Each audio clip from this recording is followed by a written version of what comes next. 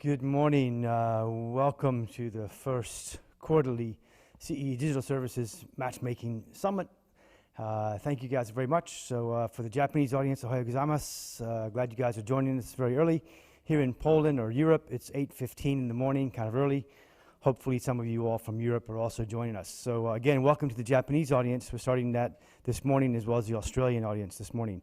The concept behind what we're doing here is to connect Central European technology talent, companies, software companies, IT companies who are very strong on the technological side with global markets. And we are following the sun today with opening with Japan and Australia. Then we continue on with the European market and then finishing up in the afternoon with the US. We have a great day today scheduled. We've got more than 21 speakers. We seem to have over 100 one-to-one meetings set up. And again, we've got wonderful support from, I think, all of the software and IT associations across Central East Europe. So if you are interested to connect with Central East European software and tech talent, you're probably in the right place today. And we particularly have the support of ANIS, the Romanian Software Association, from Moldova IT Association, the Bulgarian AI Best from Hungary, IVSC, the Lviv IT Association, the Slovak AI Association, the new association for artificial intelligence, the Polish SODA, and the Polish Tech Days as well. So again, thank you guys all for being a supporter of this event and pushing it to your members. That's very helpful to us. On the other side, we have wonderful audiences again from Japan, from Australia, from UK, from Western Europe, and the US as well in the afternoon. I want to take 1 minute and explain a little bit about the Hopin platform. We're on the Hopin platform now, and everything today takes place on the Hopin platform. We've got a wonderful support team here, the Hopin tech support team here in Wrocław, powered by Wolf Summit, and that includes Patricia, Justina, Rafael, Asha, Mike, and Martin, Elena, Alicia, Mr. Tutek on the video is behind us here. I probably left out a few more people, but thanks again for the wonderful team we got here supporting things. So as you have questions, you'll be able to email them or talk to them via the chat function inside Hopin. A couple of things on the Hopin platform just to mention to you. The one-to-one meetings, if you are set up with one-to-one meetings today, again, that will be in the Hopin platform. It's quite simple. By the way, the best browser for Hopin is Google Chrome, so keep that in mind as well. Others work, but Google Chrome seems to be the best. But the one-on-one meetings start at 9:15 with Japan, at 10:15 Australia. By the way, these are all Central European times. 11:30 to 2:30 with the Europeans, and at 3:45 with the US market. The one-on-one meetings will happen, as I said, inside the Hopin platform. So the way that works, and it's very important to get this right to make sure the meetings work. First of all, the meetings are set up for 10 minutes only. And I have asked that the Central European side of the meeting invites the other party to the meeting within the Hopin platform. So in the Hopin platform, top right, again, let's say you want to meet with me, Tom Barnhart, you find me in the top right corner. You click on that, there's a message that says invite to video meeting. Click that, I get it, a little red button appears that I've got a message. I then accept that meeting and we're on, let's say, yeah? Obligation again of the Central European meeting side to send the invitation. Otherwise it gets really screwed up and confusing, so that's how it works. The obligation on the other side is to stop the meeting after 8 to 9 minutes. That's enough time to know if you want to continue a conversation offline at another stage. So that's part of it. A couple of the things that are kind of interesting about the Hopin platform. As I mentioned, we've got speaking all day long, a lot of speakers all day long. That's not so unusual these days, given all the webinars and such. But I think that a couple of things are quite nice that we've got scheduled today. At 10:15, we've got our first networking session, only 15 minutes. So the way that works is on the bottom, on the left-hand menu of the Hopin platform, there's a networking tab. So you click on that, and then when you're ready, you push the button, yes. This is a random generator, so you'll be able to meet someone else inside the Hopin platform for 3 minutes only. Again, enough time to know if you want to continue that conversation later or not. And then if you stay online, next guy comes on 3 minutes later. So it's a cool system, and we've got that again 10:15 this morning, and again at 12:30 this morning. 50 minutes only. Do it. Will be useful for you. Each of those are followed at 10. Followed by the information booth, the virtual booths. So the information booths are live, are active all day long, but the live part is only active for 2 sessions today, and that's at 10:30, and that's at 12:45, live booths. And so the people in the booths will be there. You'll be able to go into the booth, talk to them, hear what they're doing, chat. That's very much like a Zoom conversation, so quite useful. So I think that's probably it. I will not go through the agenda. Just to refresh your memory, the Hopin platform has a full agenda there, but the one-on-one meetings are not on the Hopin platform. I mean, they're not written on the Hopin platform. They take place there, but they're written on our website, cedigitalservices.eu. If you're in the meetings, you receive the link to that. So thank you all very much. I think we're okay on time. Mr. Tutek, how are we doing on time? Okay, so at 8:30, which is, I guess, in about 5 minutes, we're on with Japan. How much time have I got, Mr. Tutek? A couple minutes? So what we'll do is this. At 8:30, we've got Mark Einstein on from ITR. He is a IT advisor to many of large Japanese companies who are in the process of escalating their or speeding up their transition to a digital footprint. Of course, everyone's doing that now, given the crisis. And Hideki Ninomiya from Orient Company as well, also plugged into many of the Japanese companies. I consider them to be gatekeepers to the Japanese market. They may not be the direct buyer, but they certainly know people that you might want to meet if you're trying to tap into the Japanese market.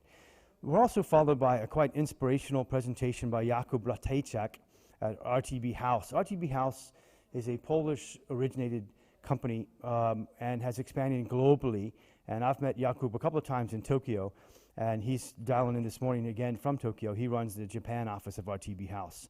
And he will offer some insights and some inspiration into how companies from Central East Europe might tackle the Japanese market. We're followed at 9:30 a.m. by the Australia panel, Mark Keogh, Nigel Standish, and Leila Henderson. We then roll into UK and Europe at 10:45. Then we've got a bit of a break. Moldova at 12 o'clock, Bulgaria at 1:30, Romania at 2:15, and then US market at 3 p.m. today, 9 a.m. US East Coast time. So in the meantime, do the networking, do the virtual booths, get the one-to-one meeting set up correctly, enjoy the day. We're quite excited about this. This first time we've done this. We'll be on this again in September. So we appreciate your feedback, your suggestions. We need your feedback, your suggestions. No criticism will be unheard, and we'll react to it and we'll act on it. So thanks very much. At 8:30, we're on with Japan. Thank you very much.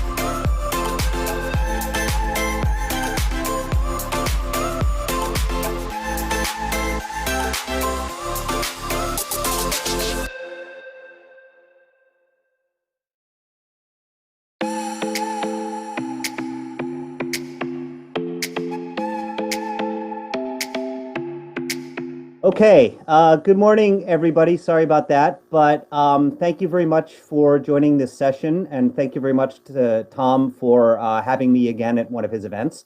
But my name is Mark Einstein, and I'm the Chief Analyst for Telecommunication and Digital Services at my company, which is ITR, a Japanese IT research and consulting firm. So I'm talking to you right now from Japan. I'm really happy to be on this panel discussion with my colleague Hideki.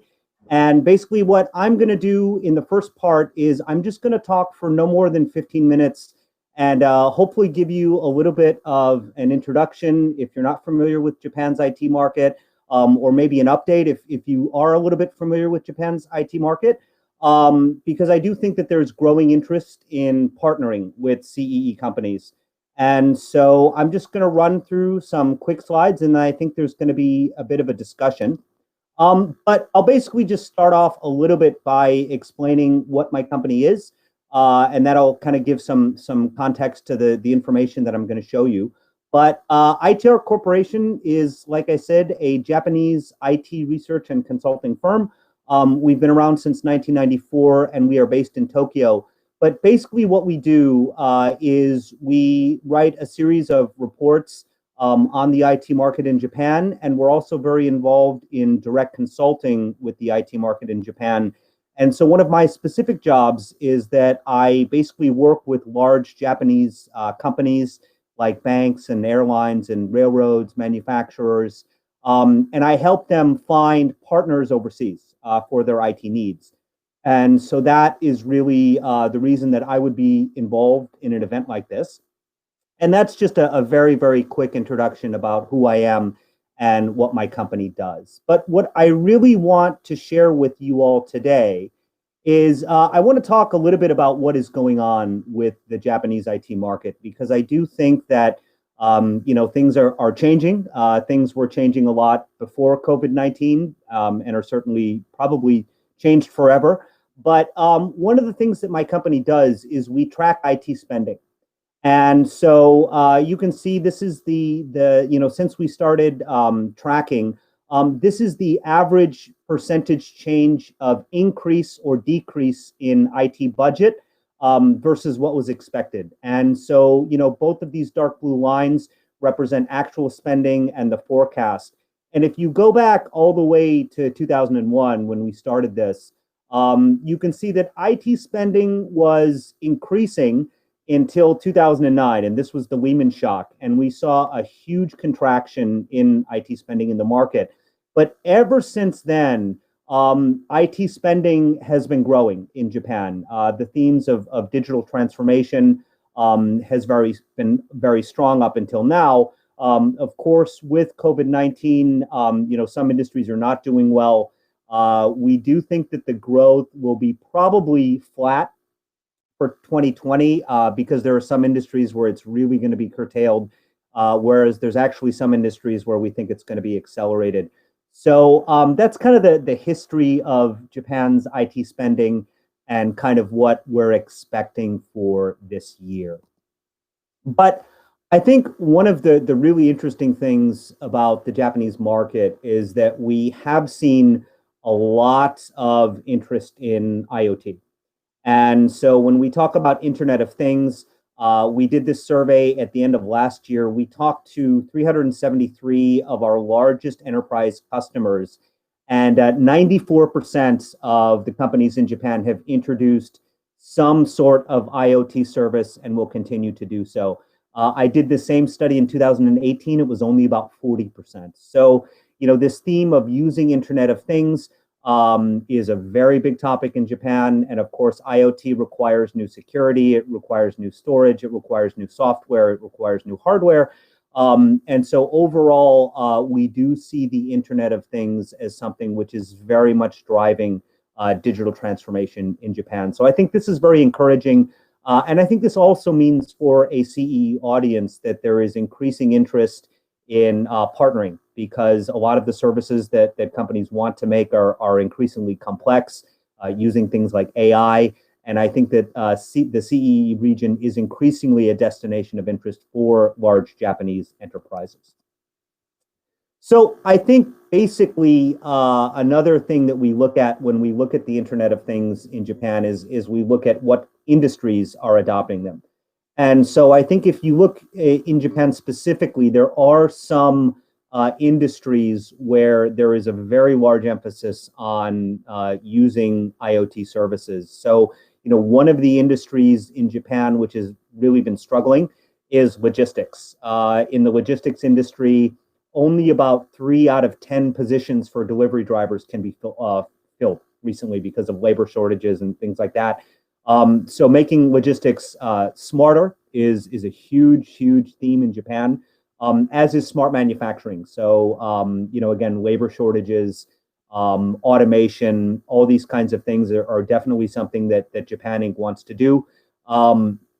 Transportation, the automotive industry being as large as it is, this is always one that's kind of towards the top.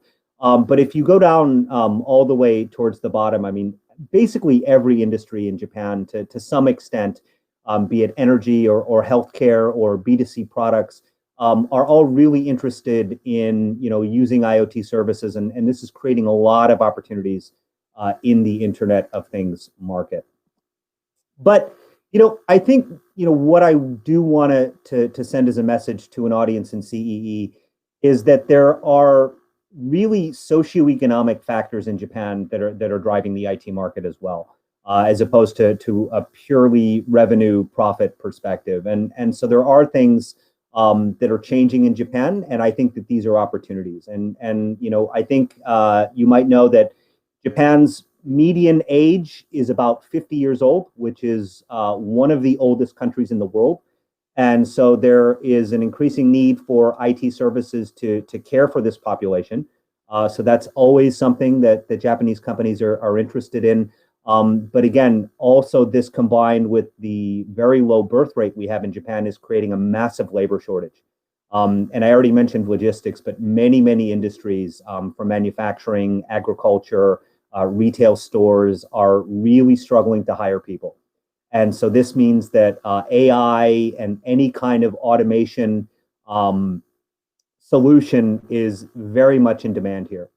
Post-COVID-19 DX. So one thing that you might not know is that in Japan, up until a few months ago, the theme of work from home was really not seen very well by most Japanese companies, and there was a very large emphasis on working in an office every day, fixed hours, very different from what you'd see in North America or in Europe. But this has really changed. In the last 3 months, all Japanese companies basically have been working from home, and the transformation of work in an office from work from home happened, I would say, fairly smoothly in only a few months. And this is the new normal. And I think a lot of Japanese companies are now looking at this and reevaluating their entire digital transformation strategy, which is including things like security and work from home and all these kinds of things. So I do think that the COVID-19 impact on the IT market has been huge, and I do think it's going to create opportunities. But there's all sorts of things. Aquaculture, Japan makes less than 50% of its food. There is an emphasis to produce more food domestically with the help of technology. Energy. It's been quite a while since the Fukushima reactor disaster, but ever since then, there's been a push towards new types of energy, be it solar or geothermal or wind. So clean energy is still a theme, and then natural disasters. So any kind of IoT solution which can potentially monitor earthquakes and tsunamis are also quite big. And of course, when I mention all these things, I would also include things like the security that you would need to back up these kinds of new solutions. So there are clearly economic factors, but I would also say that there are socioeconomic factors which are really driving the IT market in Japan, which makes Japan a little bit different than a lot of other countries. But looking at where the opportunities are with Central and Eastern Europe and Japan, I think that taking it one step further, population is getting older and the population is decreasing. And this is creating a major labor gap, not only in low skilled positions, but also in middle and higher skilled positions. So, for example, there's a major shortfall of cybersecurity professionals in Japan. And so the government currently predicts that there will be a lack of up to 600,000 IT professionals in Japan in the next 10 years. And what I believe is that this is going to lead to a lot more offshoring. And I do know that the Central and Eastern Europe region is a region that does have a lot of expertise in cybersecurity. So I think this is definitely an excellent area for collaboration. I have clients that are really looking at what to do. I know that Hideki, who's also on this panel with me, also is very involved in this area. So cybersecurity for IT definitely very hot, and I would say even hotter because of COVID and the transition to work from home. AI is another area where I think CEE is fairly strong. And a lot of Japanese companies are trying to introduce AI. And so again, I'm showing you a survey that we did asking Japanese companies why they're leveraging AI. So the number one reason was to reduce errors in manufacturing. So smart manufacturing, again, being a very hot topic, replacing human labor. We've already discussed, but there is also all sorts of reasons. So, make better decisions, get better insights from their data, improve their customer support. So chatbots are becoming a huge thing in Japan, again, because it's just really impossible to staff call centers these days. And, now call centers are considered dangerous, and a lot of coronavirus outbreaks have been linked to call centers, but even making new services and creating new sales. So, again, next to security, I do think that AI is another great area where Central and Eastern European and Japanese companies can increasingly work together.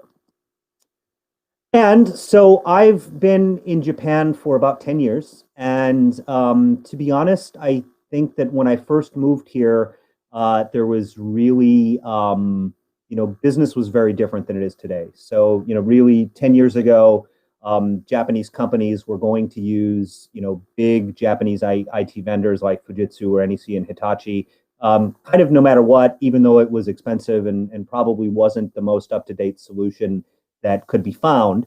But as IT companies in Japan, the big ones have become fairly weaker, I definitely think that there has been a more open attitude towards working with startups and also offshoring. And what we've actually seen is that there are several companies from Central and Eastern Europe that have been pretty successful in Japan. You might know this, but the biggest success so far has probably been ESET, the Slovakian IT security vendor. They entered the market 15 years ago. They started working with Canon as a sales channel. And they have about 10% market share for their endpoint security solution, which is a massive number, and a very successful case, and something I know a lot of other companies would like to emulate. But we're seeing things all over the place. So, for example, Silicon Studio is working in game development. I think game development, looking for bugs. Graphic design for games and also for animation. There's just labor shortages here. And so Japanese companies are looking for, I would say, cost-effective but high-quality services for the game and animation industry. So we're starting to see an uptick in this as well. And then, BPO. So you may have heard of Transcosmos, which is the largest BPO outsourcer in Japan. They have recently entered Poland and Romania in the last few years. And if a Japanese BPO company is moving to CEE, that means it's because their customers ask them to do that. And so that means that there is going to be more investment and there's going to be more opportunities. And so while I do think that Japan and CEE IT collaboration is still fairly small, compared to the APAC region, I do think that there's a shift. There's a lot of outsourcing to Asia Pacific because it's closer, it's similar time zone. But I think that there are issues with quality, is what I hear from my clients. And I think CEE could potentially offer still cost effective, but better quality IT services. And so I do think that the trend is for things to increase. And so, again, I know that was a very quick overview of Japan, but really, I think the hot topics are BPO as Japanese businesses expand into Eastern Europe, cybersecurity, outsourcing for games. 5G services is something I didn't mention, but Japan has live commercial 5G networks as of March. So this is a huge area, as is AR, VR, and MR. And I think any other IT-related service that could also help resolve Japanese socioeconomic issues could also be very interesting. And to boot, I think, again, digital transformation in Japan is kind of being revisited as a whole due to the coronavirus pandemic. So that was a very quick run through of what is going on in Japan. And I know that was a little bit short, but I want to keep it a little brief so we can have a panel discussion. But thanks very much for your attention.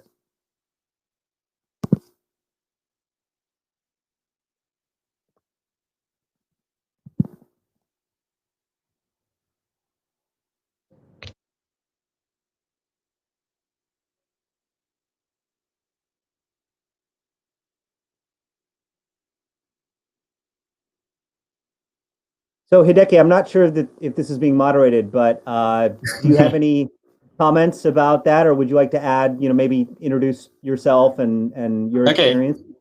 Right. My name is Hideki Ninomiya. I'm from Orient, and my company actually deliver cybersecurity business, also a digital transformation support, especially using offshoring software development. Currently, in Japanese market, most of the large enterprise are actually struggling with the restructuring all the the existing environment from the legacy system to decent one. And most of the largest like a Japanese SI, like a software vendor, cannot deal with that because of a shortage of the engineers and the skills. And the problem in Japanese market is basically the companies does not have a way to assess or evaluate of talent, skill set, or perhaps the capabilities of a delivery. So that's actually causing a big issue. And compare from like a Japanese market to like, let's say, CEE, audience companies, then basically the skill sets, profession is way different from like a Japanese, engineers has, and more like academically trained, I would say. So I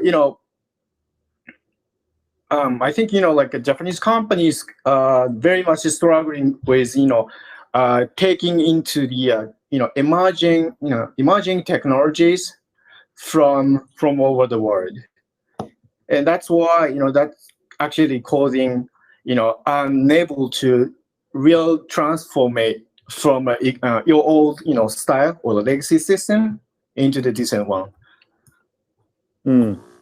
So I think what I would ask you, because I know that you yourself were the CTO of a very famous Japanese company. Right. I mean, I think what a lot of people in the audience probably want to know is, because I think everybody knows that Japan is very big opportunity and interesting market. But if you are a CEE company, I mean, how would you get started with working in Japan? Try to find the best like engagement manager who can probably speaking Japanese English, or perhaps how to say, well-trained communicator. Because sometimes Japanese people does not have a capability to speak English mostly, and they are struggling with communicating overseas companies. But some people can do, but they don't have a protocol to communicate well. So if somebody can help communicate between the companies, then those companies from CE audience probably get the opportunity. It's a simple thing, but yeah, it's a huge issue in like a Japanese market. So I'm curious because I know that you have a lot of experience in offshoring from Japan, right? Sure. And I think you'd maybe agree that historically it's been mostly in Asia, right? So Vietnam, China, India. Do you see CEE being more attractive now? Like, do you see things changing or? Yeah, it's more attractive, compared to like, let's say like 5 years ago. 5 years ago, like Vietnam, let's say, or the Philippines is the, like a best offshoring places, for like a major Japanese enterprises. But nowadays it's different because, like let's say that IoT or like a 5G or like latest emerging technologies actually came out from like Western world, and people know that. And that's why people try to communicate with the software companies who can actually deliver such stuff, but they don't know how to communicate, or they don't know the service providers. So like myself or a couple of my partners actually trying to introduce the CE companies to like a Japanese market. So it's best to communicate with like I would say like a bridging companies, so that like a CE audience company can easily get into the market. So I guess what you're saying is that you think that the technology is much more sophisticated than right. Okay. Are there any other opportunities that I didn't talk about that you currently see? Opportunity meaning like area or focus area? Yeah, I know that you work with a lot of companies that are looking for offshoring services. I mean, what's the hot word on the street these days? Right, except Mark just mentioned, I see like a testing, especially automation testing, quality assurance. That's actually the killer. Because like think about it, like let's say 20 years ago about Japan, like we make cars, we make so much stuff as a manufacturing, right? But everyone knows we make really, really good stuff of hardwares. But the problem is like Japanese people too much focus on the hardwares and not that strong on like a software area. That's like a interesting part. They can build, large enterprise, software vendor, Japanese vendors can, actually develop the softwares or produce actually products. But, there's so much issue on evaluating system or, bug fix and then stuff like that. And now, in the last, 3 years, in Japan, there's the 2 software testing company. And those are, getting, bigger and bigger. I would say like a double every year, increasing, the revenue and the stuff. Because, people are, thinking for like such, specified, supporters. Right. Yeah. Yeah, no, I used to work in the game industry here, and I know that bug checking, even with foreigners in Japan, is still done manually in a lot of cases, which is a big issue. Yeah. I know that you're also quite a cybersecurity expert. Do you have any comments on that and how you see the market in Japan right now? Yeah, like Mark, previously mentioned, like so our government trying to increase the number of cybersecurity engineers, but to me, honestly, it's really impossible to raise the number of a good talent. We need to, depend on not everything, but some part. We need to depend on the offshoring, gaining the support from like a CEE, companies. Otherwise, cybersecurity is not that easy to learn. especially self-educated. It's not something you can, get educated from, academy or something like that.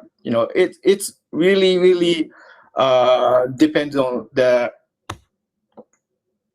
person, the skill or like a motivation who wants to learn.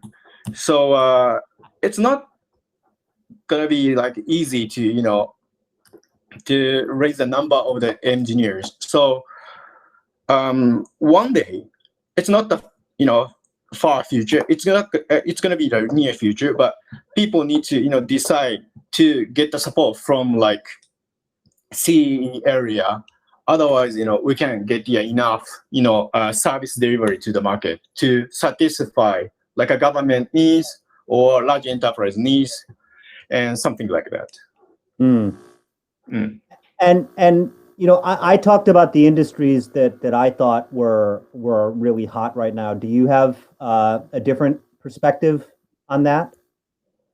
You mean like IoT or 5G? Like the verticals.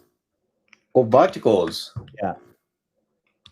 What do you mean by that, verticals? Do you see particular demand coming from automotive or energy? Like industry? Yeah. I would say manufacturing. And telecom. Those two are huge. And banks, they are seeking for a new, like a security technology of sorts. That's a different type. And the other part I can think of is logistics. So they need to comply with all the regulations, right? And then, they need like a new IoT devices or like a temperature sensor, or like a smart logistics systems, as a platform.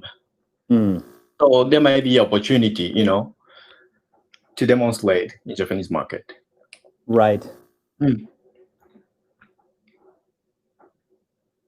And would you have any other advice for a CEE company that wants to get started here? Because I agree with you that finding a partner is critical, and finding a good partner is what ESET did, and that's why they eventually became so successful. But doing business in Japan is a lot more complicated than just finding a partner. So do you have any other opinions as someone that used to be a CTO?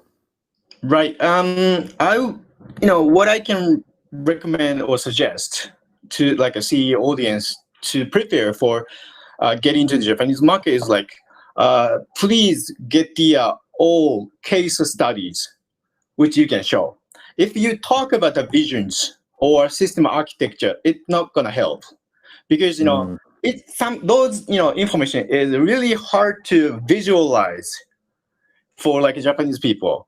And Japanese people like to, feel or think that, they can do it, or, that's why, we can do that, learning from visuals. So I strongly suggest, if you have a successful case in the past working with other companies, it's not have to be like a Japanese company, but if you can something to show as a real case, so that they can digest and see, this is what I'm gonna do. Can you just help us to do it?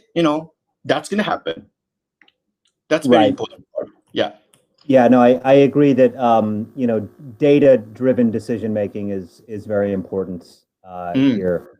So I guess another topic that I would be really interested in hearing your opinion about is COVID-19, because I think we've seen a pretty amazing transformation over the last few months, and I'd love to hear your thoughts on this. COVID-19. So that actually, changes how people work, basically, from the remote, or perhaps we can go abroad, but most of people believe, in the past, they need to go to the office, right? And that was the main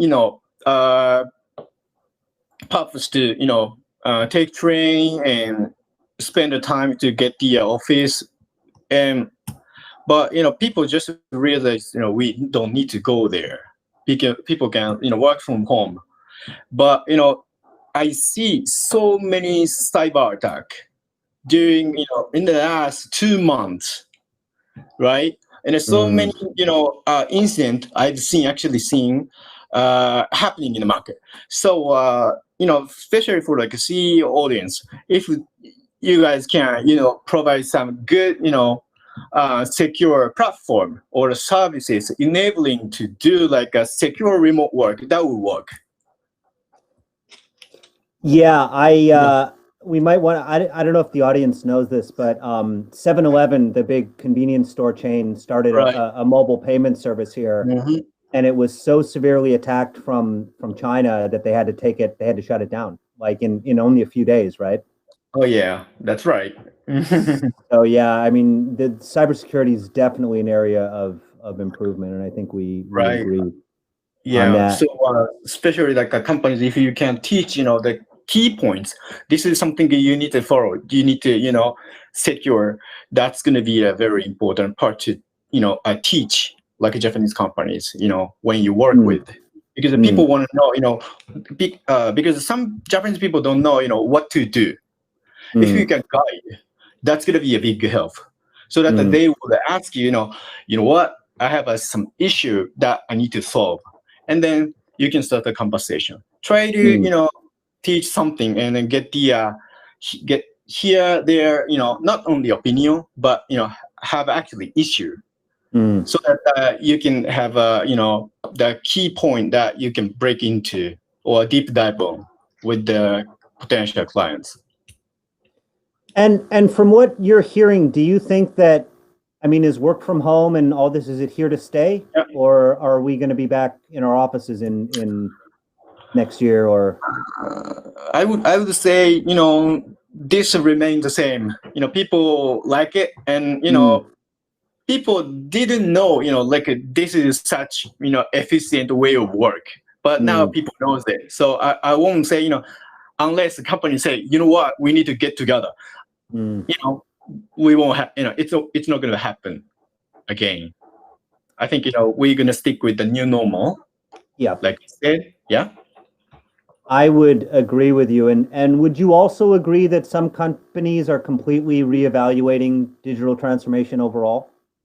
Oh, yes. Especially, like a budget wise, because of the COVID-19, 2 months ago, most of the companies just stop, stand back and think about, current budget is good for the future or not. And then they are started evaluating all the budget and its process. And many companies just realize, you know what, we need to spend the money for not operations or just a simple software development. They just realize, the money has to spend for making a change, like a digital transformation. So from now on, it's gonna be a big difference, you will see in the market. Yeah, no, I agree. Because in the last few months, the number one client question has been about work from home. Right. Number two question is about the VPN, because once they started working at home, they realized it's not secure, and so we got to secure this thing. But I was talking to an oil and gas company in Japan, just yesterday, and they have increased the DX budget by 20%, and 1/5 of the management is now looking at DX. Right. And so they're trying to put, and so now all of a sudden they need a wearable system to monitor the safety of all their oil rigs in Japan. And they've just decided this in a month. and now they need a vendor, and no one in Japan can supply it. So they came to me. And I think that there should be many, many cases like this. And so, while the pandemic has been horrible for many people and many things, I do think that it's shown the importance of IT, and I think Japan is kind of waking up, which is really interesting. Right, that's true. And I see, the same thing happening in the GDPR type of solutions, because, Japanese people don't know. So maybe, CE audience can support. That's a similar stuff, like just you said. Yeah, I mean, we've even had some questions fairly recently about, what is GDPR, and these are big Right. companies that are operating in Europe, which, that could be very bad for them if they're not compliant. Yep. So yeah, GDPR is another huge one. Mm-hmm.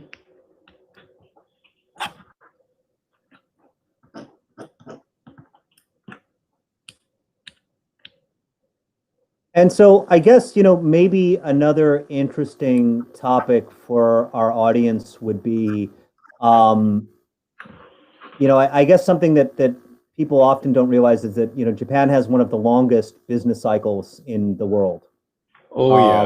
And I think that patience is definitely required in the beginning, but in my Uh-huh. experience, if you build enough trust and you are able to get that one customer, that anchor customer, that you might have a customer for life.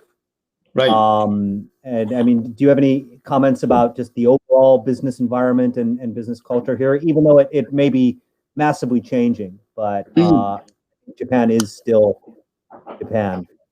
That's right. That's right. And people wanna try small first.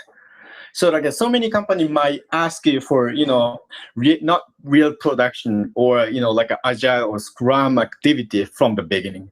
They will say as a first word, can we try? Meaning that like, POC, I would say, or BPM, kind of small budget, and you can show like products that actually works or can imagine how it works for them, especially like IoT and like software development, especially for connecting with the like designs or perhaps like a UX, I would say. So I think that's a really good point.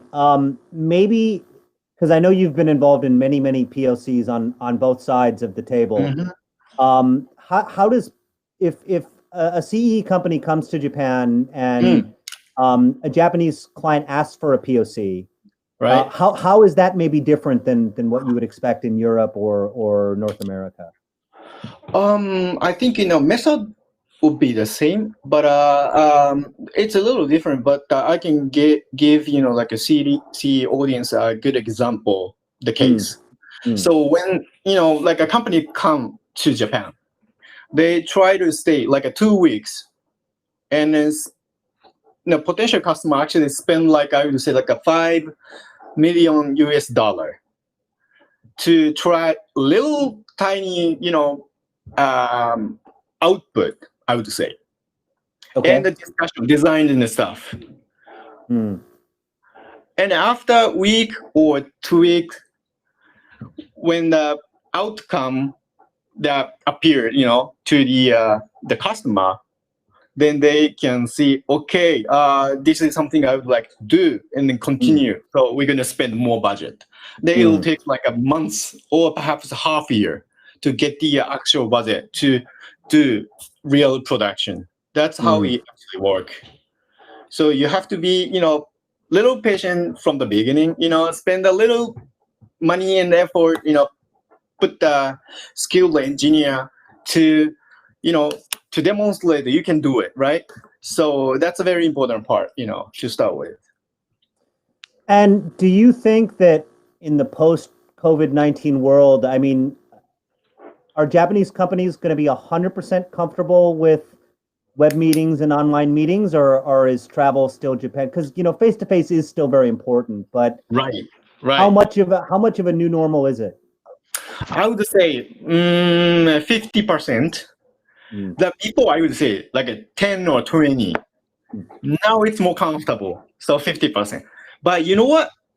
If you take a year or 2 year, that will change more. So more percentage, like I would say, like 70% of the people will be comfortable just doing it over the web conference. That will change that. Well, Mark and Hideki, I'm joining you guys here, if you're okay with that. I've popped myself into this last few minutes, so we got just a couple minutes left. And just to remind both of you, individually, at 9:15, you need to be back into the Hopin platform, Mark and Hideki, because you've got your first invitation. So you won't see the invitation unless you're in the platform. So that's it. Just so as we wrap up here, any other? You gave us some good advice already, Mark, to Central European companies, and Hideki. Do you feel that that's the Central European companies, tech companies, are perceived differently than those perhaps in China, Indonesia, Philippines? And touch on that for a minute. I'd maybe let Hideki go first. Okay, maybe if you seek for opportunity in the Asia region, I would say like an English-speaking country would be the best. So especially based on my experience, Philippines and Myanmar, those two, the people speak English. It's more easy to collaborate, and that's differentiate from talking with the different like countries, software vendor and stuff. Okay. So one pitch for the Central European guys, really their English language is extremely superb here throughout, I would say, really very strong. I'm going to cut you guys off and say thank you very much. Keep us on schedule because of the one-on-one meetings especially. Right. So thank you guys. Super introduction to Japan. We are now followed by, so Hideki, Mark, thank you very much. We are now followed by Jakub Ratajczak from RGB House, who is a Polish company, has built up a great global operation, but they've also built up a very strong operation in Japan. And he's to a bit of inspiration and a little bit of advice and tips on how to tackle or conquer the Japanese market. And again, before we start with Jakub, one last thing to those who are on the one-to-one meetings and on the other side of it. Again, the Central European people who want to meet the other ones, they must invite them inside the Hopin platform, top right, find the person, search for the person's name, start with their last name first, I would suggest. And then the other person should wait for the invitation to click on the yes, accept video meeting, and you're in. So hope that's going to work well. Now we're right on schedule, so let's go over straight away, if we're ready for that, to Jakub in Tokyo. We're ready for that? Yeah, looks like it. Yes. I can tell if you do.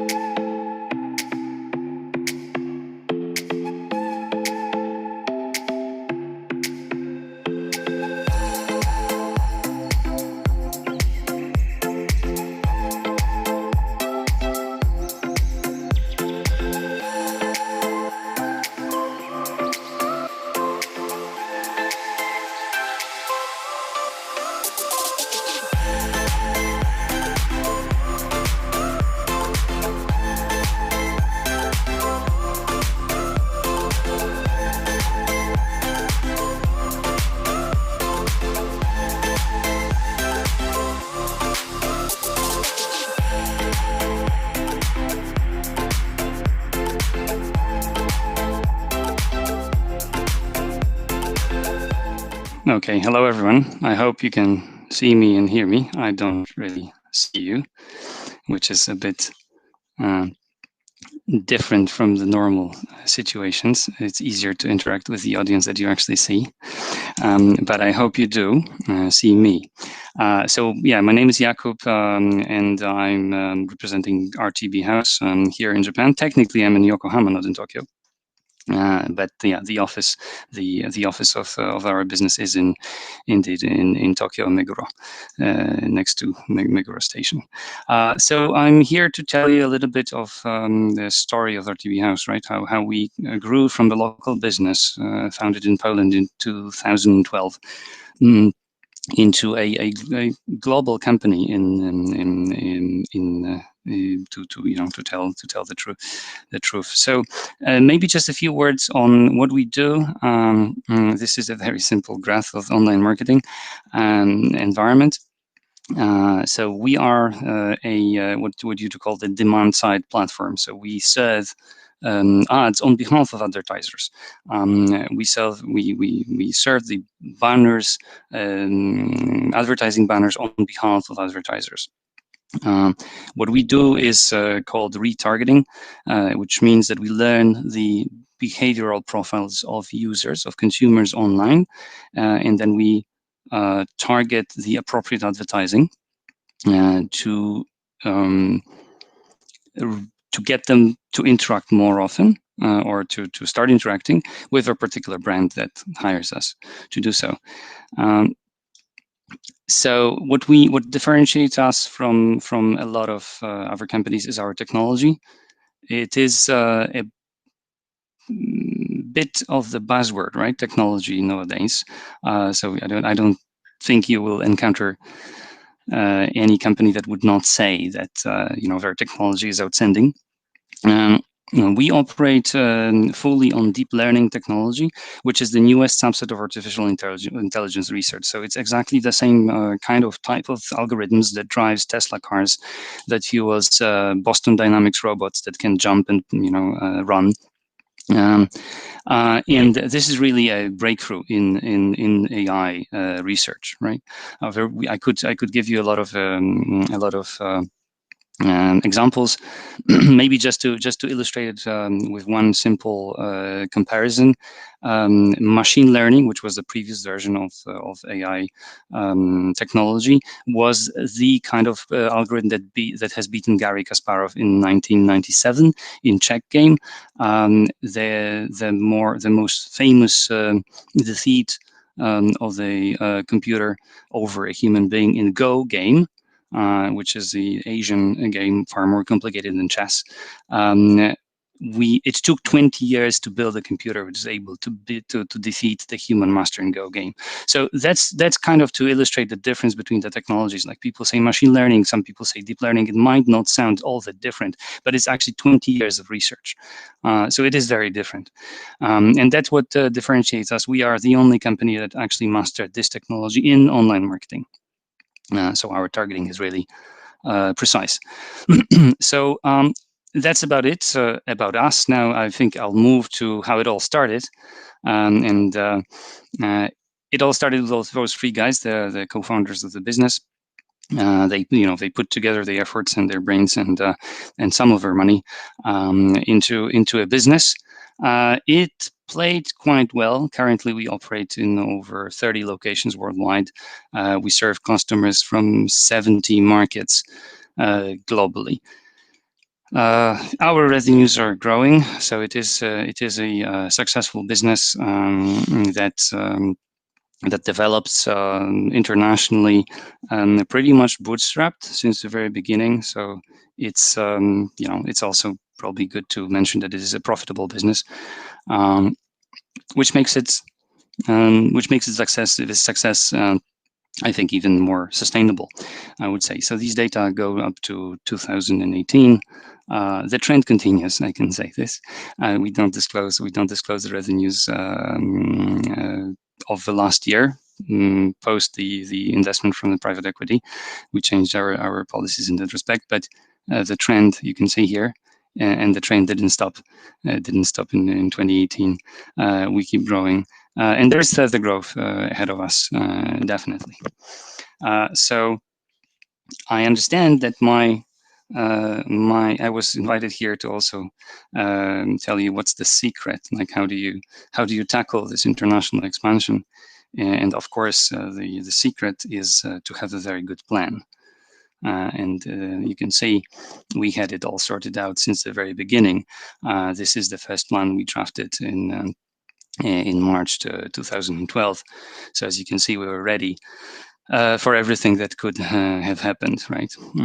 So this is obviously, normally I would hope that now the audience would understand my joke and laugh a little bit. It's a bit difficult now to know whether the purpose was achieved.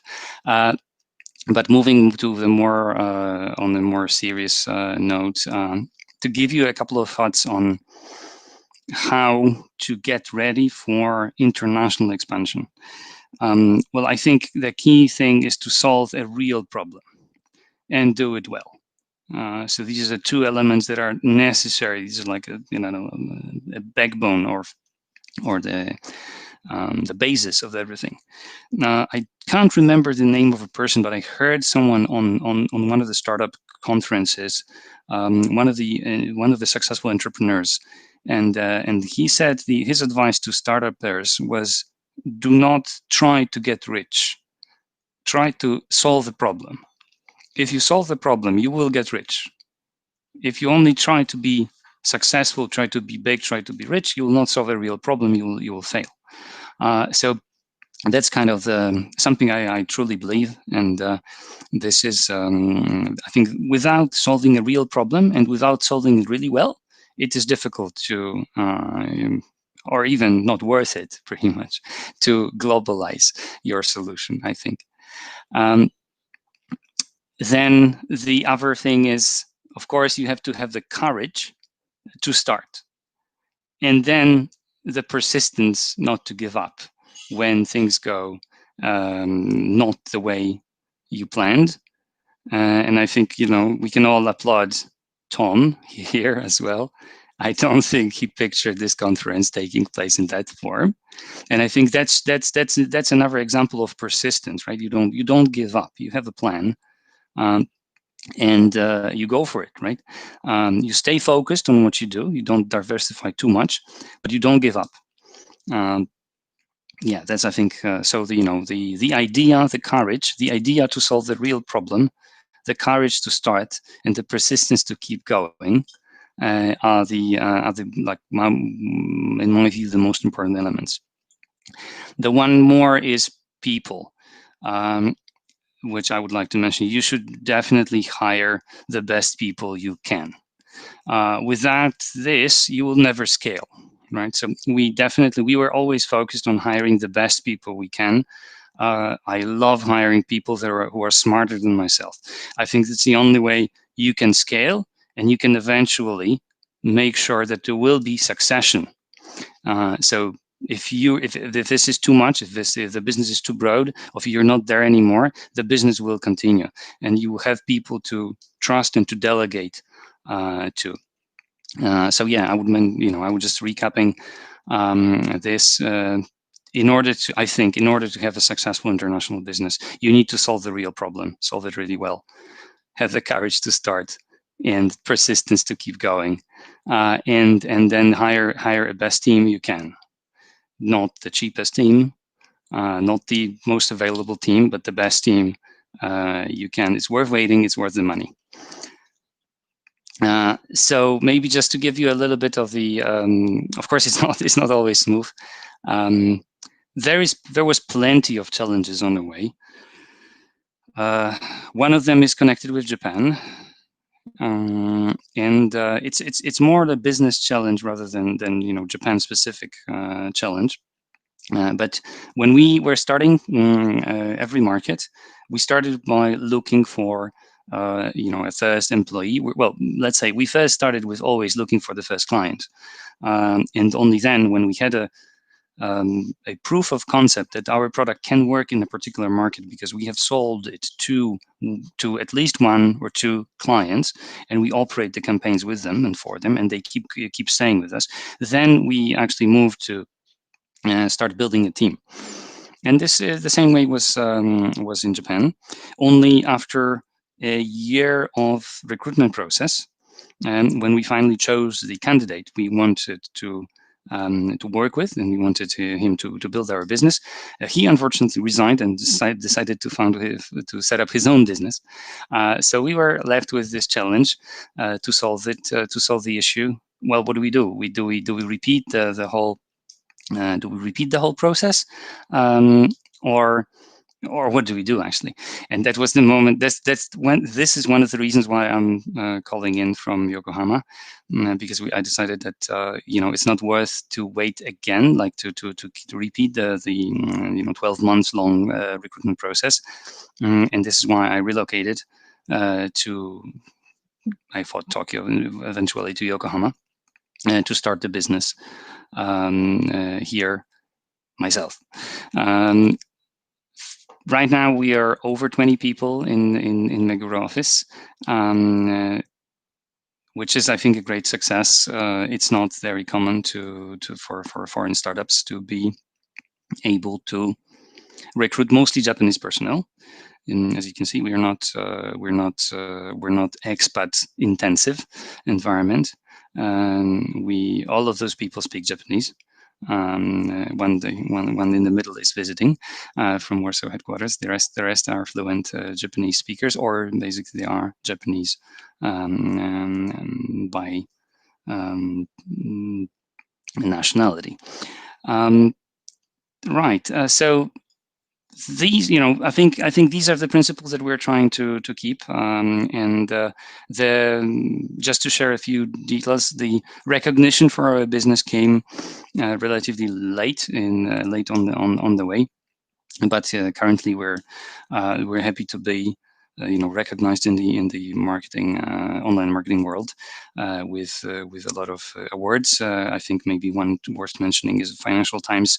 We made two of the list of the 1,000 Europe's fastest growing companies 3 times in a row, which shows that the growth is really stable.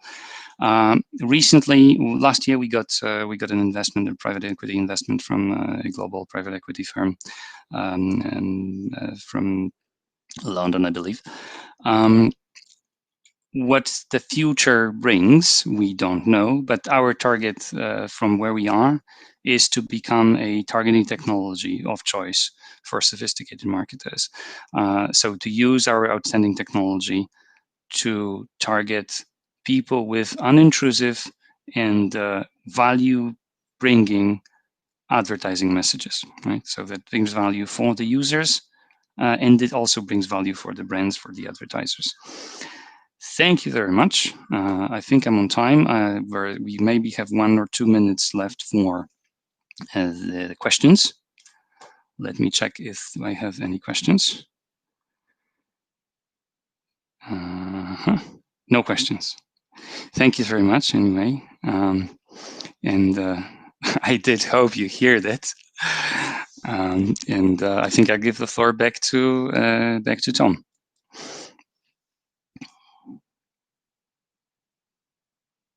Unless someone has a question. I'm looking at the chat now.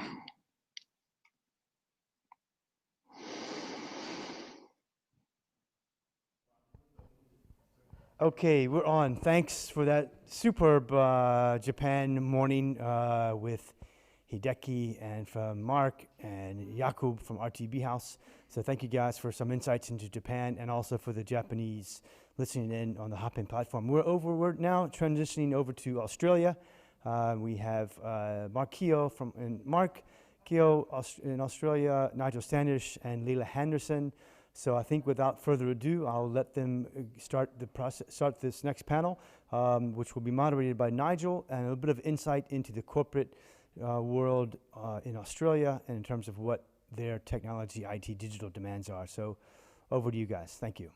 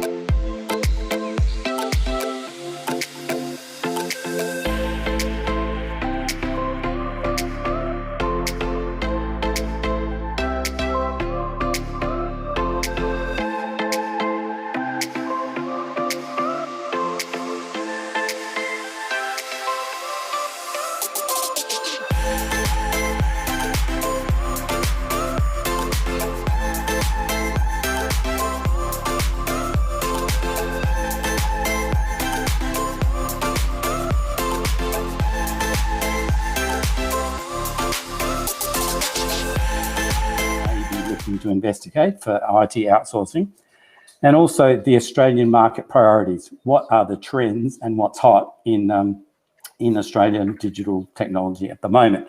And finally, if we've got some time, we will answer some questions. So welcome again. So just as a brief introduction to myself, my name is Nigel Standish. I am the principal of Standish Co Business Advisory, a firm that I founded that helps early stage companies and established companies with their strategy, goal setting, and ultimately capital raising and financial success. Before that, I started with KPMG in Adelaide and then did have a brief stint in Poland, well, brief meaning about 10 years actually, where I also worked for New World Publishing in Warsaw. On returning to Australia, I was involved in the media sector and then in a couple of software startups, one being an online ordering business called NodeQ and another one being ThereItis.com, which was 3D visualization software. I'd also like to introduce Layla Henderson today. Welcome, Layla. Hi, Nigel. Layla is the fellow from the New Venture Institute at Flinders University in South Australia. She is a very well-known Australian entrepreneur and founder of several startups, as well as operating an established tech company in the PR space. She has a background as a tech journalist, but also now as founder and CEO of Newsmaker, a SaaS PR platform with a customer base of over 18,000 companies. Something else will be very relevant to our audience today is Layla's involvement as founder of Condotto.com, which is a code-free programming startup that she's been involved in. And a couple of awards, Layla, I know, Women in Innovation IT Award and the Zonta Women of Achievement Award. So it's a long introduction, but very impressive CV. Not long enough. And Mark, welcome, Mark. Thank you. Mark Keogh, Dr. Mark Keogh, has over 25 years in internet-based learning and content development, something very relevant at the moment with so many people learning from home and school. He actually founded one of the world's first LMS companies in the corporate and education sector and has held roles with Qantas, ANZ Bank and Westpac, which are all leading companies in Australia. He was also founding vice president of learning solutions at monster.com. He's currently an academic at Flinders University and in his spare time is founding another edtech startup of which he is CEO called Intrinsic Learning. So thank you very much, Mark. So before we get the views of our expert panel, I just wanted to give a brief overview to our audience on, why Australia, I suppose. Why are you talking to us down here in Australia in the evening? Australia's GDP, to give you an idea about the size of Australia, is 1.4 trillion. So that ranks at about 14 in the world. It has an IT market of $100 billion US, so very substantial. And that's growing at 6% a year, which is about double the global average. So there's plenty of work. We're also ranked 5th on the Global Entrepreneurship Index. So plenty of startups and early stage companies looking for reliable tech partners. Some of the main offshore markets that Australian IT companies source their work from include Asia, primarily due to the time difference. So, India, Pakistan, Bangladesh and such. Also, there's a heavy concentration of work directed back to Europe, and in particular Central Europe, Poland, Ukraine and Bulgaria. And there has been a growing trend towards outsourcing in South America, which is quite interesting. You may think of Australia as a mining and agriculture and beach-driven culture, but we do have some substantial tech companies and a vibrant tech culture down under. The most prominent that you may have heard of is Atlassian, which is a global player listed on NASDAQ. We also have some companies you may or may not have heard of. Xero, an online accounting startup, Envato, Campaign Monitor, and Canva, which is a design software startup that again has had significant venture capital funding and is quite a success. So that hopefully gives you an idea of why you're talking about Australia and why it would be a very good market for Central and Eastern European tech companies. So that set the tone for that. But I would be interested to know, Layla, with your experience, just some of the points that you look for in a technology partner from Central Europe or in fact anywhere, both Australia, when you've been involved in some of your projects. Okay, it's hard to just answer that right off the top of my head, but I'll just give a little bit of background. I have been involved in outsourcing IT projects for quite a long time, 15 years. And I've worked with a lot of offshore providers, India, the Philippines, Bulgaria, and I'm currently employing an absolutely great team in Bosnia-Herzegovina. So my summary is that it's not about the country, it's definitely about the people, and the factors that go wrong in IT can go wrong in any country. And yeah, so in terms of what you're looking for, I'd be looking for overall would be quality, the quality of the deliverable. And I guess every project has to start with a scoping exercise. And it's very difficult to know until you're in a project how you're all going to work together.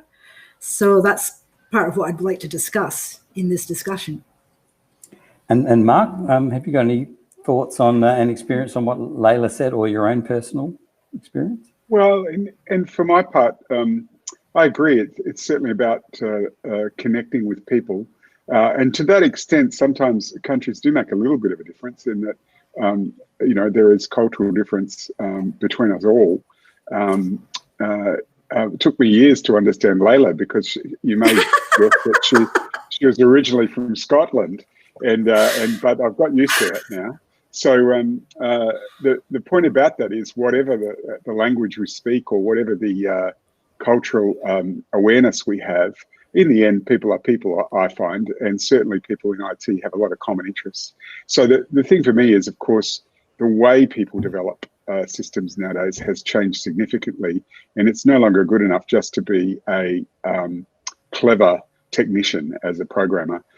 What's needed, and you know, there's these wonderful jargon terms that I've heard change over the years, and you know, I founded my first internet company in 1994, so I've seen the associated software development change so much in that time. But one of the things that has changed primarily is this notion of moving to a kind of full stack approach, where connectedness between dislike systems, and the notion that we've moved from being software companies to cloud service companies, where the back end is significantly, you know, the connection of various different pieces of the puzzle. Certainly, we need that connectedness service, as well as clever technicians and people with innovative ideas. The companies are rarely started by programmers. They're often started by people with an idea.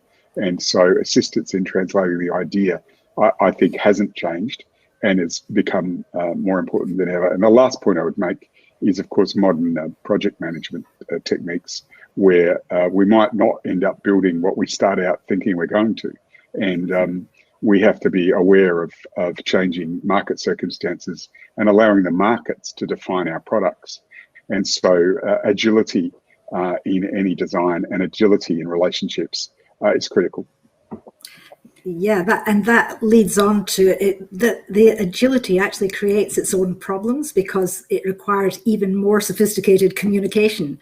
You have to stay on top of the communication, and you have to stay on top, because if you start with a specification and you're continually changing, because you have to, you need to make sure that everyone's on the same page all the time, especially with cost and time.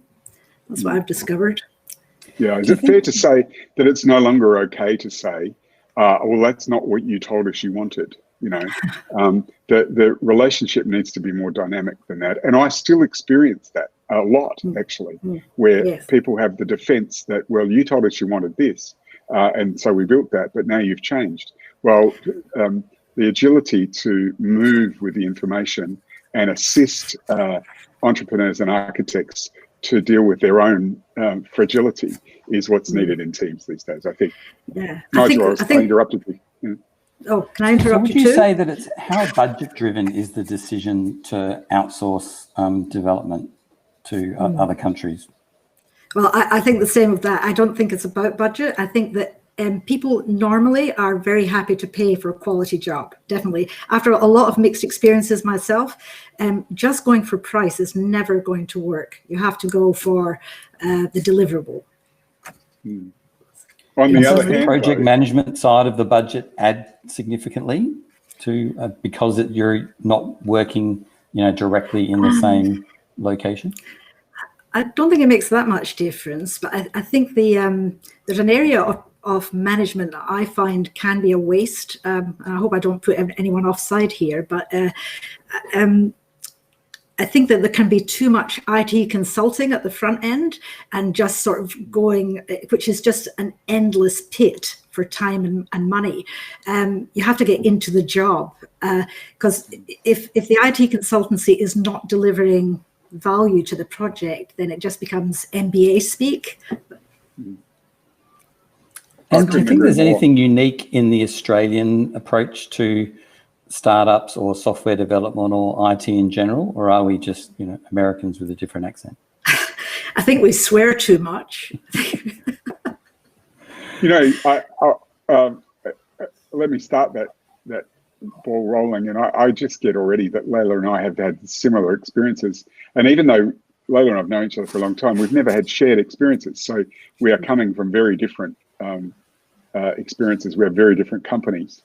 We've known each other through the startup community, and that's what we have in common. But what I think is that what's unique about Australians is that we are.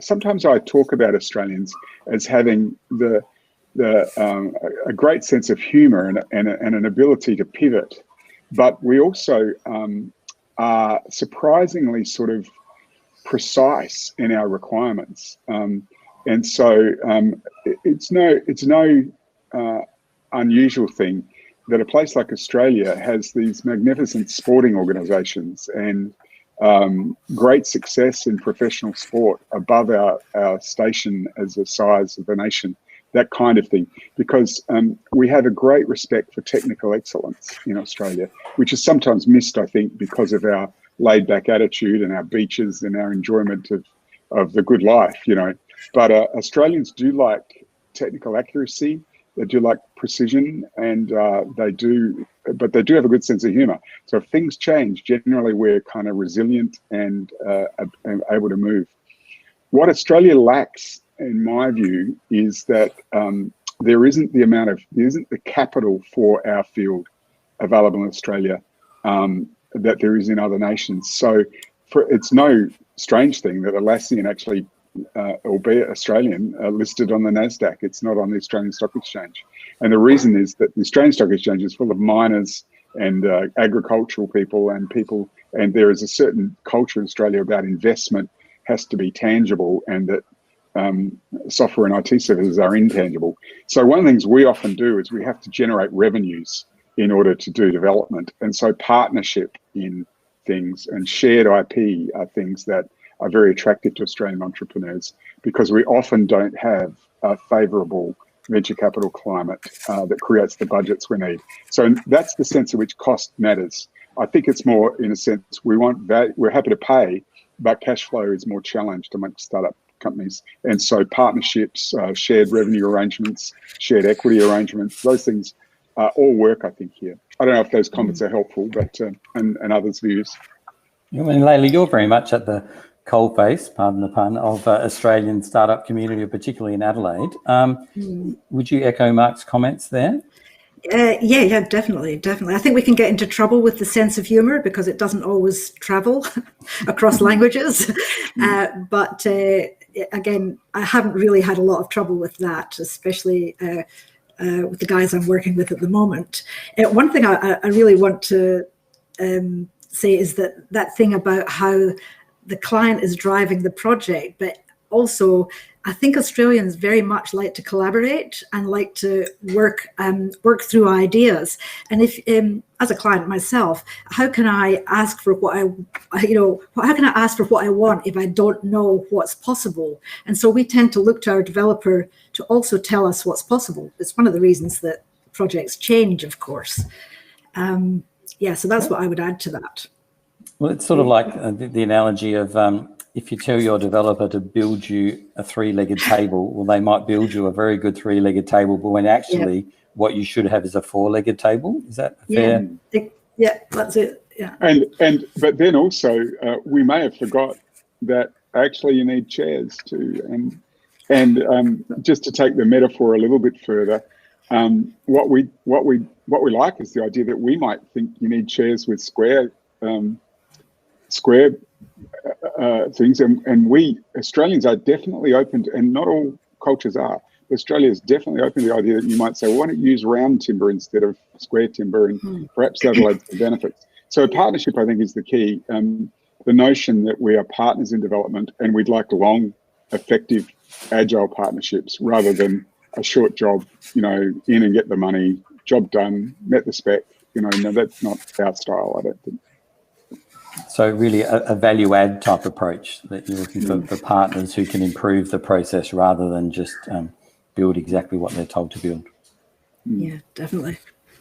And is there any language and communication issues that you've experienced, Leila, in dealing with your team in Bosnia, or apart from your accent? It's nobody's commented on that yet. Yeah, they haven't had the nerve. Yeah.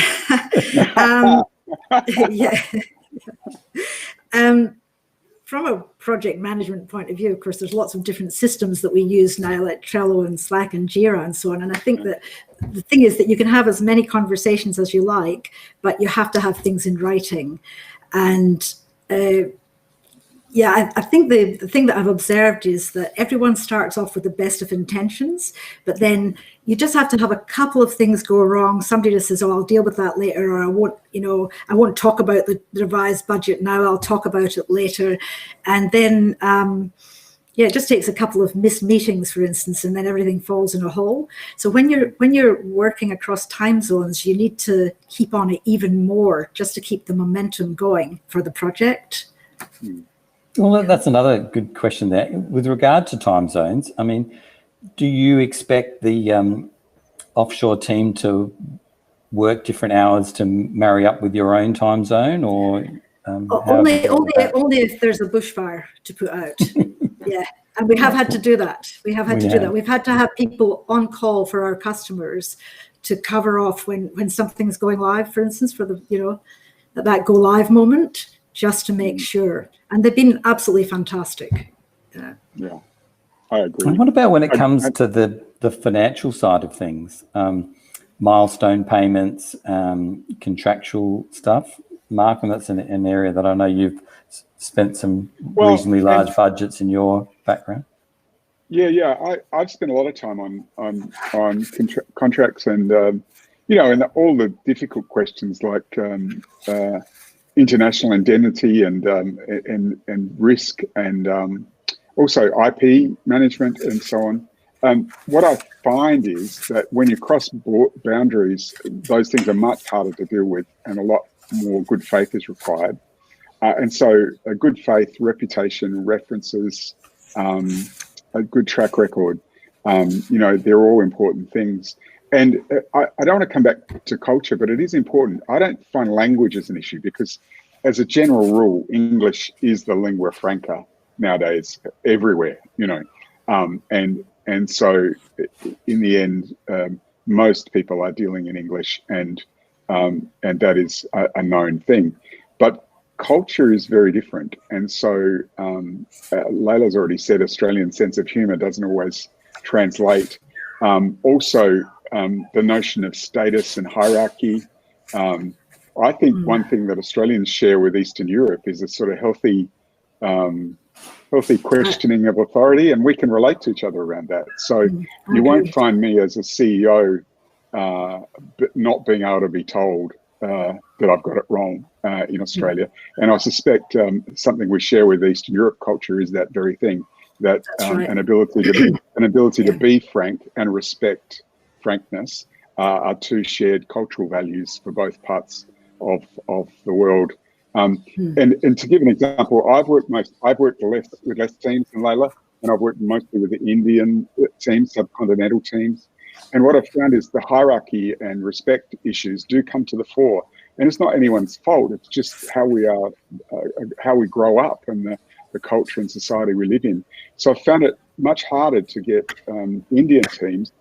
Indians are brilliant developers, but I found it much harder to get them confident to tell me when I'm doing something wrong, and so on. So I'm not trying to profile different cultures or nations. I'm just saying we have to respect the differences and understand them in order to have a successful project. That's all. Yeah.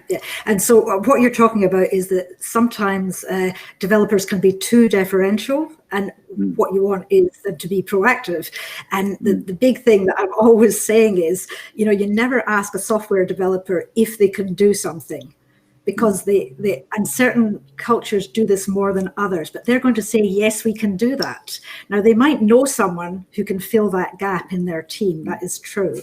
But they do it in Australia as well. But I've just found that culturally, there is a thing about not wanting to say, no, we can't do that, or give you a bit of a roadmap of how they're going to acquire a skill that they don't have, that sort of thing.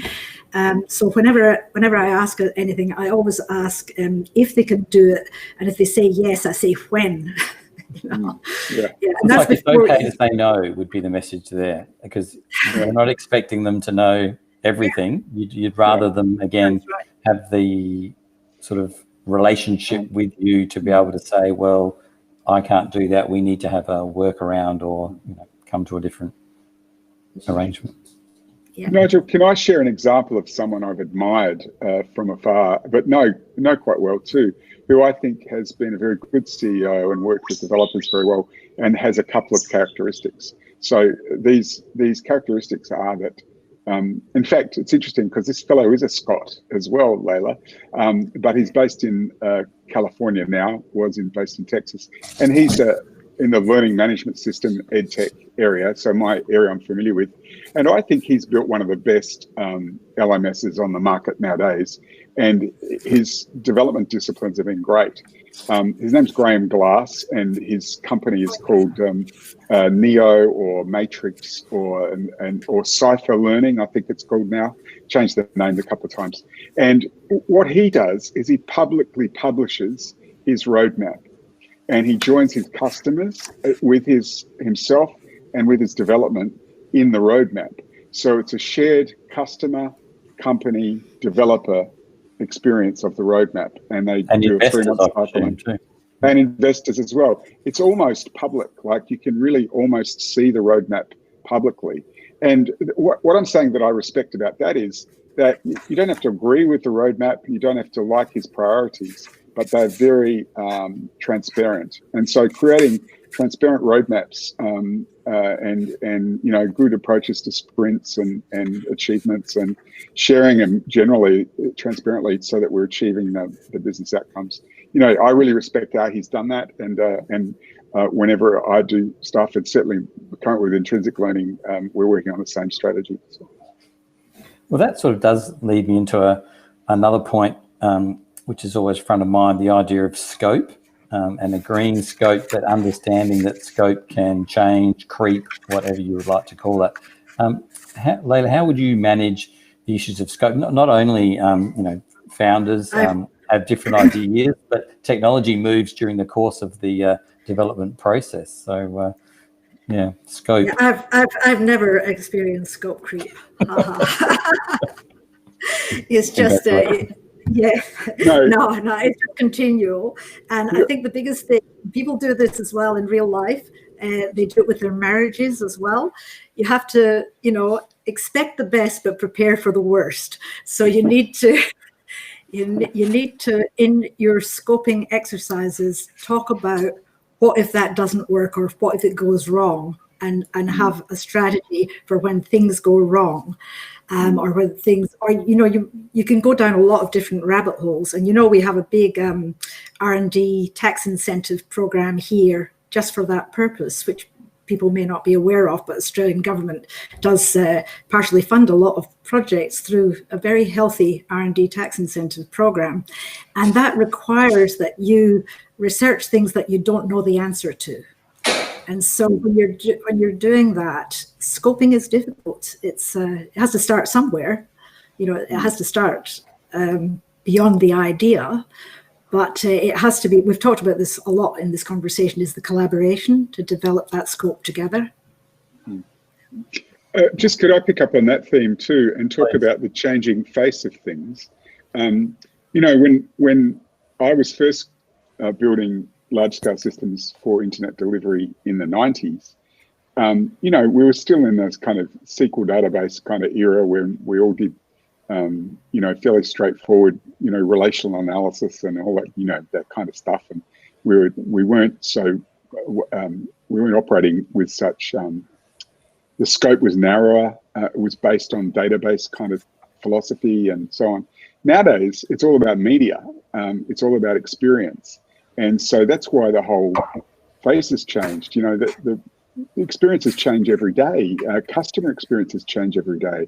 And so we've already talked about agility, but I don't think scope creep's a question anymore. I think that battle has been won and lost depending on which side of the fence you're on. As Layla said, she doesn't acknowledge scope creep because she's been the cause rather than the recipient of it. No, not at all. You'd be surprised. You would be surprised. Okay, yeah. Well, I've certainly caused a lot of scope creep, I know, and I do have to fess up to that. Yeah. But I'm not sure that's the conversation anymore. The conversation is not about what or how much. The conversation is what we're offering to our customers is going to change quite a lot. So how do we manage the agility required in a relationship? Just to repeat, long-term relationships, financial planning together, cash flow planning together, all those things are critical in part of a software development relationship. Again, back to scope, just to talk about this full stack idea, like, you know, what technologies might expire just when we're wanting to keep using them. You know, what's the reliability of our tech partners and our tech assumptions? You know, who's going to acquire that critical piece that we wanted and can't use anymore? Or, you know, that kind of stuff is a conversation that must occur right between suppliers and companies like us. So. Yeah, and I think the suppliers need to be very blunt with Australians about what they need as well. And that side of things, don't just wait for the specification to come down. You have to say what you need to get the job done. So you have to fit your own methodology in with your client's methodology, but I think Australians can really accept that there might be a better way of doing things as well. Yeah. And the typical structure of project teams in Australia, I mean, both of you have played the founder role, but have sort of got your hands dirty to various extents. What could a supplier in Central Europe look to as a typical team that would be managing them from Australia? Oh, you're going to have mainly these CTO, you know, Chief Technology Officer will start, but you might be working with other people underneath that on each module, or where there's typically there are a lot of different technologies involved. And now I'm finding that people are working across, you know, it used to be that Microsoft was on the one side and open source was on the other, but now that it's all, you know, it's all merged. It's, you could be working with... You can't, Lala, I don't want to interrupt, but I'm just going to add to that you have a CTO generally who's very, very smart and very well trained, but there is a war for talent in Australia. And so the reason why we're outsourcing is we just can't get people. So don't be shy, you know, you'll be working with a CTO. And I would say increasingly also, one of the things that Australia is weak at compared to American culture, in my view, is the role of the product manager. We just don't train product managers in Australia the way the Americans do, and it's to our chagrin. I've talked a lot with a couple of startup development groups about this question, specifically in Australia. And just to note, there's a very good, in the ed tech space, there's a very good network called EduGrowth. If there's any companies listening, you can plug into the Australian EduGrowth network. It's sponsored by the government and by Deloitte in Australia, and it's a place where you find all the ed tech companies. They all connect at that point. So now the EduGrowth people, and we were talking about this, that there are no good product managers, and there's no universities training them. And you know, if they get trained by Microsoft or by Google or someone to be a good product manager, they're off to the US. They don't stay in Australia, you know. So I think that's an area we need to improve in, is product management, so that this roadmap, this cycle, this customer validation process is is weak in Australia, but we have excellent CTOs. So if you're an engineer focus, you'll find excellent buddies in Australia in leadership roles. But if you're looking at roadmap, scope management, customer requirements, I think it's a weakness. Yeah, I agree totally. Yeah. And anything in particular in Australia that areas of that are sort of trends or areas that that potential suppliers should be addressing? Are we behind, in front, the same as Europe, Western Europe, or the US, or what's hot? You want a bunch of buzzwords? Please. Yeah, we're really. I'm a little bit cynical, but we do have a lot. We have a lot of focus on AI and machine learning. But in terms of industries, the space industry, defense, these are the people you're supplying to, and that's a really fascinating. So it could be any technology. I mean, obviously, blockchain has hardly started, really, even though we've been talking about it. It's mainly been hot air, but I think there's a lot further to go in that space or in a similar technology. Yeah, IoT and sensors, that is the other one, which goes hand in hand with the space industry, which is mainly focused on satellites at the moment. Mark, I know you're a blockchain sort of. Yeah, your current project relies on blockchain. How so have you found that? Intrinsic learning has a planned architecture that is dependent on blockchain, but more than blockchain, dependent on machine learning and AI associated with linguistics and taxonomies. And so what I'm finding is I can't find enough information scientists who are sort of aware of things like linguistics, that kind of stuff. So just a clue for anyone who wants to get in touch with me about our coming development needs, and there are plenty of them ahead. We do have a design architecture, but it's going to need not just programming, but I need really good information scientists, people who can think about big data and managing taxonomies, linguistics, metadata analysis, all that stuff. And so the jargon terms of AI and blockchain and machine learning, that's not it. It's what's underneath is what it like. How do you actually interpret meaning across languages, and how do you actually build out the relationships to secure chains, whatever they look like, whatever form they take. And that's just an education perspective. So what I'm seeing is exciting growth in education now that this terrible virus has pushed all educators and learners online. Somehow there's been a weird breakthrough in education technology. Correct. where there were doubts and doubts and doubts and doubts and doubts, and now no one's doubting it anymore. Like the world is going to change, and we'll never go back. And the other, just a little addendum to that, is the cybersecurity area for the same reasons. Same reason, yeah. Well, leading on to that, I mean, is there an issue with Australian businesses wanting to use Australian data centres, or are they concerned about cybersecurity, or it's not a... It's a major issue, yeah. Huge. And governments and large corporates wanting to store data in Australia? Especially if you're in defence, for instance. Yeah. Yes. I'd say that's yes if it's government. Completely no if it's not. Like I am a rebel about this. In my field, learners are universal, and increasingly nations will have less and less to do with education, and much more it will be much more a universal truth, like many other things. And so in education, again, I can only speak to that. It's less of an issue about where it's hosted as long as it's safe. But that's not always true. It's about whether government's involved or not, to be honest. Simple as that, really. Yep.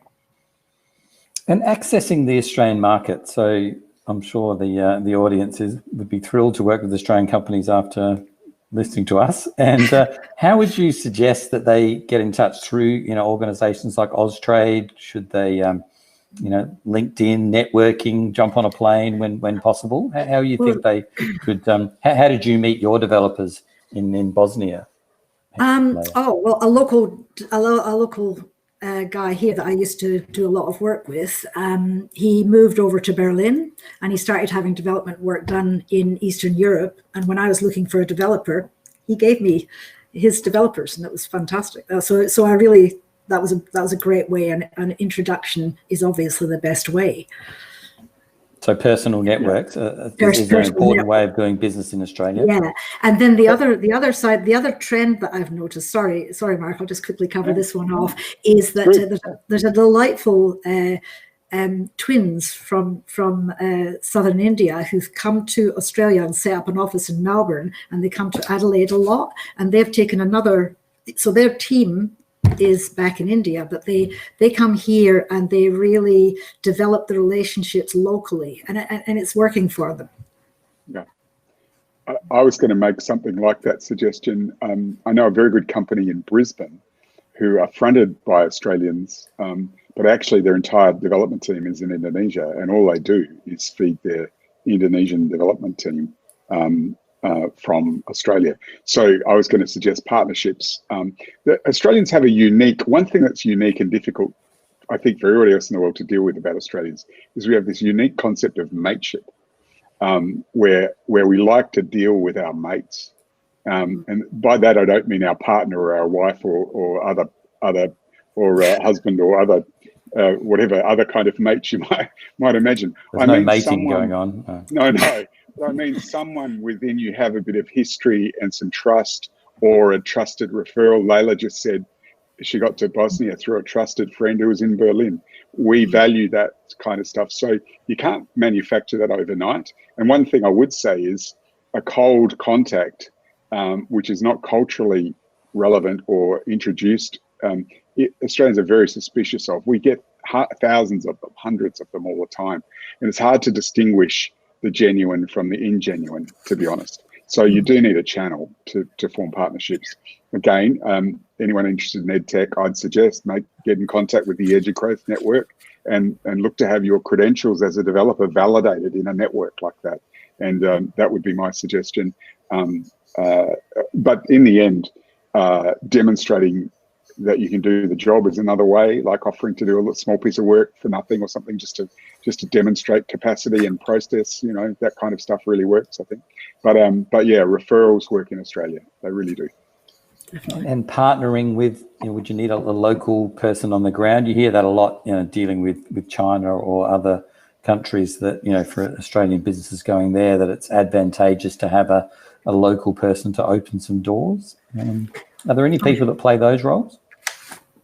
Oh, there are, yes. I think I've actually come across that more in America, though. Yeah. And the people do tend to hang around co-working spaces, that sort of thing. You can often get good introductions through co-working spaces. Yeah. And the large global incubators have a reasonable presence in Australia. Is that fair to say? Layla, you're probably closer to that.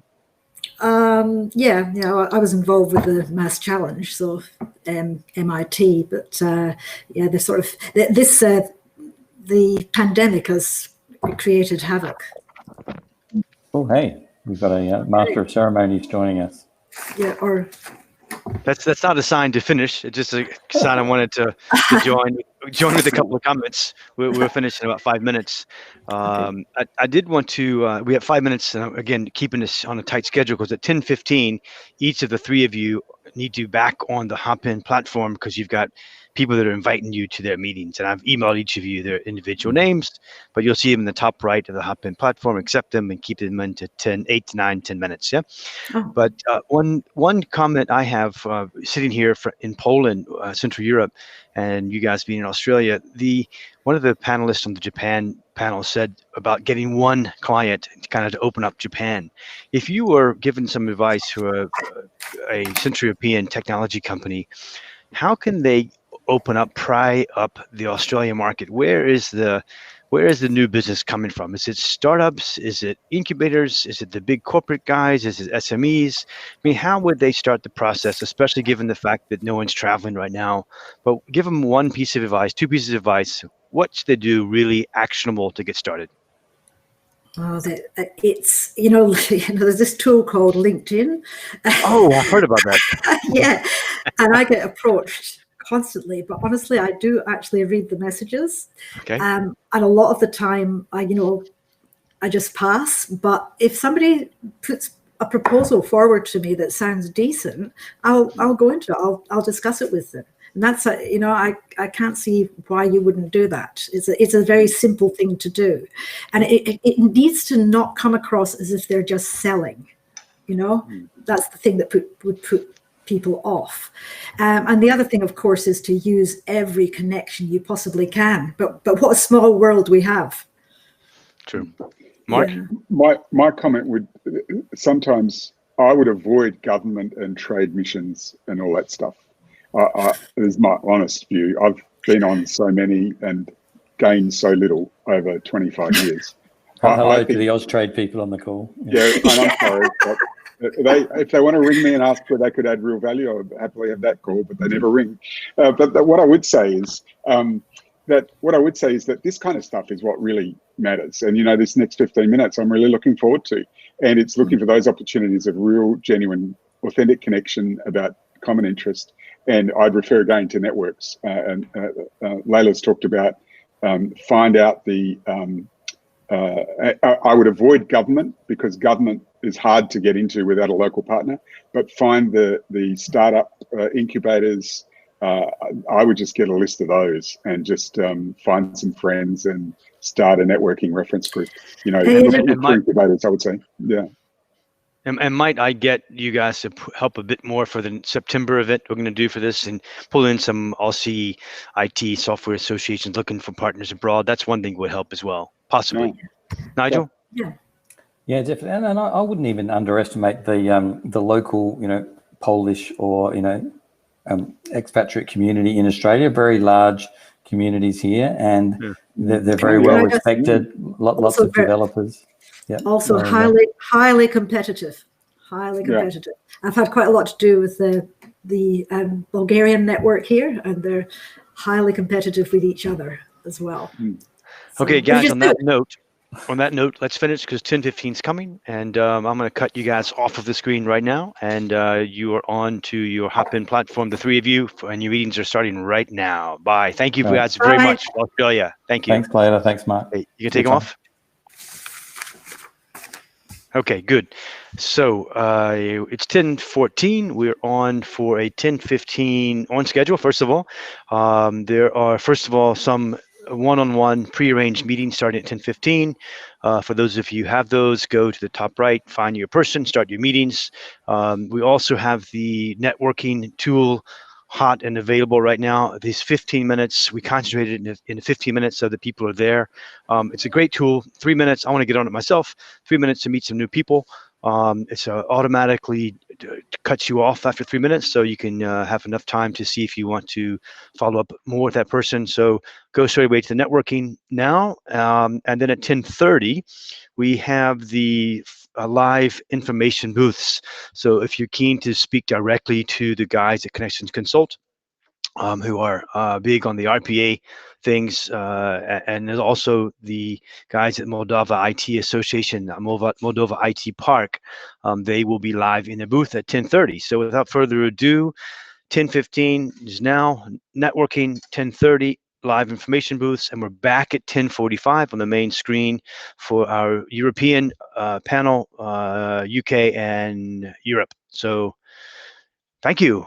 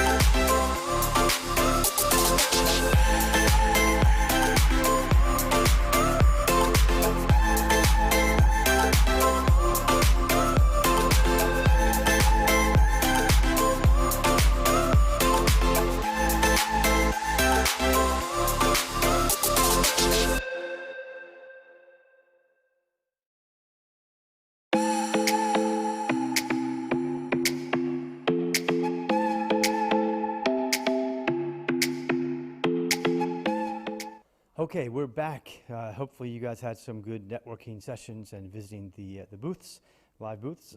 We are now going to go straight into the UK panel, Europe or UK rather. It's become really the UK panel, and that is led by Michael Dębinski from the British-Polish Chamber of Commerce, who in fact put together the whole panel, which includes Chris Thornborough from Consult Red, Michał Stanga from Future Processing, Ken Coyne, Ops Talent, and Joanna Popowska. But I suppose he's going to introduce those guys. Over to you, Michael. Thank you very much for putting together the panel, and you're on.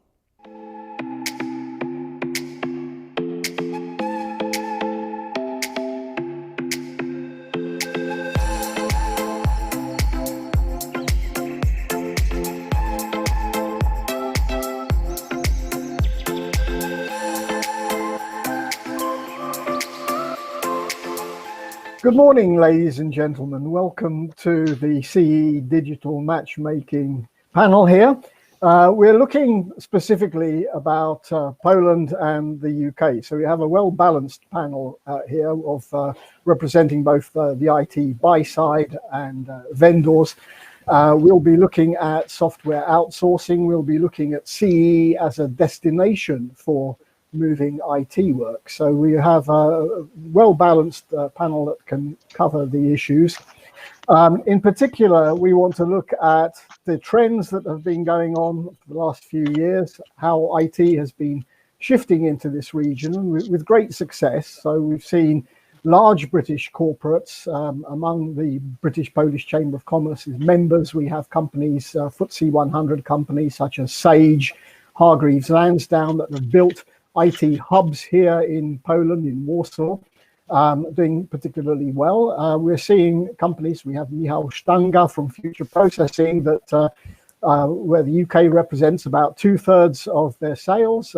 Future Processing employs around 900 people. It's a big company. And we're seeing UK companies such as Red Embedded moving parts of their operations to Poland. So it's a big story. The question is, how is COVID affecting it? So I'd like to start by asking Joanna Popowska from CITF in the UK, which is a really interesting organization. It represents around 4,000 chief technology officers, chief information officers, really representing the buy side of UK IT. So Joanna is like the gatekeeper to a large number of budget holders who are interested in developing IT. So I'd like to start off by asking Joanna how she sees the UK market at the moment. It was before COVID, it was a market that was short of some 60,000 IT professionals. What's happened to the market now, and how is the market looking in terms of moving to CEE? Well, I think that we all have to prepare for very different 2021 that we had in mind originally, because this post-COVID reality and lockdown will leave scars, I think, on organizations in UK, and everything will have to be rebudgeted effectively. And I think that when you look at numbers which are published here every day in the newspapers, they look very negative. So we talk about 3 million people in May on unemployment benefits, and this figure has risen by 500,000 just during last month. The government obviously is still supporting, with the whole job retention scheme, lots of employers, but that's coming to an end. So, we will see, I think, because of this furlough, means that 80% of salaries are paid by the government at the moment. But if those workers were counted as unemployed, then our unemployment figure will be as high as 24%. So that's that's absolutely, this scheme was very successful in a way. Probably the government didn't think it's going to be as successful, so they can't afford it anymore. So I think all of that in terms of economic outlook, everyone is very cautious. Everyone is rebudgeting. That's what we can see within our member organizations. I think people are focusing very much on mission critical, making sure that everything operates efficiently. But I think in terms of big investments, we're going to see, lots of caution in the market. New projects put on hold. I think it's really interesting, because I think all of that require at the same time we know that we all have to go digital. I mean that became very clear very quickly. So I think there will be still investment, especially you mentioned e-commerce there, and I think that will be very strong. Remote working again, there will be a trend that is not going to go away. So organizations are investing in enable people to work remotely. Cybersecurity, will again, there will be something that people are prepared to invest in. But the level of innovation, I think it will be really interesting to see how much of it will be really happening this year and in 2021. Okay, thank you. Ken Coyne, Ops Talent, the HR market. What trends are you observing in terms of recruitment of IT talent? In Poland or in the UK? Across both, across Poland, and we can focus on these two markets. I think in Poland it's still quite strong, to be honest. There's still a big demand, and one of the big reasons is there because it's a very good value operation in Poland. You got so many big companies here, like the HSBC, all the big banks, the Googles, the Revoluts. They all continue to hire, and there's a big demand for the market, and because of the price value, they're hiring people. But Western Europe, I see definitely, because I deal with a lot of recruitment companies also, there has been a big drop off in terms of recruiting people in Ireland, UK, and these countries, because it's a higher cost base. Two, companies don't want to be investing in people at the moment, taking on actually permanent employees. Definitely looking at contingent workforce or looking at outsourcing companies where they can bring in talent that way, but not so much in hiring of people. And that goes on to Johanna's point about the people that are on furlough at the moment and thing. But I believe that this is a temporary blip at the moment. I definitely think a lot of companies are putting some projects on hold, but they do need to also, like Johanna said, digitalize, look to the future, because it's a competitive market out there in terms of technology. And if you don't keep up with it, you're going to be left behind very, very quickly. I mean, I see it myself in the fintech space. I mean, the big banks, like when I look at opening bank accounts, access to money, transfers, costs, it's so easy and efficient now with the new fintechs. But the banks are really having to invest very heavily and trying to get up to speed and keep on top of it as much as possible. So there's definitely going to be investment that side. But I think budget-wise, a lot of companies are still uncertain what's happening. Big concern about, is there going to be a phase 2 here?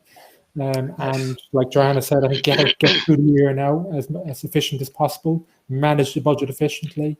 Certain projects that are ongoing, continue to invest in those projects and balance the money somehow in that regard. Invest in new projects. Only if there's real value add will new projects go ahead. And that's what I'm seeing for the rest of the year. And then reassess again in a few months, basically. Well, this is it. How temporary is temporary, Ken? Well, I've definitely seen a big pickup already in the last few weeks. And definitely, I've signed on new projects ourselves in the last few months. So there has been a pickup. But there is this concern of, I think in the UK now, the furlong has been extended to October. So what happens in October? Do we see a big load of redundancies? Or has the market picked up sufficiently that companies now can take these people on again and start to invest again? And I think that's uncertain at the moment. And that's the fear and that's the concern of, and that's all dependent on this wave too. But IT, in the end of the day, technology, it's only going one way. And that's up. You have to invest in technology. All the companies, you have to go, and there's so many companies that haven't digitalized, way behind. We've seen it with companies that were not set up to handle remote working. They really suffered. They didn't have technologies in place, communications in place. And now they're quickly trying to get up to speed on this.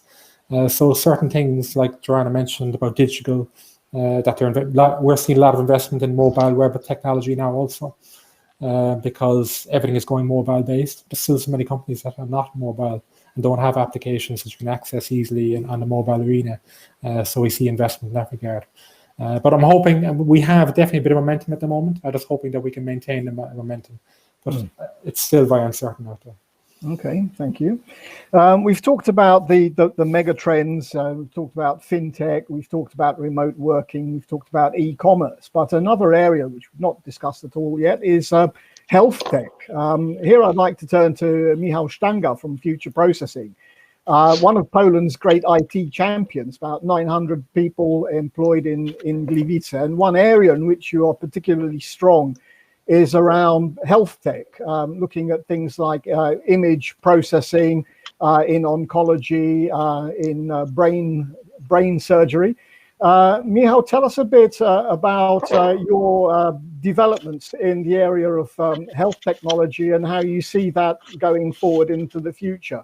Obviously, COVID and all the science around that, looking for vaccine, working with pharma companies, the prospects are very exciting. How do you see it?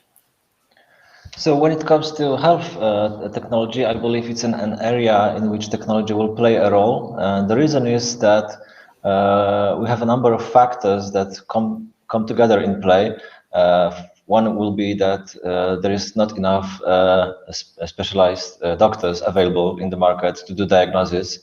Society is aging, so we will have a number of people who need more medical care in the future. And as a society, I also believe that we recently want to have a better healthcare that is currently available to us. Therefore, solutions that can aid doctors in doing their work, or maybe solutions that can do part of their work for them. This is something that is will be seen as a good thing. The COVID situation at the moment, I think it's a catalyst for the changes that were there already considered, but for different reasons were not pushed enough. So, for example, on the Polish market, I can say that telemedicine was not something that was widely adopted because supposedly there were some issues, and suddenly, very quickly, you can have a lot of problems solved via phone with your doctor. So this is a positive in this whole rather negative situation that we are facing at the moment. We are seeing an increase in the healthcare sector when it comes to the demand. However, this uncertainty and cautiousness is also there. So I believe we will be now in a period of making smaller steps, but still forward. I think that it's because all businesses at the moment are looking for ways to mitigate the risks and the uncertainty, which is great. As you have already mentioned, we don't know what about the second wave of the virus, will it come or not, how we will behave. So from our perspective as a business who supports clients, we are trying to find a way in which we can go through this together and make some small steps forward, because as Ken said, sooner or later we will need to move on, and people or businesses who will not find ways on how to move on may have troubles because this ecosystem in which we will be operating will be much more competitive than it was pre-COVID. But basically, healthcare as an area is something that we see will be there will be money in this area in the future, because we have now all realized how important it is for all of us. So even though if we are all healthy here, but there are issues like COVID around there, it's something that we as a society need to deal with. And sorry, Michael, just to add on that as well, because you have the Horizon 2020, which is coming to the end of its cycle this year, which is all about, that's the EU Research and Investment Fund. Yes. And they do a massive investment. We've done a lot of projects in that ourselves, but coming forward next year, we'll have Horizon Europe.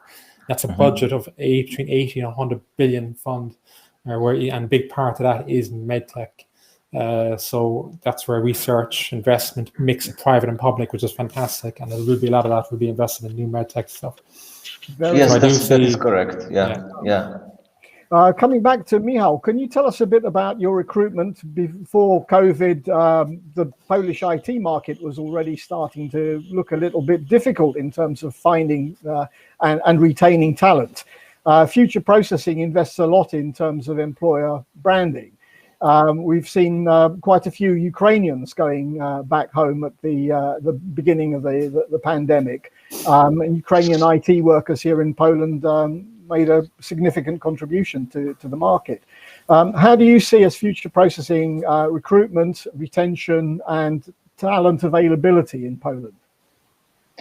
At the moment, based on what the knowledge we have, the market has changed slightly, so there is more talent available, especially short term. We don't know how it will look a little bit longer term, but short term, I know cases of companies that were forced to lay off some of people, and definitely companies are not hiring as they used to in the past. So the situation shifted a little bit from a market in which employees had a strong position. Now it's, I would say, more balanced.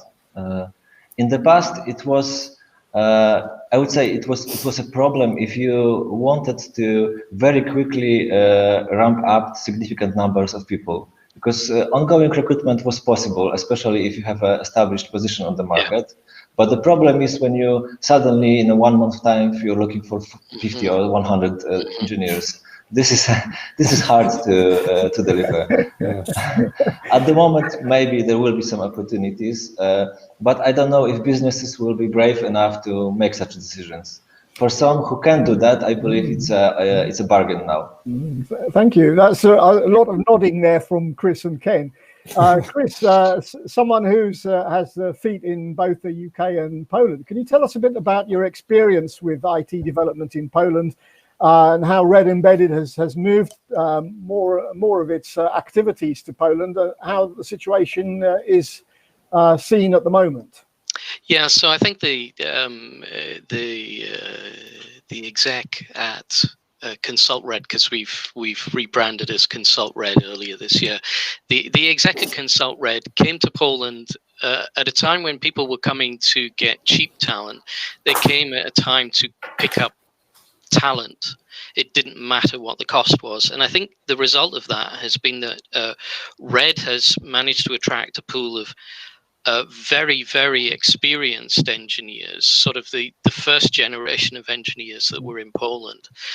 The result of that has been that they've managed to build up a reputation for quality. And I think going back to Michał's words about, you know, the near future looks like mitigating risk. Yeah. I think when you look at Poland now and you look at a company investing in a partner in Poland or any other country, one of the things they're going to be doing over the next period of time is looking much more closely at their risk table. Once upon a time, you might have been able to say, well, let's take a chance on this. But now you're going to need a partner who can guarantee delivery. And going back to your question, Michael, what I've seen in the last 17 years is Poland moved from foreign companies treating engineers here sort of chickens in a factory laying software eggs into a transition where the management skills grew in Poland significantly. The indigenous companies began to grow and become significant. And now what we're seeing is a period of equal partnership with third parties in other countries. And because it's nearshoring and because it's a common language in many ways, and I would add as well, in one of the previous panels, Mark Keogh was saying that culture is an important part for him, that the culture match is important. I think there is a culture match between the UK and Poland. We could talk all day about what that is, but I think there is. And that again reduces the risk of engaging. So I think in many ways, Poland offers an opportunity during this period to engage with partners in a more risk-free environment than you might otherwise normally take some chances on, because over the last 20 years, Poland's skill set in terms of the non-hardcore skills has developed and developed and developed. The communication, the management, the partnership level, all of that has developed, both with companies like Michał's and with companies like ours taking advantage of that situation. So in terms of the recruitment, pushing hard. I've hired more people. For the audience, we're actually quite small compared to some of the representatives here. We're quite niche. But that said, I've increased my staff by 20% in this period, and I have rumors, which are yet to be verified by management, that we're going to need another 40%. So the business is just coming. However, I pay great attention to Joanna's words earlier, and it makes me think that there might be a lag in the pipeline, if you see what I mean. So it's the customers, that our clients, that are going to see the effect first, and then that's going to have a knock-on effect on their suppliers down the line. And so the fact that we're not seeing it right now could just be that piece of the pipeline hasn't reached us yet in Poland. Don't know, can't tell what the future is. I'd like to take that one up with Joanna, because Joanna, you have a global perspective as well as just a British-Polish one. Your members do outsourcing. Chris mentioned the word nearshoring. And I think the thing about mitigating risk by bringing work closer to home, is this a trend that you're seeing? Obviously, India is a very strong player. How is India's role, say Philippines, other more, should we say, exotic destinations for IT development? How is that changing in perspective of CEE? Well, I think, we definitely during lockdown, we could see the supply chain being broken, and, the impact of that was severe. So I do think that lots of organizations will be reviewing, their outsourcing partners, and they will see, first of all, do they still have actually reliable home working provisions for their employees? And I think that was part of the problem that people encountered in India. So can you work from home safely? What about issues around cybersecurity, etc., etc. So that proved to be difficult. And obviously, I know that culturally, actually, there's lots of companies encountered that Indian partners, out of fear now, worrying about losing their jobs, you have this culture when you just say yes to everything, which is obviously not the culture that organizations want to foster either. So I think that there's lots of problems there, and I do think that people will also look, which partners were reliable, which partners have provided uninterrupted service during lockdown. So I think nearshoring, I think there will be, in my opinion, tendency definitely to bring it closer to home. I think, as always, I think companies, organizations will be looking at trade-offs between value, risk, and effectiveness. So I think it always will play a role. I think in terms in our member organizations, which are kind of FTSE 250 and public sector organizations, especially private sectors. Actually, I had a webinar with some of our members. There were 15 organizations around the table, and each of them said that they have complete recruitment freeze until the end of the year. So there's lots of reviewing, thinking what's going to happen, rebudgeting, as we said. So I think that the business environment in the UK, it feels to me that it's really challenging and difficult. People, but saying all that, as we said before, technology is a way forward, and I think we all have to, an organization will have to collaborate within a wider tech ecosystem. Yes, so and one would hope that Central and Eastern Europe will be part of this ecosystem. very interesting. About 15 organizations around the table, all of them have had a recruitment freeze. Ken, are you seeing recruitment freezes, or are you seeing business as usual, or somewhere in between? No, I do see definitely a lot of freezes and recruitment in the short term. There's no doubt about it. I mean, it's very, very true. Like I said earlier, I mean, it's just managing the budgets now and managing the uncertainty, what's happening in the next few months. Cash flow is key, of course, when it comes to business. And because you have to invest in one side, but the money has to be coming in as well on the other side to pay for it. And it's getting that balance. And hence why I think companies are freezing and watching costs where they can. And that's why also, I mean, why do you outsource in the first place? I mean, one, you look at access to talent, because there's a huge shortage of talent. Two, technology expertise. You just don't have that technology expertise in-house. Also, cost plays a major role. You want to get value. IT costs are also increasing. Now, even more so, you mentioned, John, about security is a huge, huge area. And it's getting bigger and bigger. I think I read it somewhere. I think it was either Computer Weekly or Computing that said that IT spending has completely plunged in April. So I think, here in UK, we also have, let's remember, it's not just COVID-19. We also have Brexit coming, and there's elections. So what a year. Yeah, right. Quite a lot of, yes, tricky.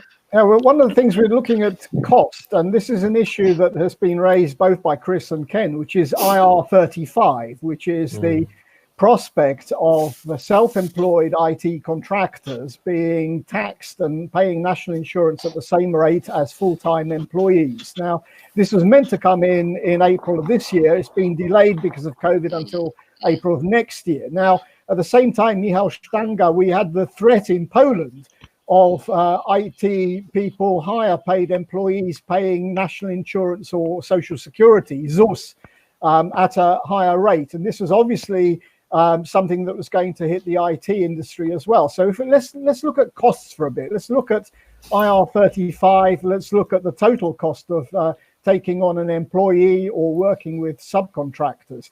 How do you see IR35 working out? Both Ken and Chris, you can jump in here if you want. So from our perspective, we position ourselves as partners. So we deliver a service and we deliver projects. So I believe we are to some extent an answer to the situation in which a company has a lot of consultants which will have to become employees, and the company doesn't intend to increase their headcount. So businesses like Future Processing or others can be a solution to that because we provide service, we provide projects, so that's a different story. In terms of increased costs, I think that the only way forward is to look at productivity and being wise about spending money. So maybe look stronger when we are talking about business cases and when we are initiating projects.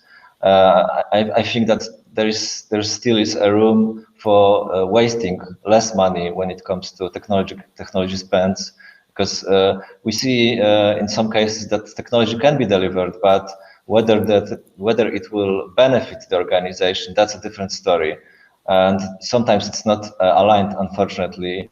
And maybe this alignment, if this can be improved, and we would truly introduce technology to business, and this technology would then deliver value, improve revenue, improve client satisfaction, then we will need to worry less about the costs because we will have better profits. That is the question I was going to ask you about outsourcing innovation, about outsourcing bigger processes just than writing a few thousand lines of code.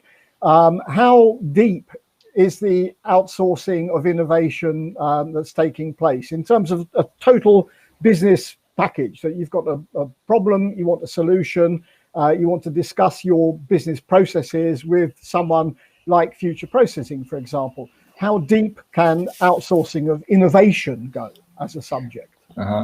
I can go back now to Chris' words. I think Future Processing is an example of what you said, Chris, that sector in Poland has matured in the couple of last years. I remember Future Processing when we were 10 years ago. It was much more about engineering, doing great quality code, and that was most important. sometimes even against clients, because sometimes quality is against budget. But we have learned and we have realized that actually business comes first, and the business case is the most important thing, and delivering value is what we focus on now. So when it comes to innovating, I see ourselves as partners for businesses in the UK. However, this still requires a lot of, I would say, joint cooperation. We will not be able to deliver innovation without deep involvement from the business side, from the domain side, because we know technology, we know how to deliver it efficiently. We can facilitate the process of building technology, even initiating projects, working out roadmap, architecture roadmaps. But the business must know what they want to achieve and where the innovation actually from the business perspective lies, because technology is still only a tool, a great tool, but together, technology business and the business that will want to use that tool must figure it out how they want to do it. Okay, thank you. So I'm gonna take that one up, because we have a slightly different experience, probably because we're very niche. The outsourcing of innovation. I think when you ask how much of your business does it represent, I think answering that literally would be misleading. I think what you've got to ask yourself is how much of any company's business is innovation, and how much is the development, delivery, and maintenance of the products that are based on that innovation. And so if you took that into account and normalized it, then I would say, yes, innovation comes to us in huge quantities.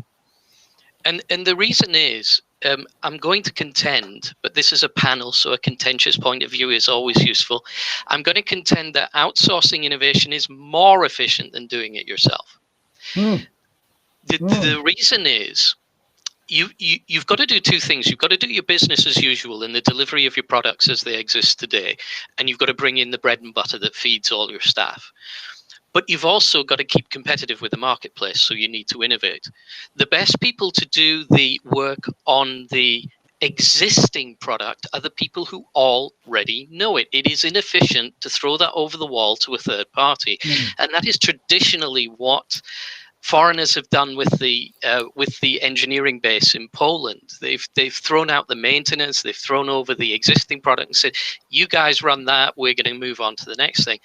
In fact, that's very inefficient use of the staffing. What you should be doing is taking the fluffy end of the project that you're not quite sure how to make a conclusion on that and where it finishes, putting that over and then working with a company that you have constant communication with. And I go back to the nearshoring, the language, the culture, the agility is serviced. The Agile Manifesto says the customer is in the room, right? And so having all of that put together means that, again, I think Poland is a good solution in these times. If you want to save money going forward and you want to reduce risk, I would again say that the right policy is to outsource your next generation, outsource your innovation to people who can do that whilst you keep the business alive by delivering what you've got today. And that would be my philosophy. And we see that with our customers. We do digital media, home entertainment, which, as you can imagine, under a lockdown situation, doesn't do too badly as a business. So, but we also do connected devices, and we are having our customers come to us and say, okay, COVID, we need much more connected devices. We need traceability. We need end-to-end security. How can you do this? How can you use your experience in the security of digital set-top boxes, which, believe me, that's a serious business. The security on those video streams is serious business. How can that transfer into the IoT world, into the connected world, and so on? So I think I'm going to postulate for the audience here that if you want to save money and you want to reduce your risk, think about outsourcing your innovation. Thank you. Very interesting point there about outsourcing your next generation. Can just to finish off about IR35, Ken, because I think you mentioned this first. How do you see this affecting the market before we move on? I will see actually a much bigger demand. Like I am an ex-contractor myself, consulting in Ireland and the UK, and companies, the reason why you get consultants in is to get access to new technology, expertise, and temporary expertise. And now companies don't want to be the challenge of dealing with a tax man in the UK and worried about they're going to come and get a big bill, and more importantly, of losing that knowledge and expertise, because you're building in that knowledge and to have these people long term because they're afraid to lose that knowledge. So I see that, and the challenge was also remote working. People were concerned about having people, even though we say nearshore, not in the office. With Chris, on your point about innovation, that now I think we've seen remote working works. You can work, and you can work very efficiently, and you can add value, and you can do innovation through remote working. So I see actually more and more companies now looking at alternative options. A great alternative option is somewhere like Poland. Going back also on the innovation point, McKinsey has a first centre of excellence worldwide was set up in Poland. And they're the leaders in consulting worldwide. I mean, all the new top fintechs, they're all Revolut, 1,500 people in Poland. The reason there is good access to that talent and that expertise. I find actually working with clients, our Western clients, is that, and goes back to Chris's very good point, Chris, is that a lot of long-term employees, and it's difficult to innovate when you're in a system for so long, working across that system. So this is when they want to outsource, they look at getting access to new innovation, new ideas, young talent, and bring in that experience from other areas. And that's where Poland adds a lot of value. So I think IR35, it's only kicking off in the UK, but that's going to spread. I think in Ireland and Netherlands and other countries, and I think we're going to see the model change quite a lot. And I think we're going to see a lot more outsourcing going forward into the future. But I think it makes sense. I mean, you should focus on what you're good at, and look at partners then to add value and bring in that expertise. It's like building a house, I always say.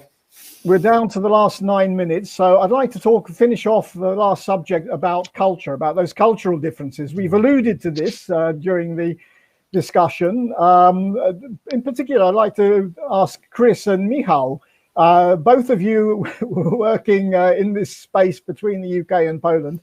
How do you see cooperation, collaboration, communication between customers in the two countries, between client and supplier in two countries? All right, so I'll jump in on this one. I think that I've already said that, even down to the sense of humor, there's a great similarity between the cultures.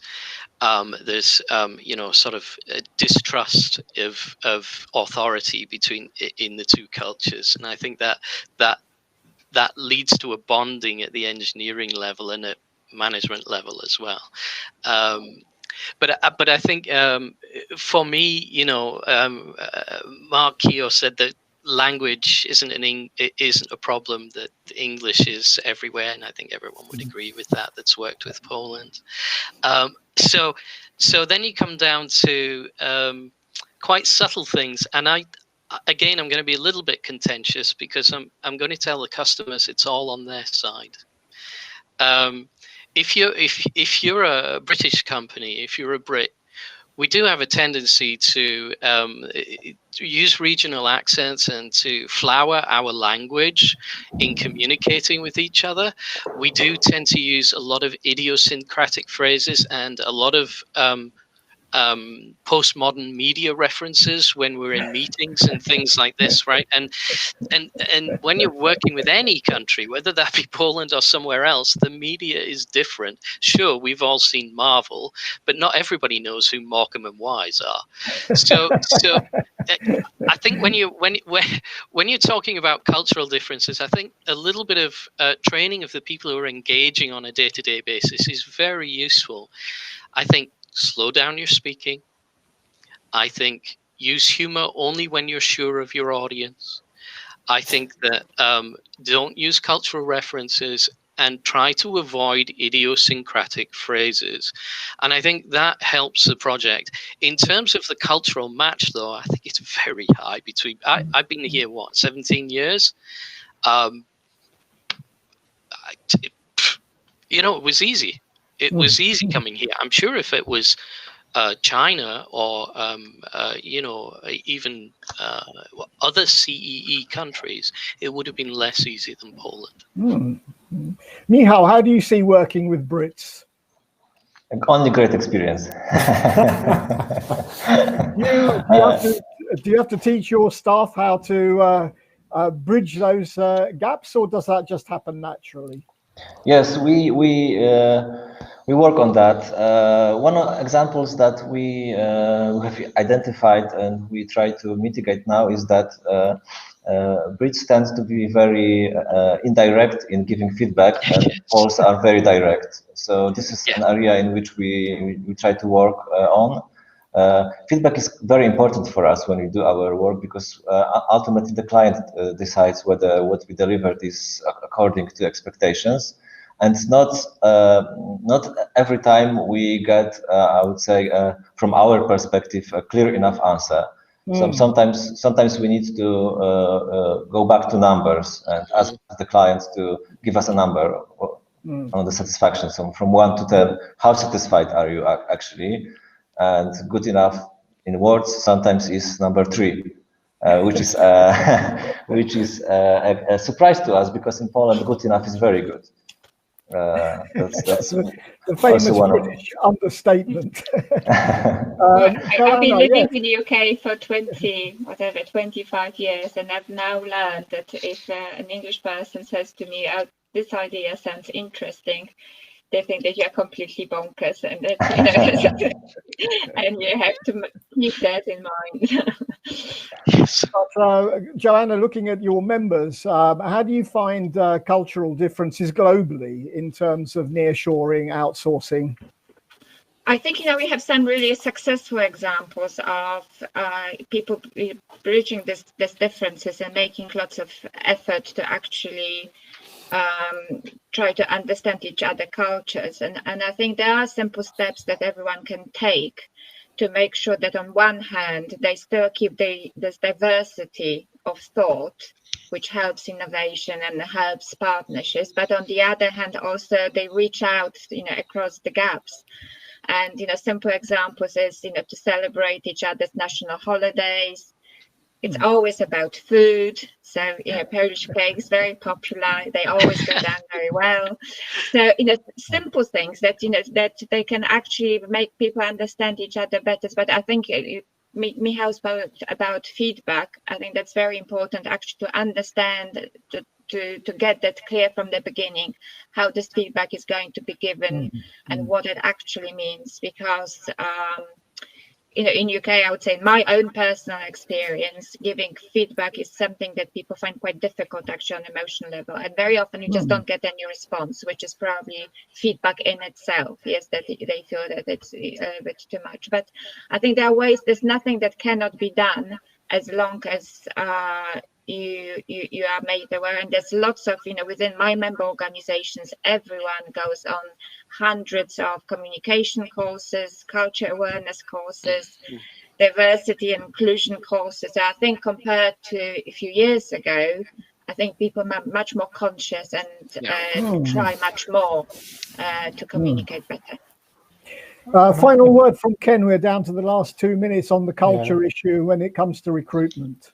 I think it's something you have to work on across the board. I mean, they have to get an understanding of what the other company's culture is, what their values are, and what they're looking to achieve. And it's important that you share that knowledge. So whenever you're setting up a new team for the first time, its integration is it's an investment at the start of the project, that either somebody, the key resource on the client side, will come to Poland or vice versa to work closely with each other and manage that.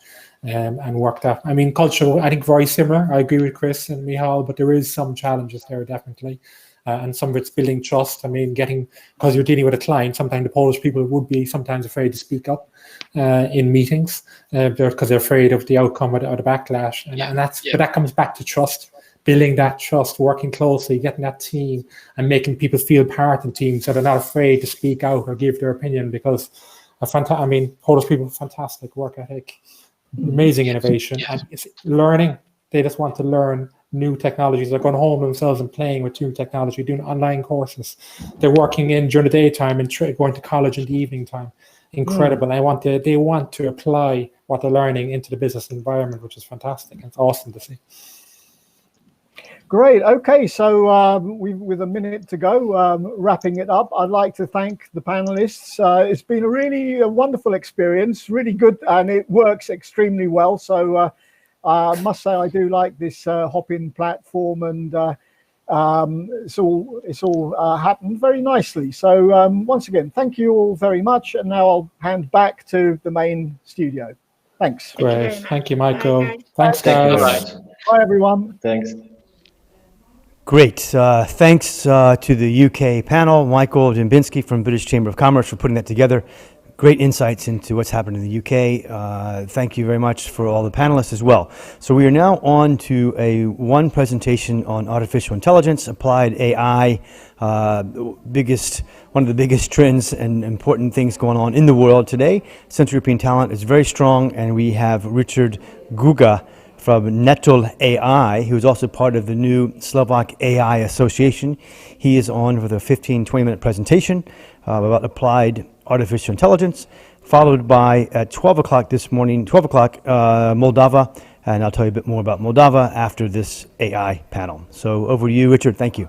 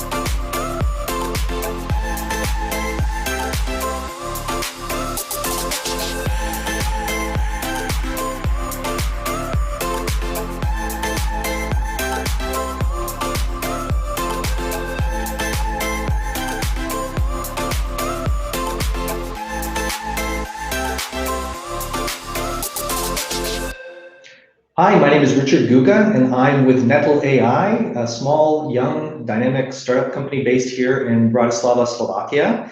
Today, I'm going to be talking to you about conversational artificial intelligence and some of the work that we do here in that space, and a little bit more about what conversational AI does and what it means to the overall market here in 2020.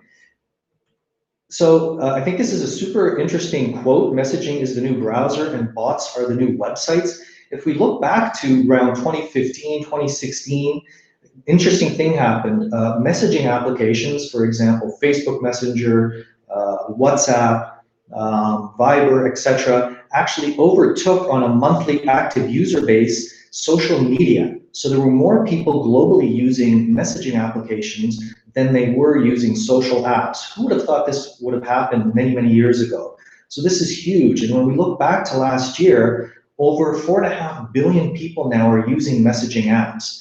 So that means people are texting and talking and video chatting with one another on a daily basis. In fact, customers or people that use these messaging apps expect the same kinds of easy, frictionless kinds of experiences with the companies that they do business with as well.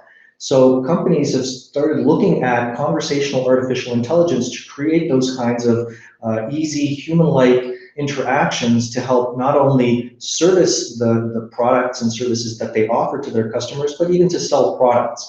It's interesting that a couple of years ago, 67% of consumers used a chatbot, most of that in the United States. Western Europe and Eastern Europe, Central Eastern Europe is a little bit slower to take on board. It's mostly because of all of the different languages that we have to try and get all those different languages up to speed. But it's also interesting to look at some of the market momentum in terms of who is expanding into the conversational AI space.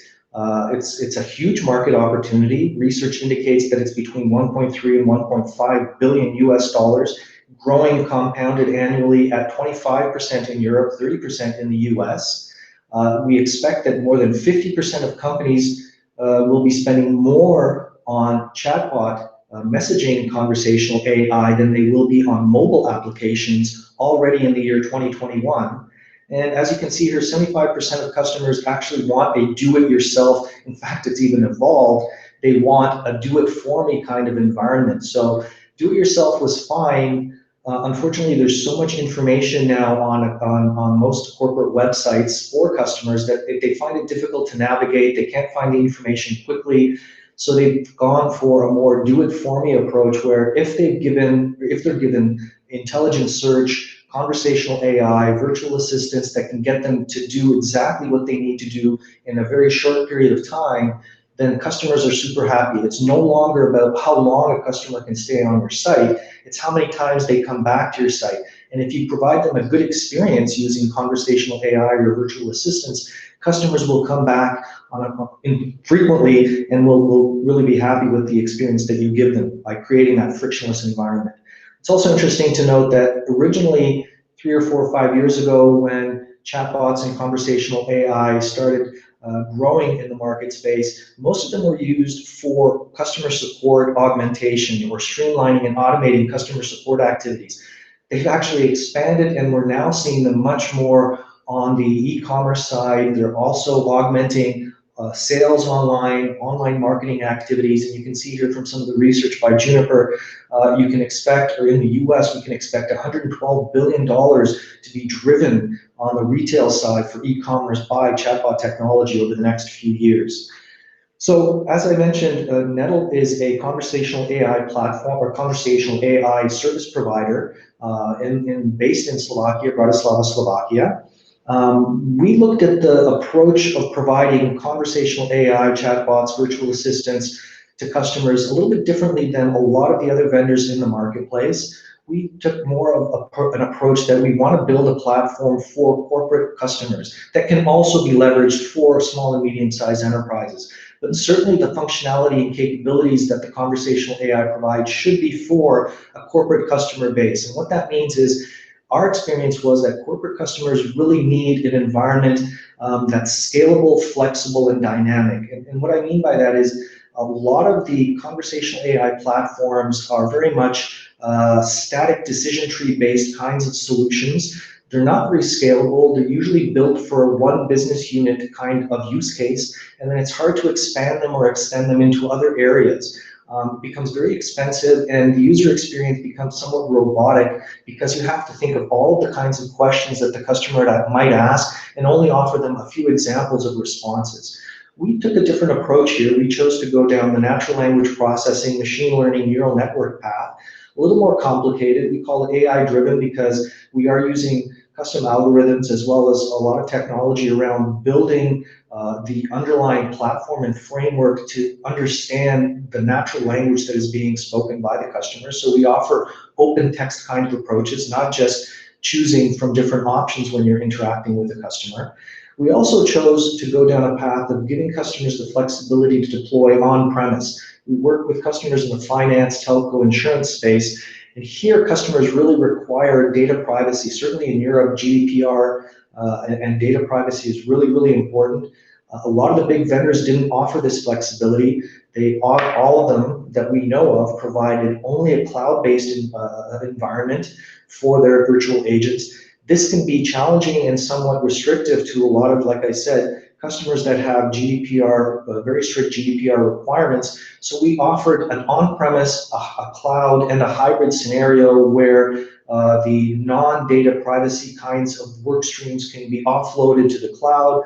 The privacy ones can be on-premise, and then they can mix the two where necessary. So this is a huge benefit for a lot of customers, and this is what also differentiates us as a company from some of the other vendors in the marketplace. Obviously, if you're looking for a conversational AI platform, you have to have it omni-channel, meaning you can't just have it in one environment, one channel to deploy to. A lot of conversational AI platforms are Facebook only, Facebook Messenger only. You want to make sure that you have the capability for the customer to deploy both on messenger apps such as Facebook or WhatsApp or Viber, but you want to give them flexibility to deploy in emails, certainly on a web page if they have a web environment, and also SMS and RCS, which I'll talk about in just a second.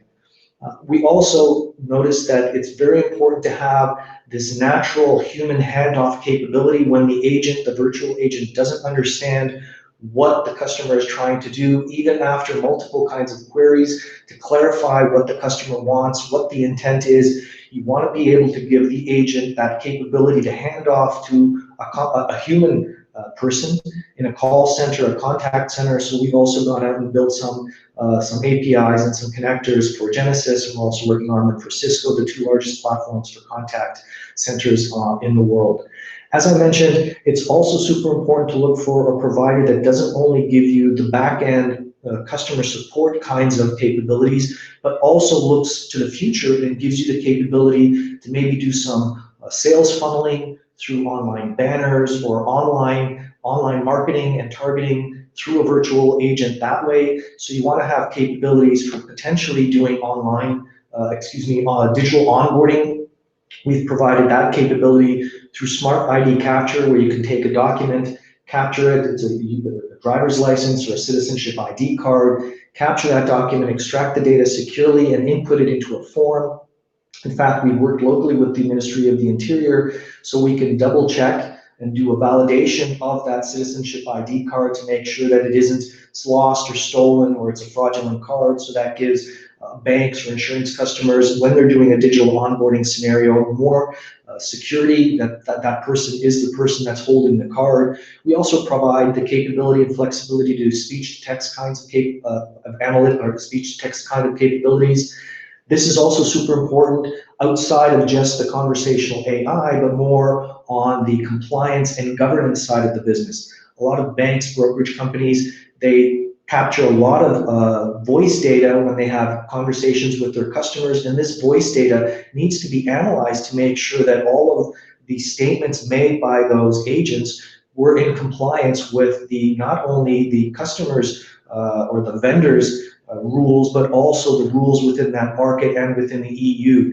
And this can become really costly sometimes, and it requires a lot of people listening to those conversations. Again, using conversational AI in the background in tandem with speech-to-text capabilities, you can go through those archived conversational logs, pull out only the 20% where something might have gone wrong, and archive the rest because the conversational AI can actually do the analysis against that.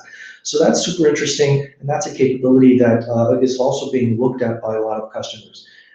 Finally, a couple of interesting ones, payment gateways. So you want to be able to give your customer the ability to make a purchase while they're interacting with an agent.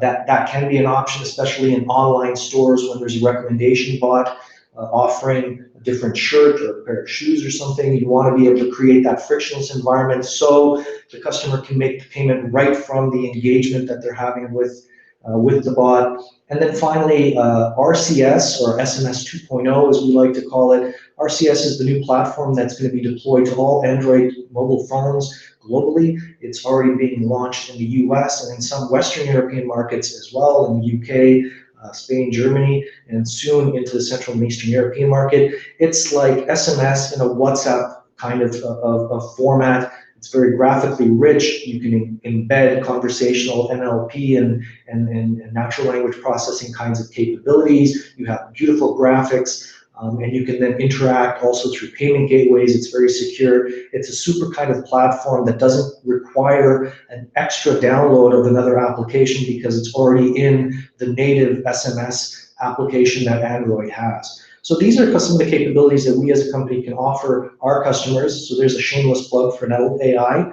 little bit about us as well, just so that you get an understanding of where we come from. So as I mentioned, we were established in Bratislava, Slovakia back in 2018, 5 co-founders, roughly 10 employees and growing.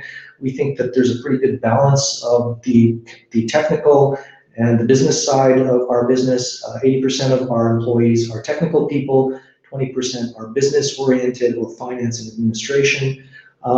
We also have a wealth of experience. All of the technical people have many, many years of AI experience, and we also have a very nice balance of different technical skills, both on the front end, back end, in the research side, because there's a lot of research required for natural language processing. You want to stay up on all of the newest advances that are being made across the world so that you can use the right techniques and the right tool sets to give the customers those best experiences, and we all have that. And we also believe in very strong partnerships with our strategic alliance partners as well. Here's some examples of customer bots, the service bots that we've built for customers to maybe give some of those people out there in the marketplace looking at ideas how they might be able to deploy virtual agents or natural language processing, conversational AI in their businesses. On the left-hand side here, you can see a bot that was developed for insurance claims.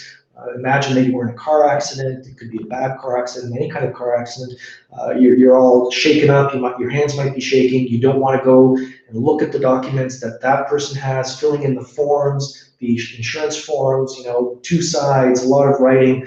Imagine that you had an agent, a virtual agent that took a picture of the person's ID card, took a picture of their insurance card. You answered the several questions that the insurance agency requires by law in your particular company. You take a picture of the damage. You actually do a GPS allocation to make sure you're at the place where you say that accident did happen. You capture all of this information and you send it off to the insurance company right there on the spot, and they can then start processing that application or that insurance claim immediately. So not only do you save them time and money, but you also get your claim back much more quickly. On the right-hand side, you see a couple of examples of RCS-based bots, one for card blocking for an insurance or a banking company, and another one as well for looking at active banking. We're in fact deploying the first conversational banking solution here in the Slovak Republic presently. It will have 200 FAQs as well as conversational banking kinds of capabilities, active banking capabilities for customers. Here's some examples. Richard, yes? you might not hear me. You can't see me, but this is Tom Barnhart, and I've just joined you. Other guys can see me, but you're in the presentation screen. You can't see me. Okay, so if you're starting to finish up pretty soon, I'm going to join the conversation. Let me know. Okay, excellent. Yeah, I'm almost done. Sure. Okay.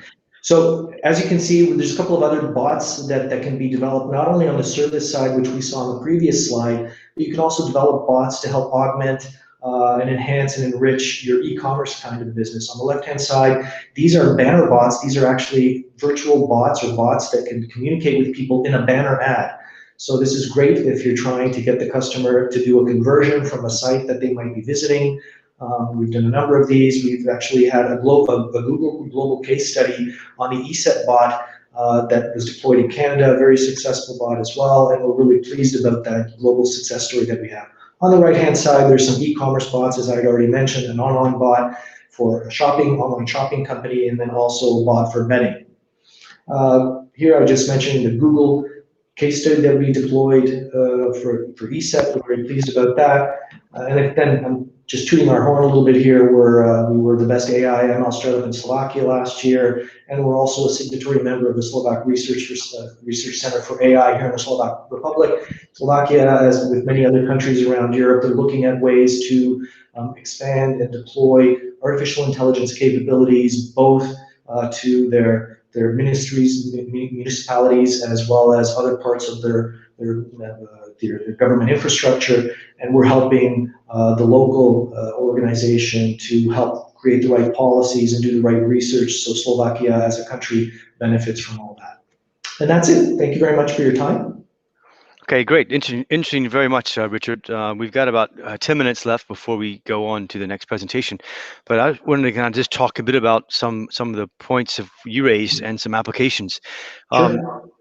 Good overview of what you're doing. And let me ask you a bit more of what would be, from your perspective, the biggest sector or type of consumer market that has really not adapted this type of technology yet? That's sort of the low-hanging fruit, if you will, anywhere in the world. And then second part of that same question, which markets, country-wise or geographically, are also lagging from that perspective? Sure. It's an interesting question. It really depends on the geography. In the US, the conversational AI space has really taken off. There are a lot of different companies doing a lot of great things. A lot of it was done back around the 2016, 17, 18 space when Facebook opened up its development platform and allowed a lot of people to actually build on the Facebook platform since it was such a popular platform. And a lot of people were building simple bots to be able to support customer service kinds of business use cases and business processes. A lot of customers went in that space and then slowly extended to the web and to other areas.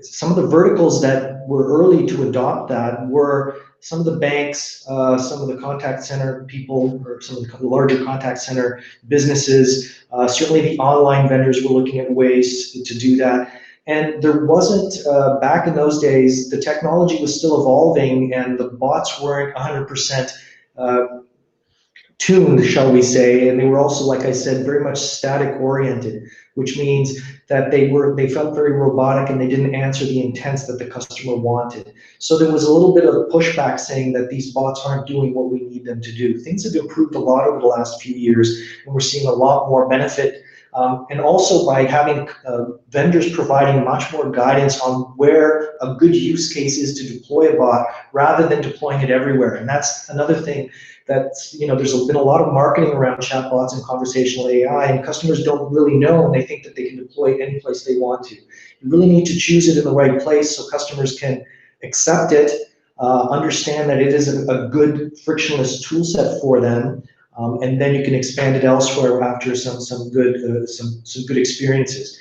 Some of the segments that are very popular in the US and slowly becoming more popular here in Western Europe, certainly finance, telco, insurance, the banking. These are the places that are a little more slow in the European space to take this on, but they're starting to see more opportunities there. And certainly we see it in the online shopping space as well. A lot more people are trying to deploy it in those areas. Customer support, as I mentioned, is very broad, so you might not even see a chatbot. It might be supporting agents in the back end to do coaching or whispering, as they call it, so helping new agents come on board, or also helping agents learn the technology, so the agent helps them do that, or the virtual agent helps them do that. And you're slowly starting to see, as the technology evolves, that a lot more of it is moving into the e-commerce or cognitive commerce kind of the space where agents can help somebody make a purchase, they can convert a customer, move them to another website, et cetera, et cetera. So has this COVID crisis been sort of net neutral for you guys, or positive? What's your view of it in terms of, if it's e-commerce driven, of course it's been a boom, but I'm curious about your particular sector. It's sort of a mixed bag. If you had projects that were in the process of being evaluated and or deployed, some of them were put on hold just because there were other issues that customers were facing. But customers realized that creating virtual agents where you don't need people, in fact, it augments a lot of the business that they already have, and in fact can make it better. They just weren't far enough along to be able to gain those experiences. So like I said, Europe in general, Central and Eastern Europe more broadly, were slower to adopt these technologies. I suspect that the US probably benefited more just because they'd already had a lot of the experience deployed, and customers vendors had a lot more experience on what was valid and what wasn't. Here in Western Europe, we were slower, so we didn't have all of that experience. So it took a little bit of time. So it's a bit of a mixed bag. Okay. And in terms of the sales process for Nettle, is it an enterprise sales process and therefore it takes a hell of a long time, 6 to 12 months? Or are you tagging along with, you mentioned Asset, for example, which already got their sort of tentacles around the world. I'm curious how this works for you guys. Sure. It's not absolutely not that long. The sales cycle depends on where the customer is in their exploration process of virtual technology or virtual conversational AI technology. Usually it's a 2 to 6 month sales cycle maximum. The deployments, again, depending on the use case, are very short, relatively speaking, to large IT, ERP kinds of scenarios. Usually months, a couple of weeks to a couple of months, maybe to 6 months, depending on how complex the scenario is. So most of the sales part or the business development part is educating the customer to make sure that they know to make the right decision on how they deploy a phased approach to a virtual agent. Because they want everything. They think that the agent understands everything and can help everybody. And it's just not like that yet. I mean, a lot of the marketing that Google and Amazon and Microsoft do is great. But honestly speaking, natural language processing is really tough. I mean, really, really tough. And even though there's a lot of resources, a lot of really smart people out there, we're not nearly where we should be. And there's a lot of great opportunities to deploy it in the corporate space to help customers. But they need to have the right expectations, and vendors need to be able to guide them to those right expectations. So, so I guess I would say that. Interesting, very interesting. Tell us a bit about the Slovak AI Association. It's pretty new, I understand, and but it's interesting, of course, that concept wouldn't have existed 3 or 4 years ago. But tell us about the Slovak AI Association, and I ask that because I know that we spoke also to Lithuania, and they have a new AI association as well. But tell us a bit more about how big it is, how small it is. Yeah. So there's a number of different vendors that were asked to participate and join to Slovak AI. And it is a governmental organization, and they're looking to, just like other organizations in the IT space, it's a great place to come together, meet on a regular basis, and talk about what are the developments in the AI space. It's not just conversational AI, it's AI in general. So what are the companies, what are the trends? How can local businesses not only benefit from AI, but how can the government benefit from the advances that are happening in AI to create smart cities, to help citizens, citizen services, all that kind of stuff, create the right policies so that we can deploy those technologies in different areas. So I think it's great that there is such an agency looking at that, rather than putting their head in the sand saying, corporate business, the big guys will come in, they'll give us something and we'll deploy it. No, they're thinking ahead of time. If this is something that looks really interesting and it aligns with their plan for, like I said, smart cities and development for infrastructure in the long run, then why not adjust the policies and identify the partners that can help deliver that, so the citizens actually benefit from it sooner rather than later, rather than a lot of trial and error. Let's see how we can make it much quicker and much cheaper for us as a country. And I think that's smart. Okay, good. And you mentioned government. So tell us a bit about how, is that something you've cracked the government? I mean, the government application to this must be just tremendous all over the world. Sure. How much have you guys broken that sector, and how resistant is that sector globally? There have been a number of tenders already in the public sector space. So in Slovakia, or where? There's been a couple of tenders already deployed for different kinds of solutions. Even last year, we saw a couple of them already in place. It's an area that we see. There's a number of tenders that are out now. Like I said, in the municipalities to start doing some of these. Some of the cities have already deployed early virtual agents, early chatbots, so we'll see what the feedback there is. But we still see a huge potential. Again, you need to work with the customer to make sure that they understand what can be provided and what can't be, and based on their budget to make sure that they actually get what they pay for. Yeah, great. Well, Richard, we're going to cut off now, keep ourselves on schedule. We've got another presentation at 12 o'clock. So thank you very, very much to both Nettle, to yourself, and to the Slovak AI Association for doing this today. Appreciate it very much, and hope to stay in touch with you as well. Thank you very much for your time. And I think you're in some of the one-to-one meetings later on as well. Okay, thank you. Thanks, Richard. Thank you. Thank you. Bye-bye.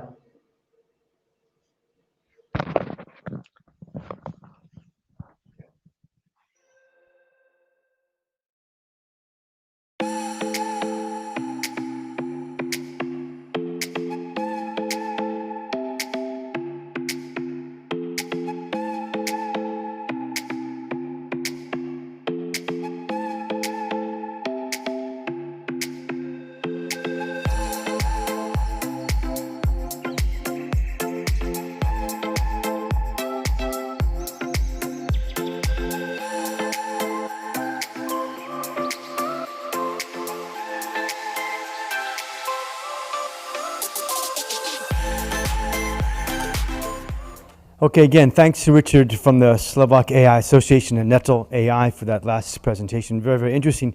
So many applications I can imagine on the AI applications. We are on to Moldova presentation, and this will be quite interesting insight into Moldova. And we will be have a panel led by Marina Bezovi from the Moldavian ICT Association. Her panelists are Eugenia Girla from ZOR, Lisa Gutu from Salt Edge, and Elena Mutruc from Pentalog. And I apologize for not handling your names particularly well, probably. Nevertheless, Moldova has lots going on. I think it's interesting as well. We heard earlier in the live booth that they've got a 7% tax rate for corporates. Very interesting. Certainly interesting number of IT expertise in Moldova, not to mention wonderful wines. It's a little bonus, I suppose. So without further ado, on to Marina, who is moderating this panel of Moldova. Thank you. 30 minutes.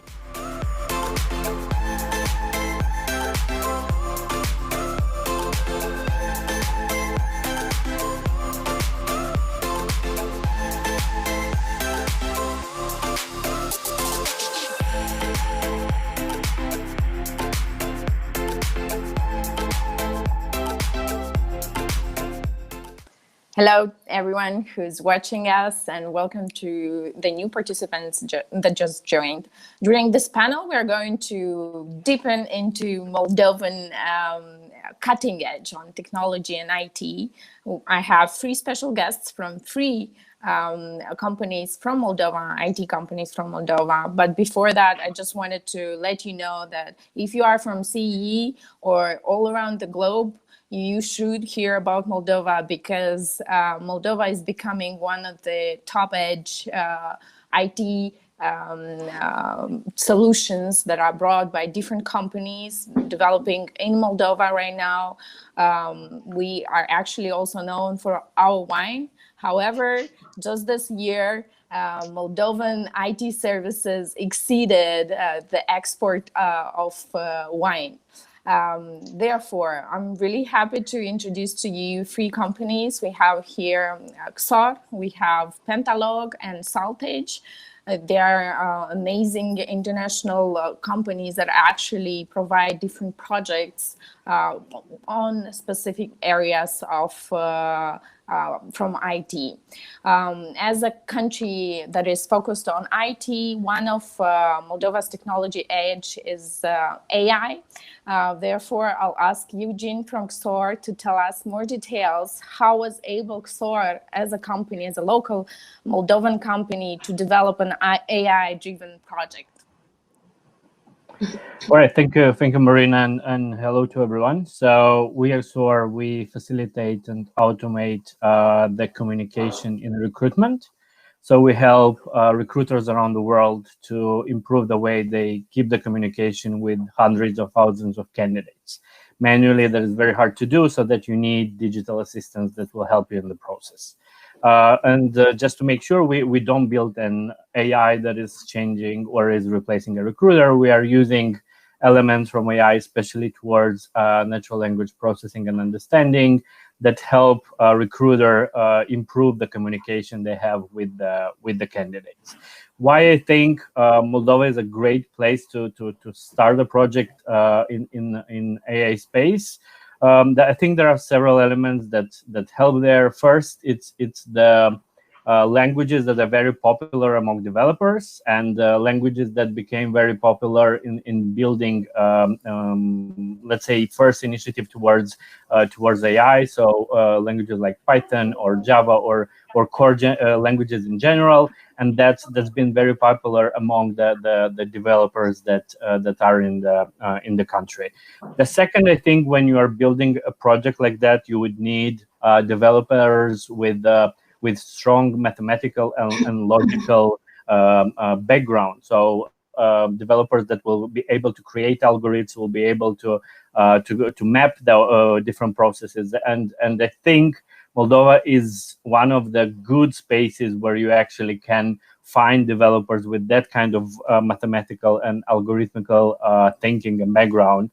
And maybe the first one is the third one, and the last one is we in Moldova we have a low number of of developers comparing to Ukraine, to Poland, and to Romania. So that's why you would need a space where you would become more competitive. So I think even though we don't have the numbers, we have great developers that can bring the skill that would help us find our space in the world. So we provide a solution in more than 100 languages already, and those elements of AI help us actually build digital assistants for recruiters around the world in more than 100 languages. And I'm really happy that a developer team from Moldova is helping doing that. Thank you. Thank you for giving us all the insight information on how Moldova is able to work with AI and generally to develop this type of projects on international market.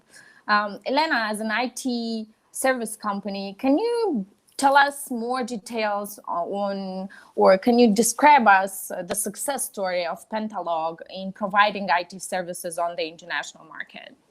Sure. Thank you, Marina, for your question. Hello, everyone. It's first of all, it's a pleasure for me to attend the summit and to have the opportunity to speak about my company's journey here in Moldova.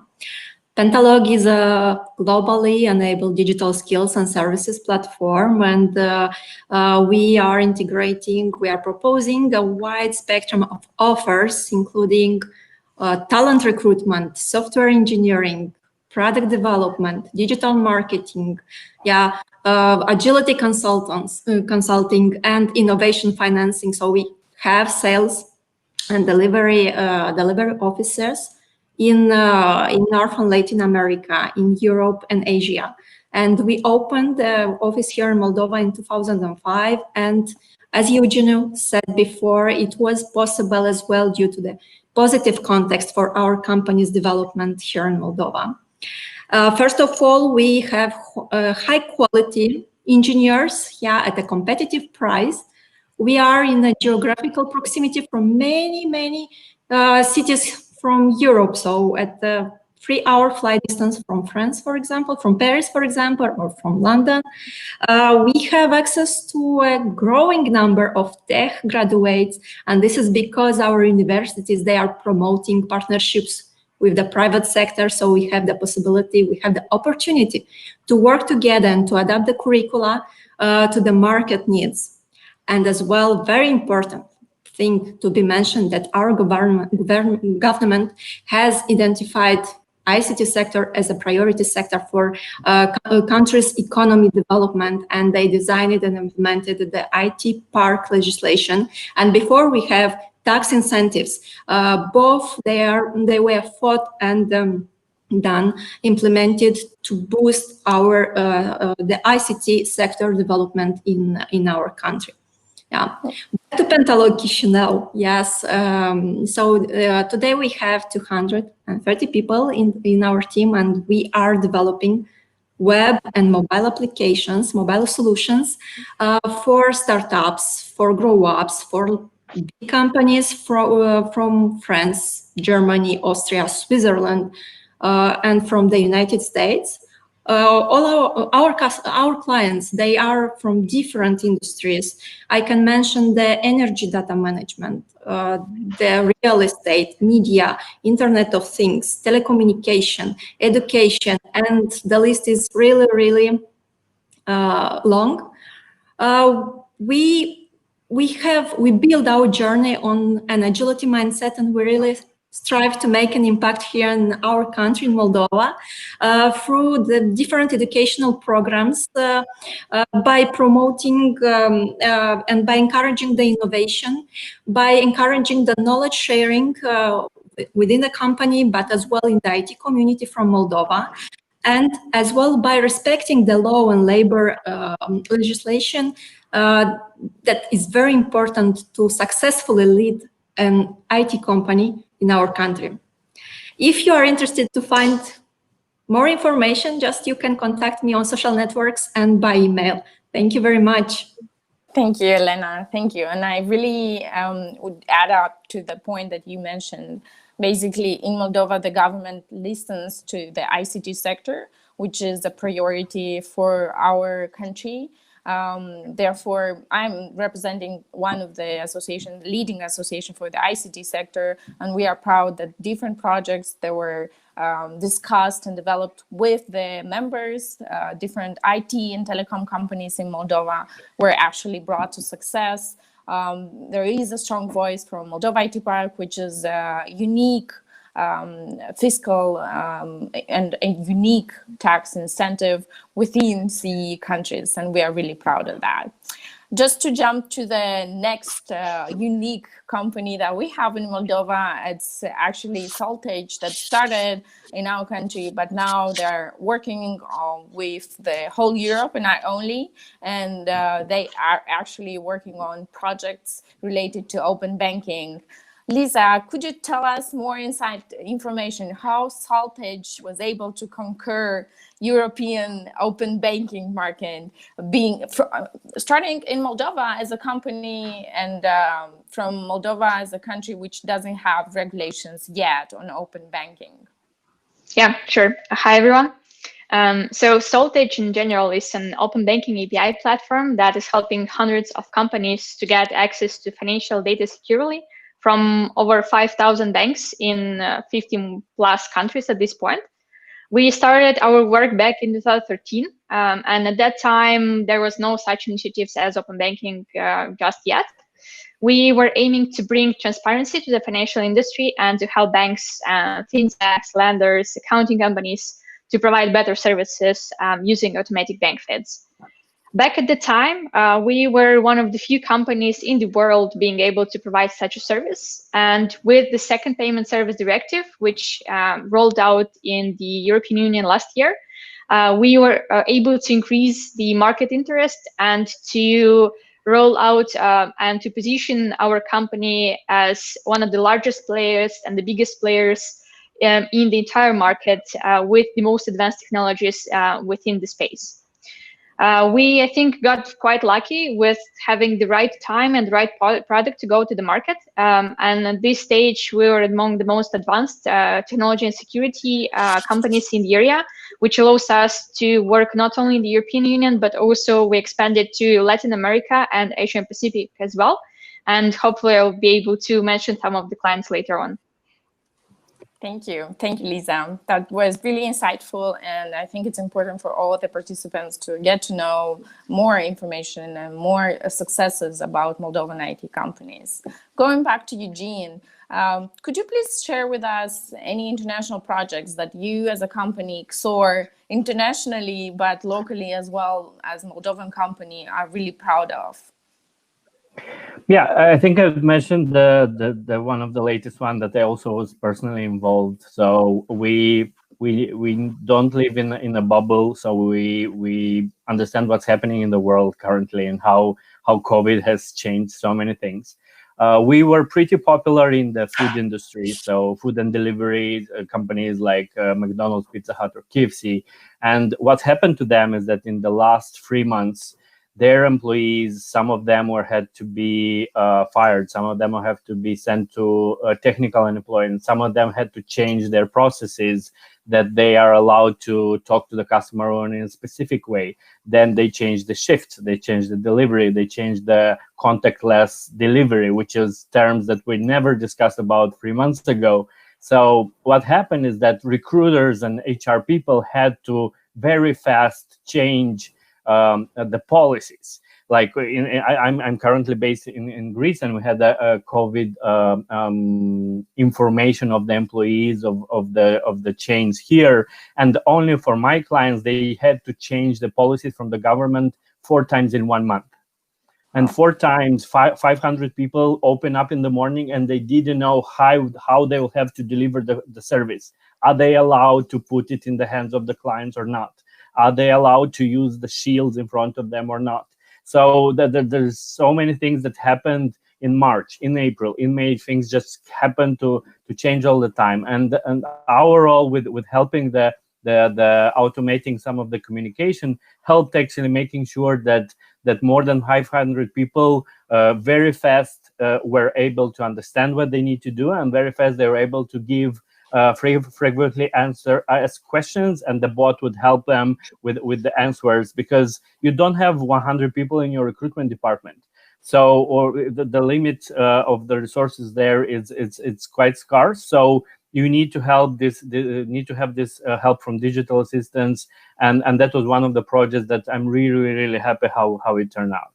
So you basically saved your clients during COVID just because of the solution. Help. I don't know if saved, but help, because the food industry was hit very hard. Probably like tourism is one of the industries, the restaurants, that was most hit in the world. Yeah. So I don't know if we saved them, but definitely gave them a hand of help. Yeah.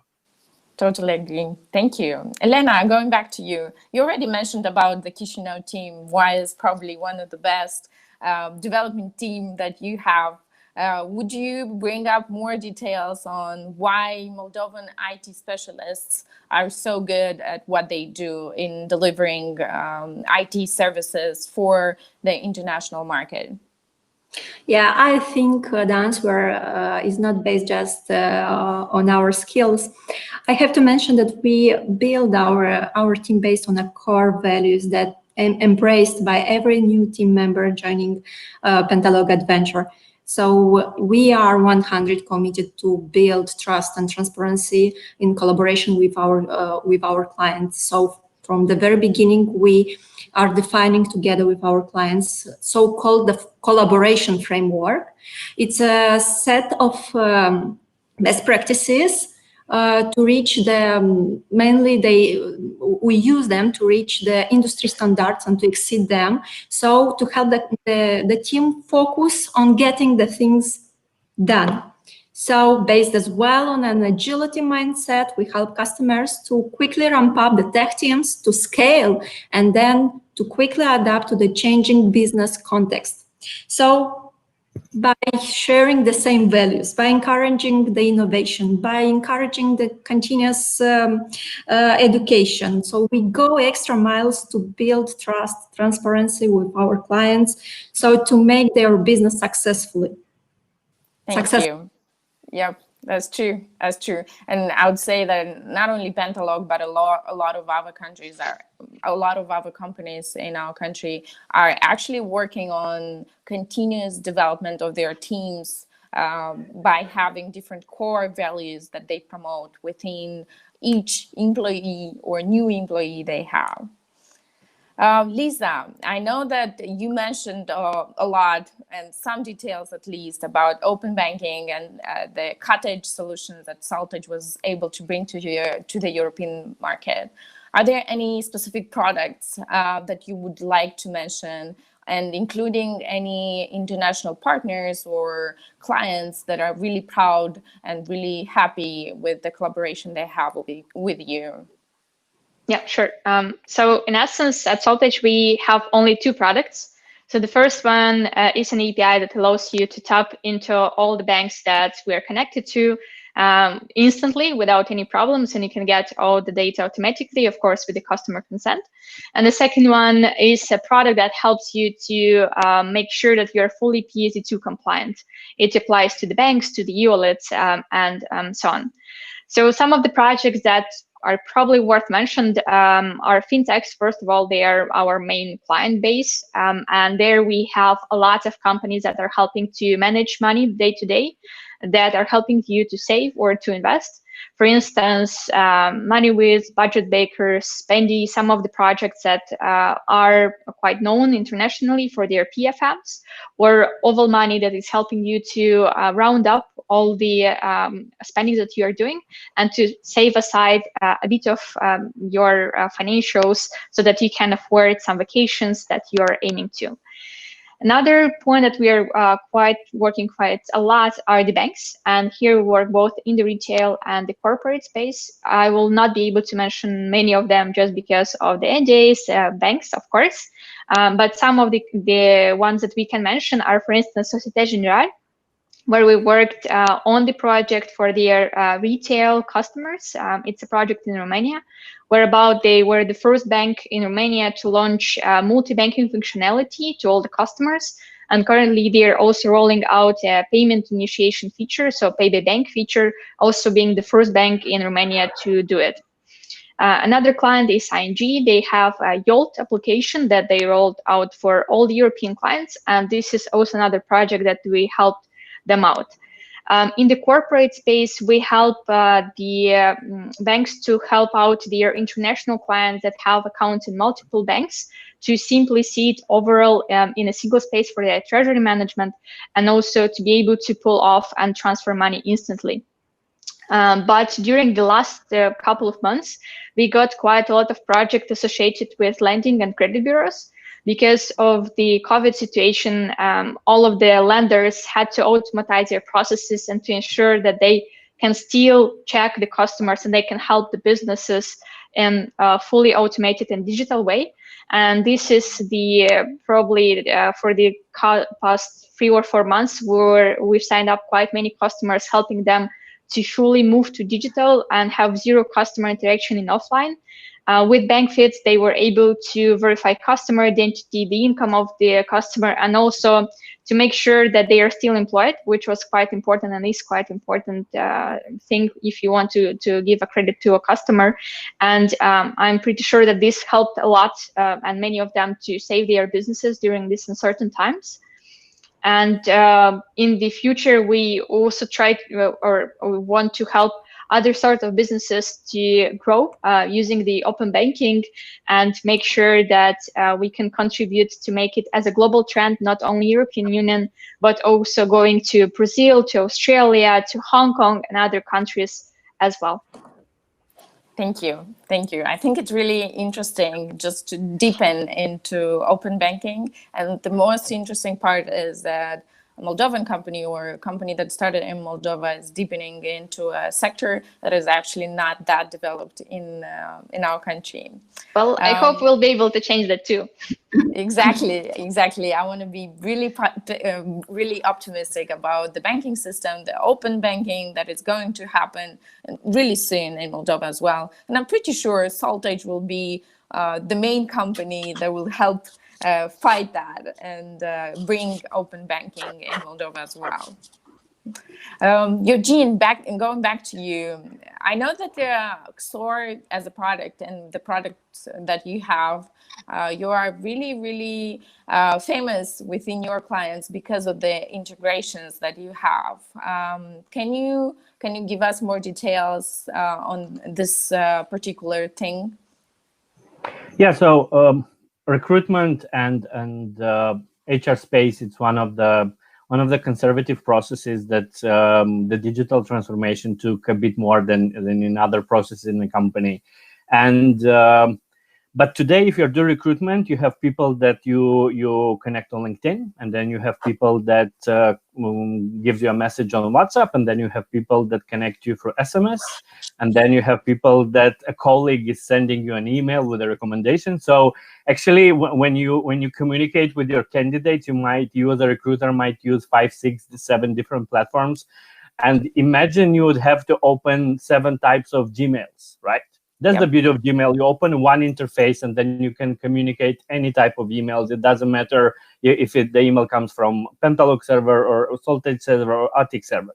So the same with our solution, our recruiters can have one interface where they can manage text conversation. It doesn't matter whether they come WhatsApp, Viber, Messenger, or SMS. They have one interface where they keep the communication with their candidates. So actually being integrated in the platforms that candidate use is a must today.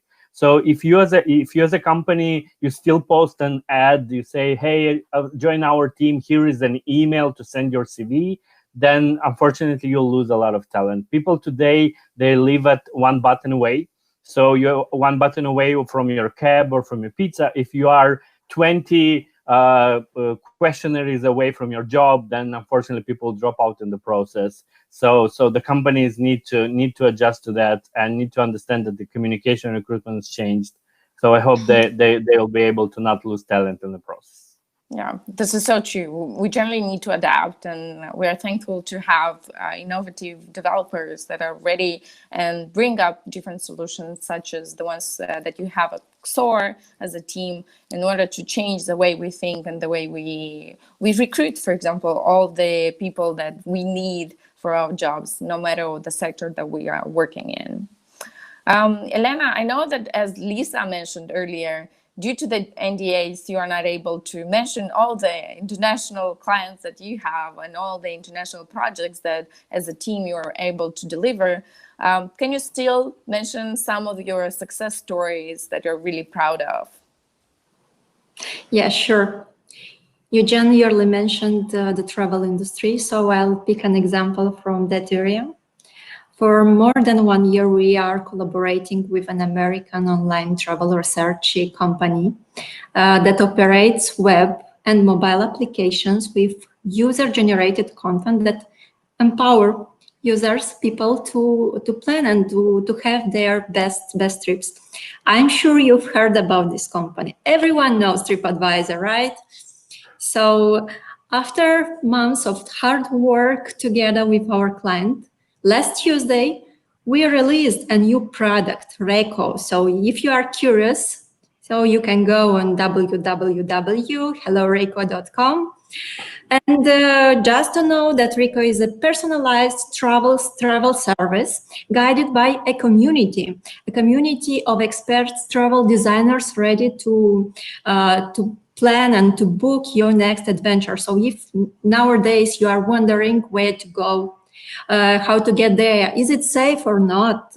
What if something changes? So you don't have to deal anymore with all this stuff. Just let the expert to handle all of that for you, right? So we are very proud for this collaboration, and just I wish Reco a long life and a deep interest from travelers world around. Yeah.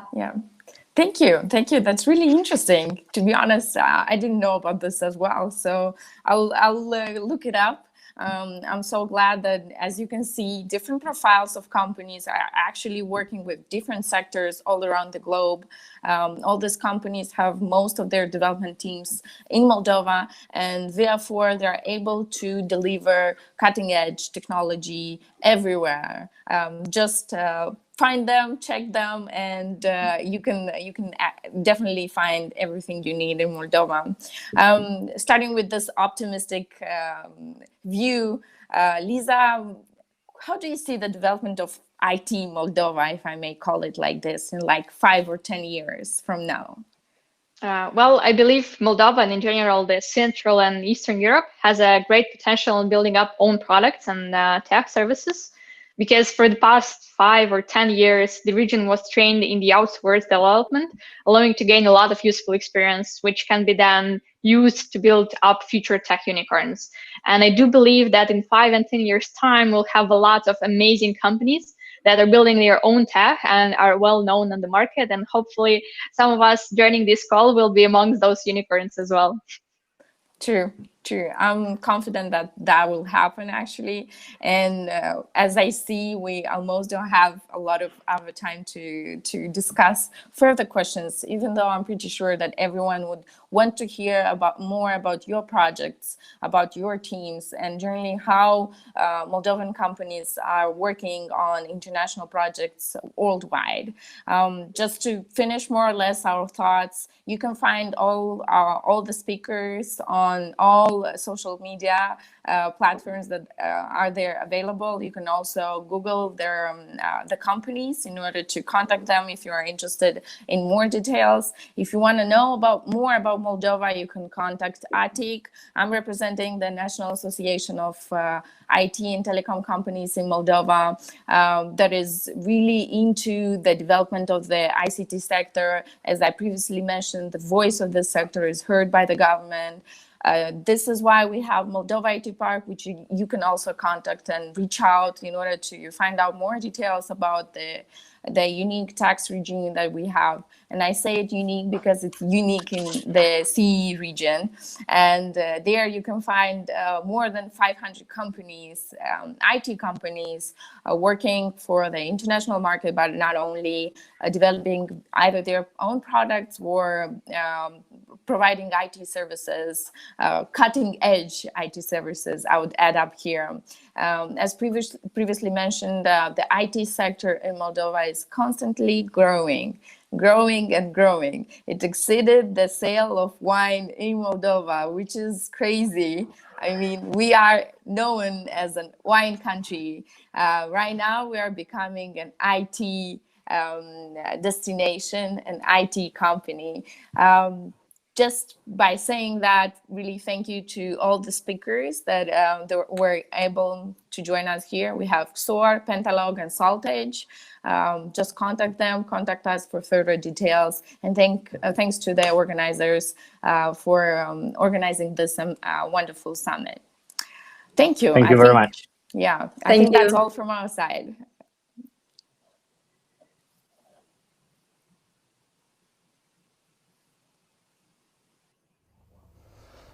Okay, great. Thanks to the Moldova ICT and IT Park team. Interesting insights into Moldova. Sounds like you guys are doing the right thing there. We're on schedule, so it's 12:30. We are now on to our second and last networking session. 15 minutes of networking now. In the left-hand column of the Hopin platform, bottom left, you'll see the networking button. That's the 3-minute random generator for meetings with other people on the platform. So go there now, if you will, and then at 12:45 we're back with the live booths. Again, 15 minutes only.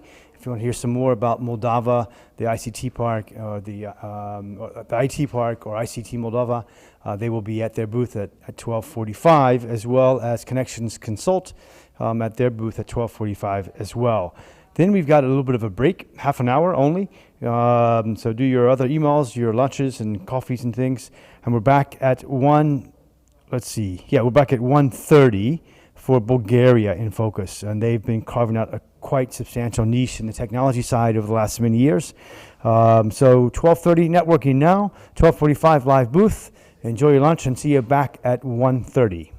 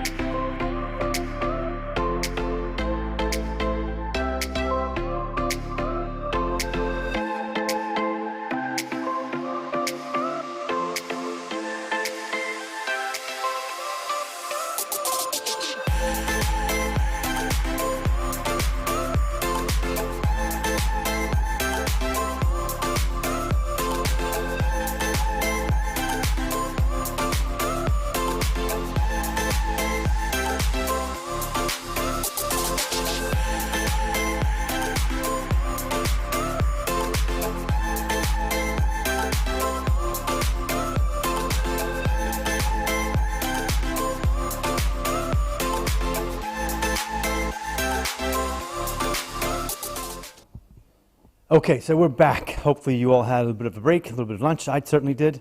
And we are on to the afternoon. We've got 3 sessions this afternoon, really interesting ones, full panels.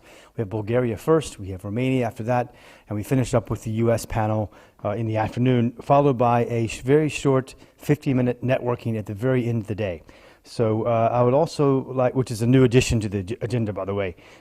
So without further ado, we'll go straight over to Bulgaria. A couple comments about that. Bulgaria has been not a big market for captive shared service centers, which I do a lot of work in that space, but they have been extremely strong in the IT technology space. And we're going to hear some more about that, why that's the case, what they're doing, what the plans are. A wonderful panel led by Gergana Ivanova, who runs the #1 association in Bulgaria, which is the Bulgaria Outsourcing Association. So without further ado, over to Gergana, who will introduce the guest, and followed by Romania after this particular 45-minute panel. Thank you.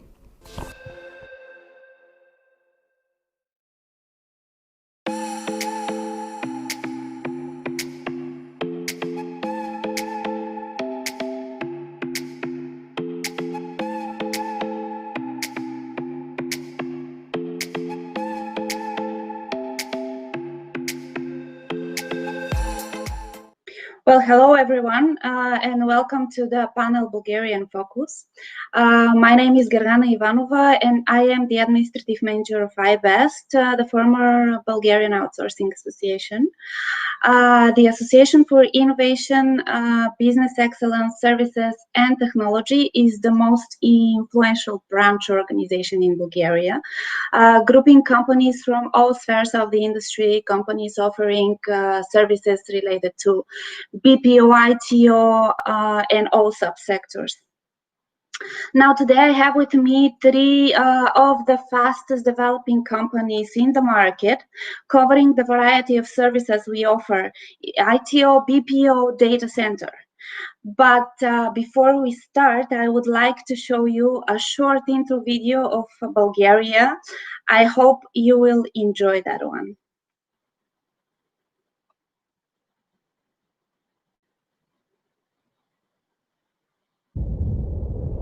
For every beginning, there is a place to live, a place to grow, a place to move to, and a place to move you. Today, you're taking the first step to that place. A place which connects you to the Middle East and Russia without ever leaving the European Union. A place of great connections where the internet is amongst the 10 fastest in the world. Everything moves fast in this place. A booming economy with low operating costs and a corporate tax of just 10%. A smart place with smart people. People who top the global charts in mathematics and rank 3rd in the world in IT specialists per capita. People who communicate with the world. 1 in 2 speaks at least 1 foreign language. This place is a vibrant global software development hub, an industry growing by 30% year on year. The automotive sector is also driving in the fast lane, helping 90% of the European cars move. And there's more.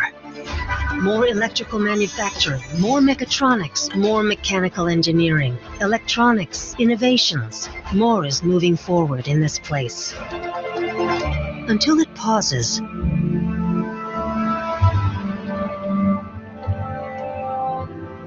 Just for a moment.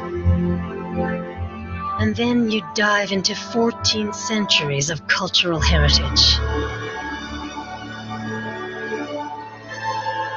You are dazzled by the stunning natural beauty and never get tired of its diversity throughout its 4 seasons. You fall in love with this place of abundance, where half of the land is arable, fertile, clean, and rich in mineral water.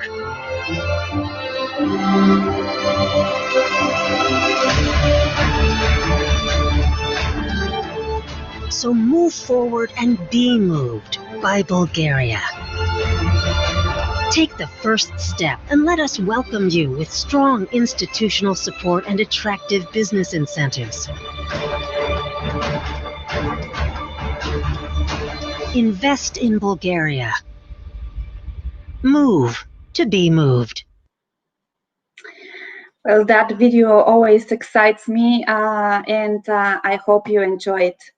Now, our first participant today, Equinix, is a company that connects the world's leading businesses to their employees, customers, partners inside the most interconnected data centers. And now I'm passing the floor to Vladislav Yankov and his team from Equinix, Bulgaria. Hello, everyone, and thanks for participating in this Bulgarian Focus panel. Definitely, yes, Bulgaria is a very nice place, and our story as a company acquired by the biggest player in this field made us proud and happy. And it's the true. Historically, geographically, Bulgaria is on a very nice place between Middle East and European Union. You know, we are the first country to enter from this region, but we have a lot of other positive things here, like the currency is fixed for 20 years, and it's 10% taxes, business and personal, corporate and personal. And in the video, you see that we are number 3 in certified IT professionals, but actually in Europe, we are number 1. There are hundreds of academies, Cisco network academies, software universities, and other universities. So young people are very eager and knowledgeable. And the reality is that the country, for these 20 and more years, has become a digital hub, digital infrastructure hub for the region, starting from Hungary, up towards to Azerbaijan, Georgia, Armenia, and down up to Israel, Syria, and Iraq. And we see it in our data center business with all the big names in the telecom industry, from AT&T to China Telecom, to Telecom Italia and GTT and Verizon and all sorts of it. And here the connectivity is, we are number 5 in the world on connectivity, which is very positive for our ecosystem. Additionally, the startup culture here is more than 20 years with all the venture funds and all the money, and now helping with the European Union. It becomes stronger and stronger. But the truth is that the thing started in the 70s when Bulgaria was the ex-Silicon Valley of the Soviet Union bloc.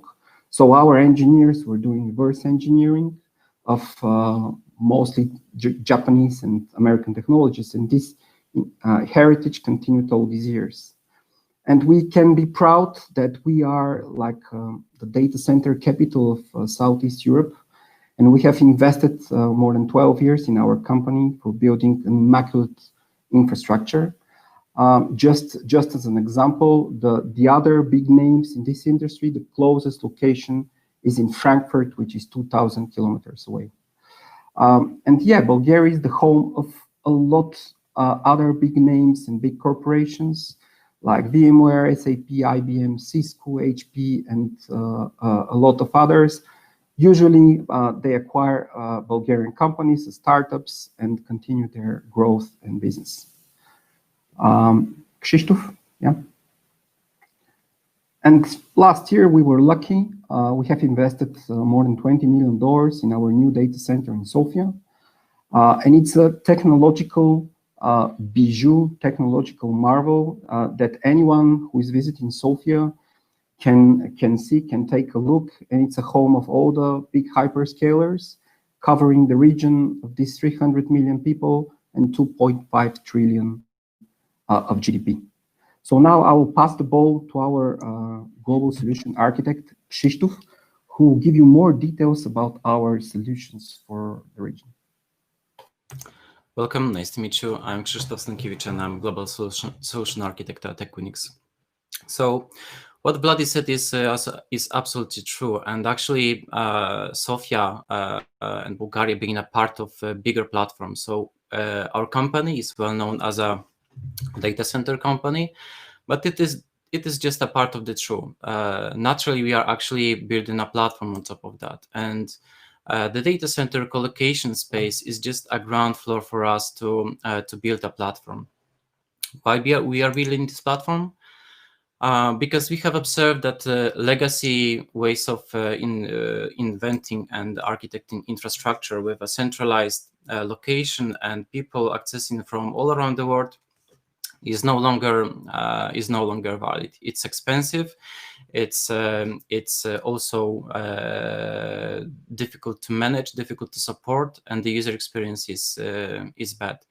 What we are promoting and what we have invented as well is more global, more localized access, where people are actually able to access applications closer to users. So data centers are closer to users. We are decreasing latency, and eventually this solution is cheaper. So what we have done in past is that we have been participating in a number of digital transformation with migrating from one way of architecting the infrastructure to another one. And these are just numbers, but these are not numbers out of the blue. You can actually check in Forrester economic impact study, when we have actually helped to share the knowledge how we did how we supported one of the customers to move to their new ways of working, new platform. So as I said, data centers are just a ground floor for us. And what we have actually built is the platform, data centers to get connected to each other, data centers that can actually talk to each other, so customers can utilize this core infrastructure also for their own needs. So one of the use cases, so you can actually use that infrastructure to connect two points together. So for example, if one of your locations, one of your services are sitting inside of Sofia, you can actually use one of our data centers in US to host your local environment in US because of the regulations, for example.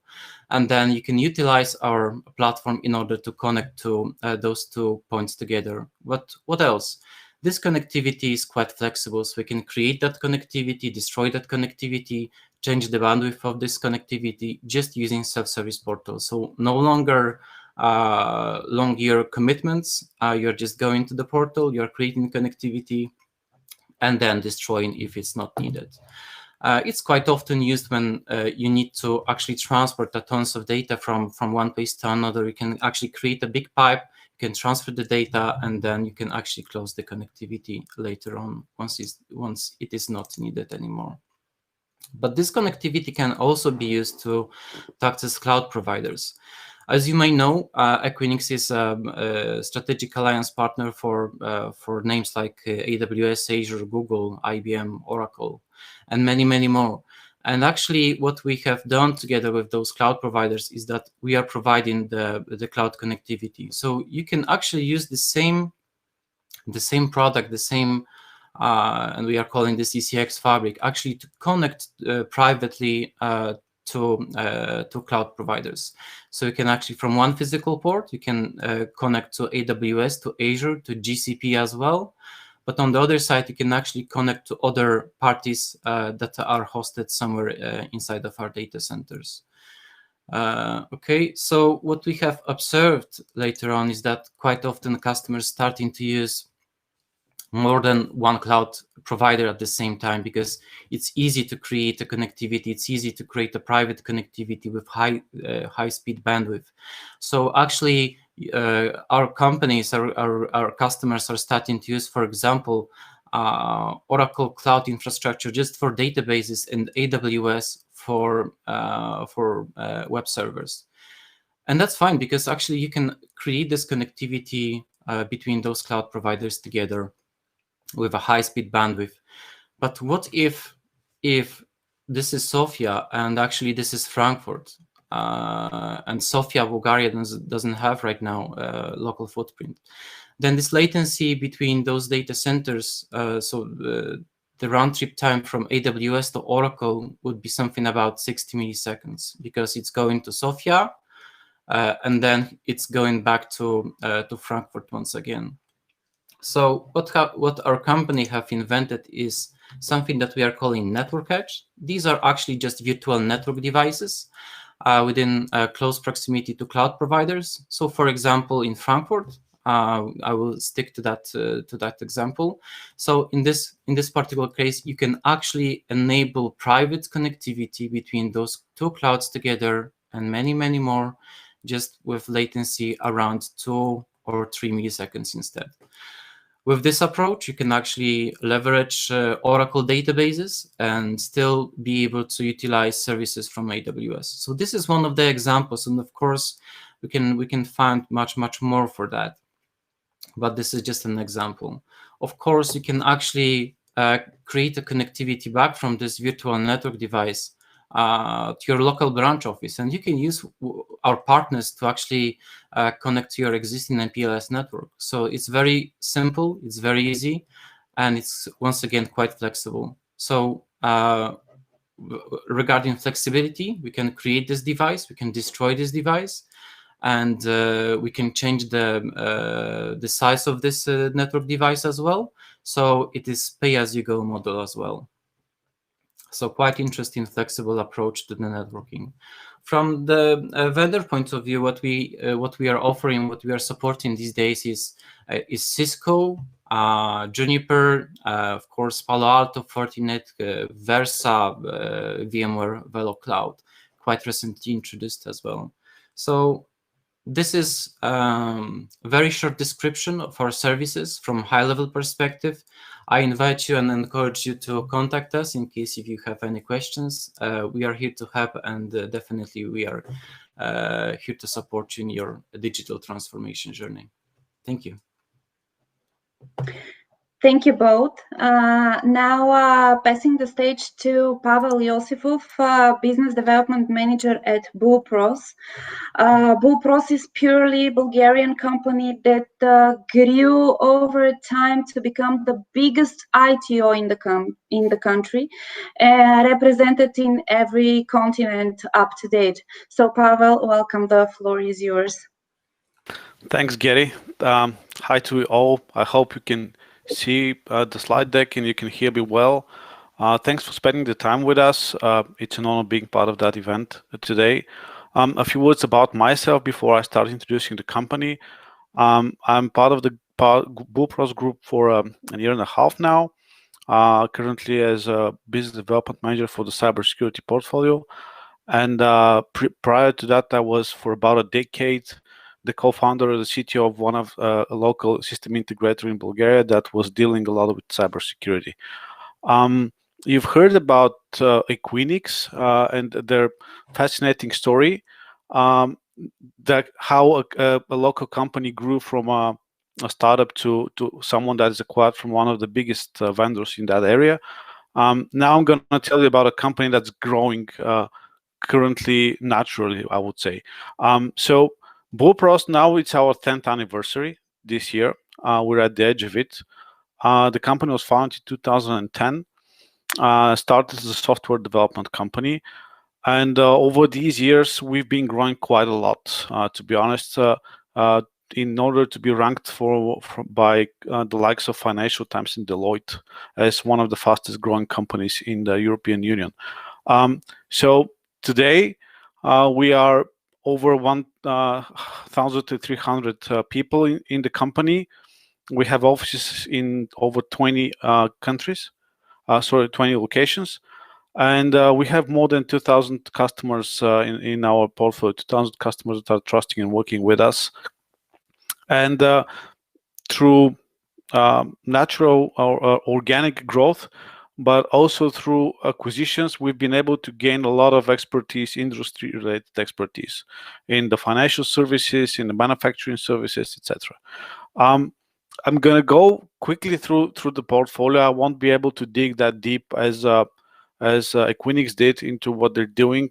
Just to give you a glimpse, we don't have a lot of time today for going deeper.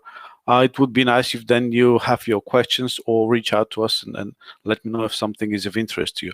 So it's been the last few years for us are very, very exciting because we are productizing all our knowledge, which means that we want to make it easier for us, our partners and our customers to identify the areas where we're good at and how we can help them in their digital journeys. And we are currently in the state of our portfolio where we have 4 silos, I would say, or pillars. One of them is the so-called technology services, where all our software development capabilities reside, which means that for customers, we are able to create tailor-made solutions based on their specific requirements and do it especially for them. The digital solutions pillar is the one that we provide to our customers ready-made solutions, and sometimes tweak them a little bit so they can match exactly what they need. It's a combination of our own products. I will go a little bit deeper there, and products from third parties and partners of ours like Microsoft, IBM, and Cisco. Of course, cloud, is quite a buzzword for, I don't know, about a decade already. So we have our portfolio in the cloud area. I'll tell you about it a bit later. I have a separated minute for that. And last but not least is the cybersecurity topic, where actually my area of influence is the biggest. I'll go quickly, try to give you a glimpse over the digital solutions portfolio. This is an extract of the portfolio, to be honest. It's not even the complete one. This is the one that we are talking about the banking industry. So we divided this because it's quite big in 3 sections: customer experience, employee experience, and digital enterprise management. And we have numerous solutions in there. For example, in customer experience, these would be the solutions that are helping organizations serve their end users. Like, for example, the digital onboarding. Example is you want to become a customer of a bank, for example. You don't have to go to an office. You do that online or through a mobile app. That's just a very short introduction of what these capabilities. From an employee experience perspective, these are the internal things that companies need to do in order to become better and be more flexible and agile. An example here would be the incident response 365. So when you're working on a problem, typically, I'll give you the example with healthcare. If you're working on if there's a surgery that needs to happen, you need a team of experts to get there, doctors, specific doctors. They need to put together, work as a team to make a successful surgery. Same applies to some extent to some more complex problems that arise in certain organizations. And this solution, for example, is designed to bring those people together in a collaboration space and allow them to really work on a problem in a very interactive environment, not just forwarding and sending emails back and forth. And the digital enterprise management is the one that is core to most of the businesses. Example here is ERP systems, CRM systems, core insurance systems, etc. So if any of these rings a bell and you think it's interesting, you want to hear more, reach out to me later.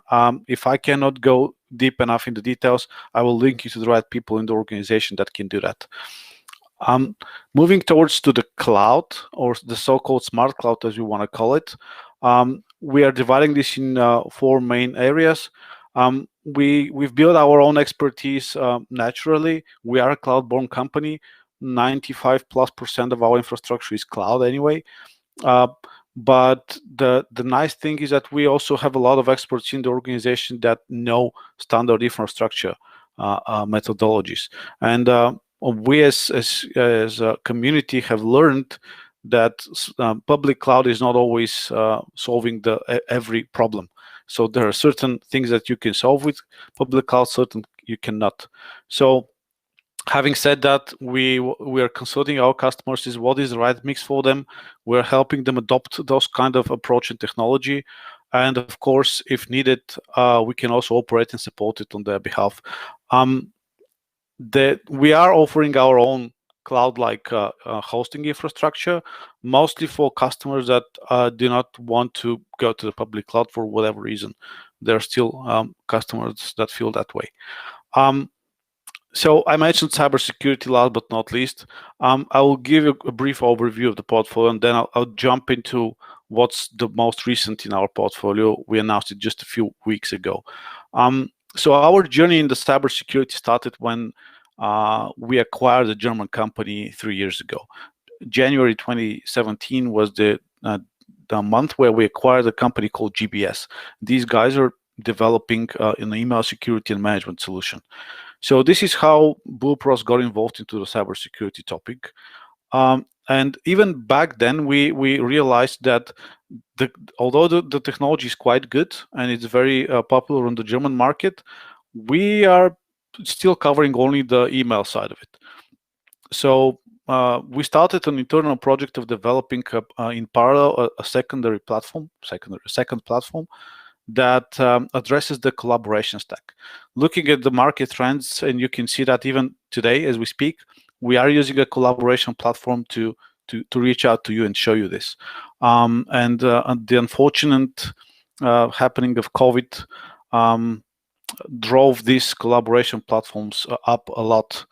And we were seeing that even before that this would happen, not with the pace that it did, but the collaboration stack would need the same kind of security protection that the emails we're used to in the emails.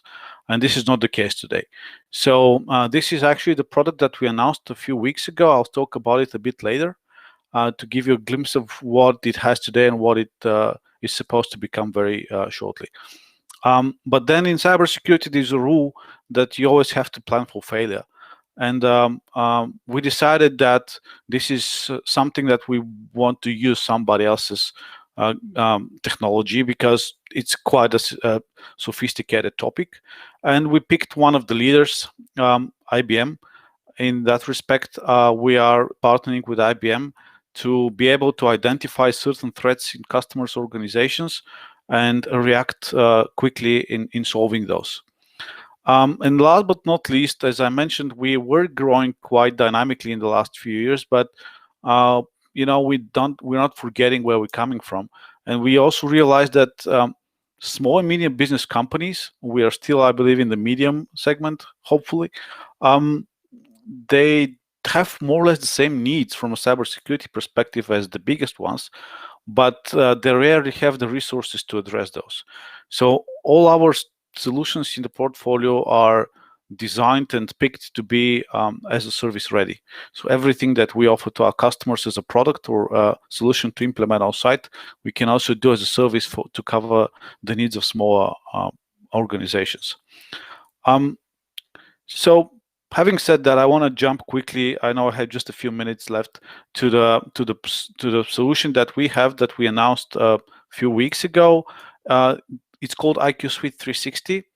It's designed as a framework to cover, to integrate very tightly with the collaboration platforms.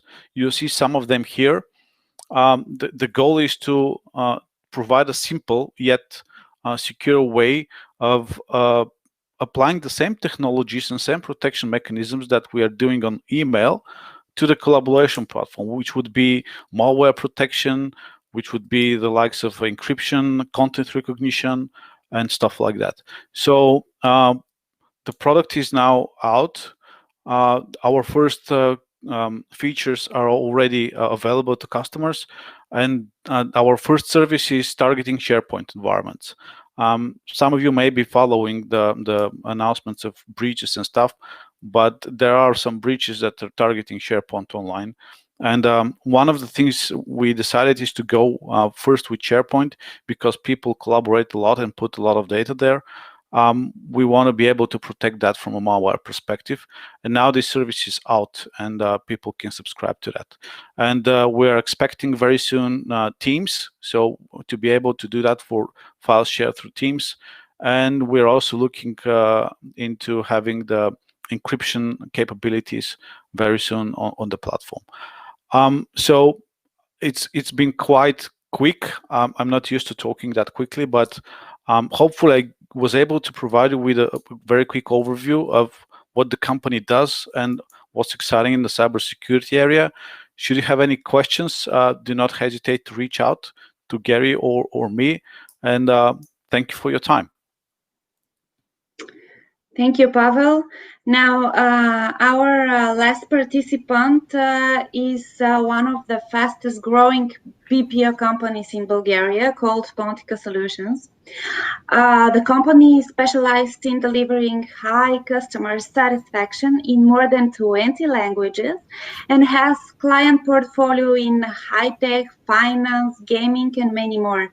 I would like to give the floor to Ivan Georgiev, co-founder and CEO of Pontica Solutions. Hi guys, Gary, thank you very much. My fellow speakers, please interrupt me if there is a technical problem, you cannot see my presentation or you cannot hear me anymore.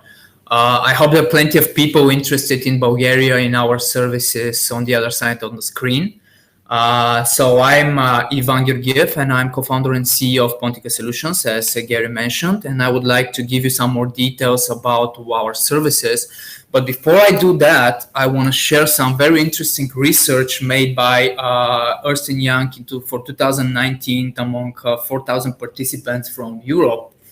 That is actually overlooking on the reasons why companies outsource on the first place and what problems they try to solve with outsourcing. And what is interesting here is not exactly the points from 1 to 5, the top 5 choices of the companies, but what is interesting is that actually only 3 years ago, number 1 and number 2 are today's number 3 and number 5.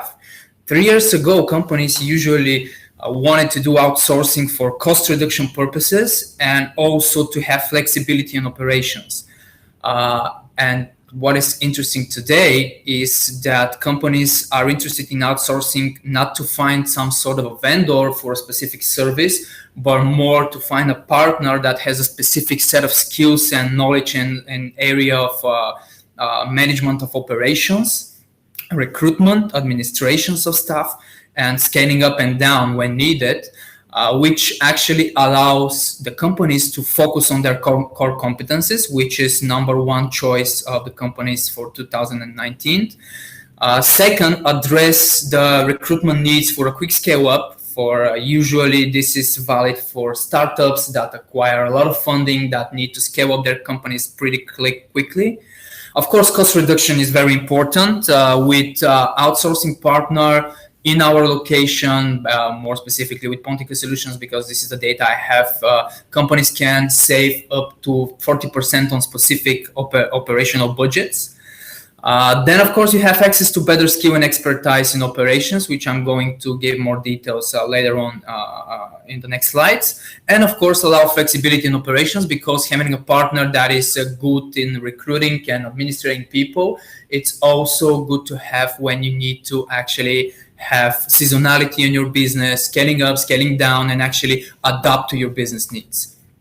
So what we do in Pontica Solutions, based on the previous slide and based on the actually current business needs of the companies that use outsourcing services, is not a simple call center solution or contact center solution where you need, for example, 50 people speaking specific languages and we give you 50 people and they do repetitive work.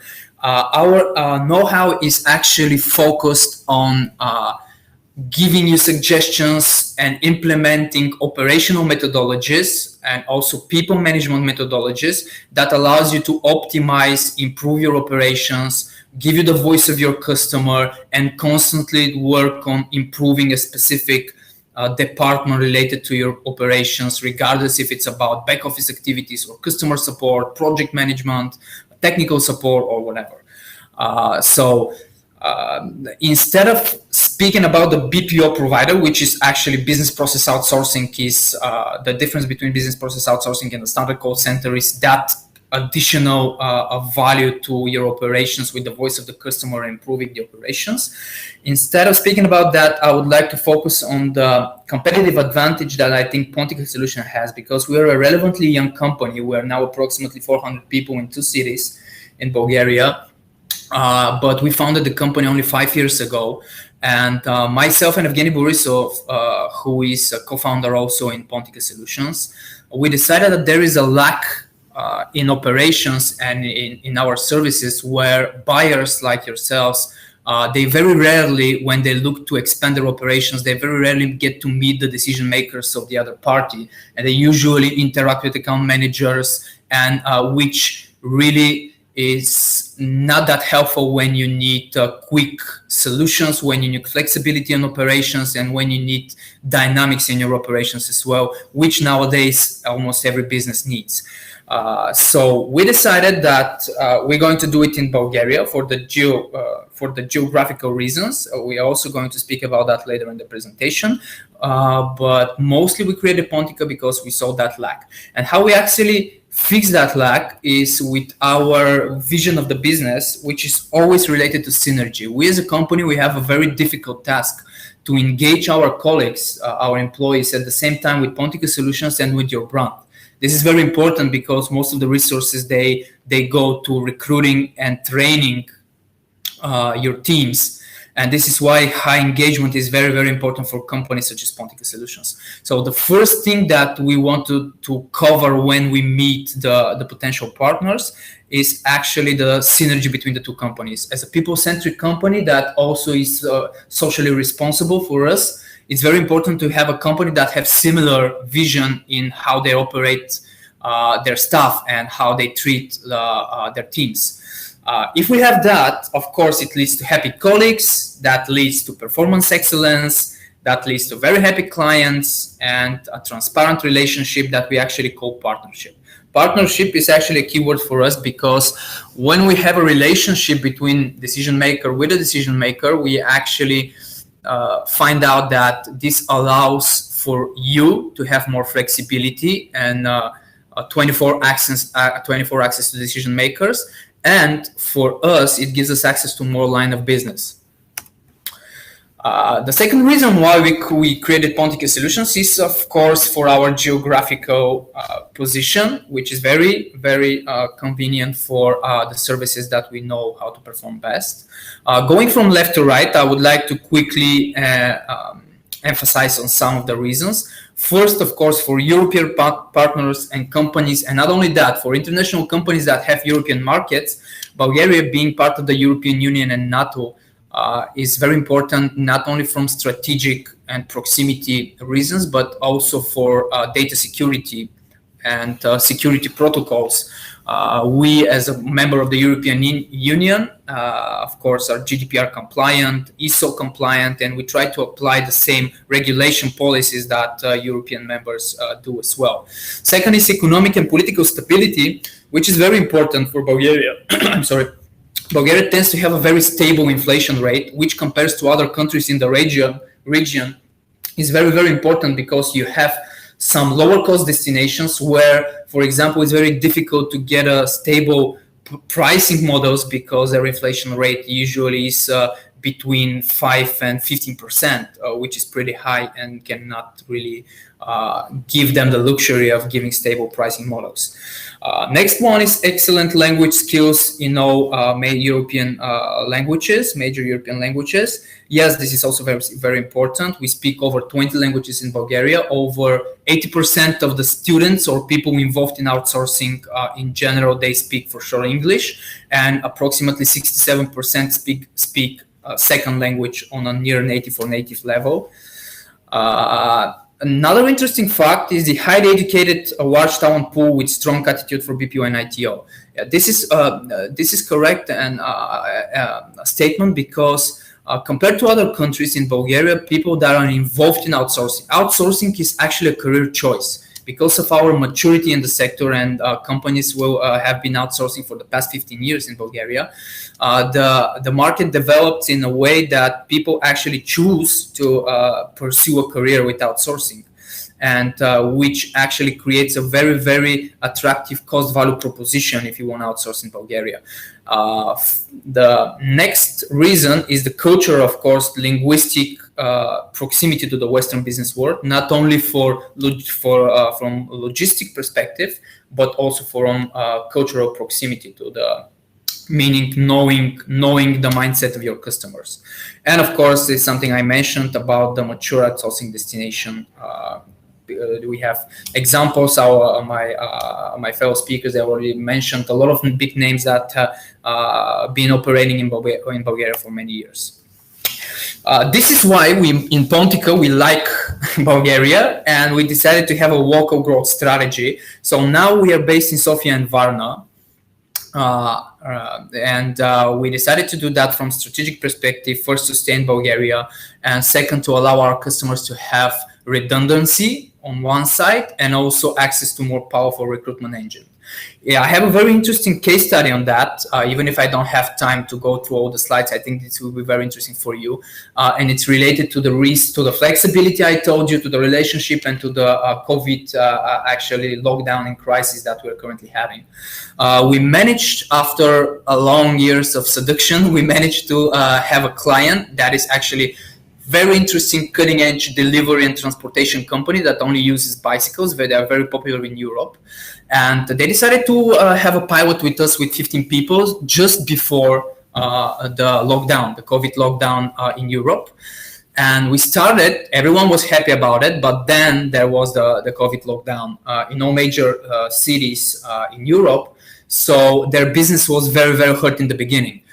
Because restaurants were now working, so no deliveries, and actually their business dropped with approximately 80%. But they're very dynamic and a very intelligent company, so they very quickly switched to another sales approach, and they signed a lot of contracts with pharmaceuticals companies, and actually their business grew with 400%. So they needed a partner that can actually absorb that growth. And from a pilot with 15 people, we now are in a ramp up to become 150 people in 2 cities, both in Sofia and Varna, until September. And we do that remotely, interviewing remotely, signing remotely, and training people remotely. And so far it's working very well. So this is why having actually a partnership with the provider is very, very important. Moving forward through the presentation very quickly is what we offer is the multi-channel customer solutions like customer support, technical support, back office activities. We have some B2B and B2C sales and customer retention operations as well. And we recently signed a very big deal for back office services related to background checks. We cover over 20 languages, as I mentioned, and most of the communication channels such as chat, email, self-help, voice, and social media. These are some of the languages that we speak in-house. Today, based on business requirements, we have, I think, 16 languages, but we have capacity to over 20 plus, and we operate 24/7 in Pontica Solutions. I mentioned our compliance with all the European regulations. We are PCI DSS compliant, ISO 27000, and most of the companies that I know from the sector work in A-class buildings that actually guarantee highest level of data and personal security, physical security. But results are better than words. So actually our turnover for 2019 is 70%. Average quality is 92%. Engagement of our employees based on the service that we perform is over 92%. The CSAT of the customers of our clients is 89%, and our average recruitment time is 4 weeks. We understand how important it is to have to have an engaged team and site that is actually alive. So we tend to brand with the logo and with the identity of all of our clients, all the dedicated space that we have for our teams, which increase the engagement with your brand very, very high. And to finish, I would like to mention, because we spoke about synergy in the beginning, we think that it's very good to give where we live and to actually help our community. So this is why we are a very socially responsible company, doing plenty of events related to actually help the environment we work with. We are paper free as a company. We plant trees, and we do plenty of other charity and socially responsible activities. So this is in a nutshell. I see we're at the end of our slot. So find me, either take a picture of this slide or find me on the platform. It was a pleasure to present Pontica to you, and this is all from me. Thank you very much, Ivan. thanks to all our presenters today. Thank you very much to everyone who joined our panel. I hope you managed to grasp an information that would be beneficial for you in the future.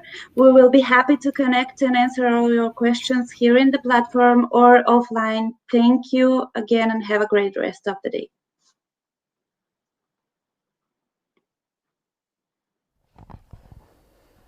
Great, thanks to that Bulgaria panel, very interesting. Makes me want to go to Bulgaria very soon. The video was great, perfect balance of between the vibrant work atmosphere of Bulgaria and the balance of life, which of course is very important, especially these days. People are thinking about that all the time. Great panelists there, Ivanova, Gagana, thank you very much. And we're now on to the Romania session. And Romania has been very strong in terms of getting SSEs, but also has been very strong on the technology side. You've seen some very big companies come out of Romania, including UiPath, which of course is the billion-dollar baby that come out of Bucharest. A lot of strong companies there. We will go straight to the presentation of the panelist, led by ANIS, which is the largest IT association in Romania and our partner for today. And after that, we will go straight into the US panel. So without further ado, over to Anis right now.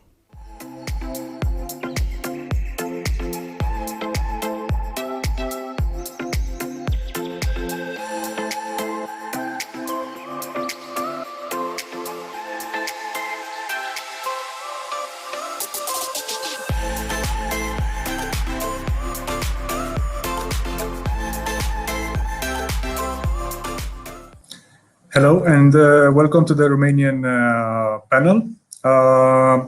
Today you will get a glimpse of the Romanian environment of tech companies, and we have 3 companies with us today. We have Softbinator, we have Connections, and we have CEE Tech.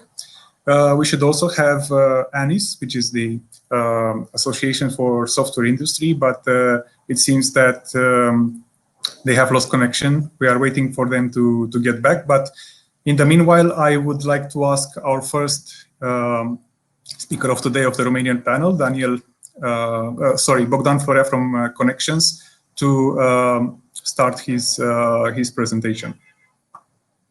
Bogdan? Thank you, Lucian. Just a minute to share my screen. So, okay. Good. Can everybody see the screen? Yes, I think it's okay. Okay, so good afternoon, everybody. My name is Bogdan Florea and I represent Connections. Connections is a Romanian company which is specialized in digital transformation.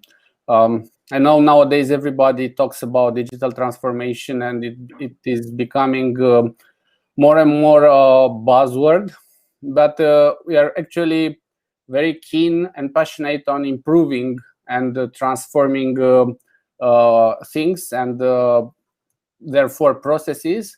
We are trying to get efficiency and value added for our customers. I will roughly present you what are our, let's say, main key strengths, and then I will share some use cases from our previous projects. As I was mentioning, we are a company founded in 2005. We are a technology group of companies. We have delivery centers in Bucharest, in Belgrade, and in Sofia. And we work with clients all over the world, from Western Europe, Germany, France, Netherlands, up to Middle East and Southeast Asia. We have, let's say, as I said, the main headquarters in Bucharest, very close to the airport, and also one delivery center in the business district of Bucharest. What we are, let's say, what's our value proposition for the customers, we are trying to develop projects and to scale up in the so-called integrated intelligent automation. That means we are blending software development, traditional software development with automation, analytics, and artificial intelligence in order to improve business process efficiency and to, let's say, give new experiences to our customers. This is a brief, let's say, presentation description of our previous experience in software. We are actually doing software development since 10 years ago.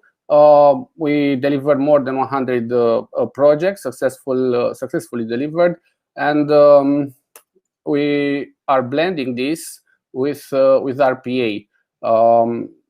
Probably most of you know about RPA. I'll just briefly give you a walkthrough in this area. So we are implementing, besides writing software, we are implementing software robots from UiPath and Automation Anywhere. So we are trying to become somehow agnostic of the technology provider in order to speed up business processes. And for this, we are using our own framework approach, trying to identify automatable processes, to optimize them, and then to use software and RPA in order to digitalize them or to make them work better. Okay, what we are heading towards is the so-called AAA trifecta. This is, as we see it, the future of digital business, blending automation, artificial intelligence, and analytics on top of the original trifecta, which includes people, processes, and technology. Our approach helps us integrate seamlessly with a lot of technology producers apart UiPath. You can see on the screen a lot of logos. With most of them, we already integrated in our projects. And as I was mentioning, our main RPA and hopefully AI in the near future technology partners are UiPath and Automation Anywhere. Now coming to the stories, the success stories and use cases. First, I can drive you through the main industries that we are covering. We have a large span of industries, of verticals, from consumer packaged goods up to banking, retail, oil and gas, telecom, manufacturing, engineering, and healthcare. Even public authorities are becoming more and more interested in, let's say, speeding up the processes, optimizing business, let's say, bureaucratic processes, and using cutting-edge technology for delivering better results. But it's still a long way to go in this area. These are part of our customer portfolio, as I was mentioning, from several verticals. And here comes the part that will present you few use cases. Not all of them include RPA. Part of them are only software development projects. Part of them will have a blend between software and RPA, and even sometimes artificial intelligence. So the first one is a project that was done for a Dutch company.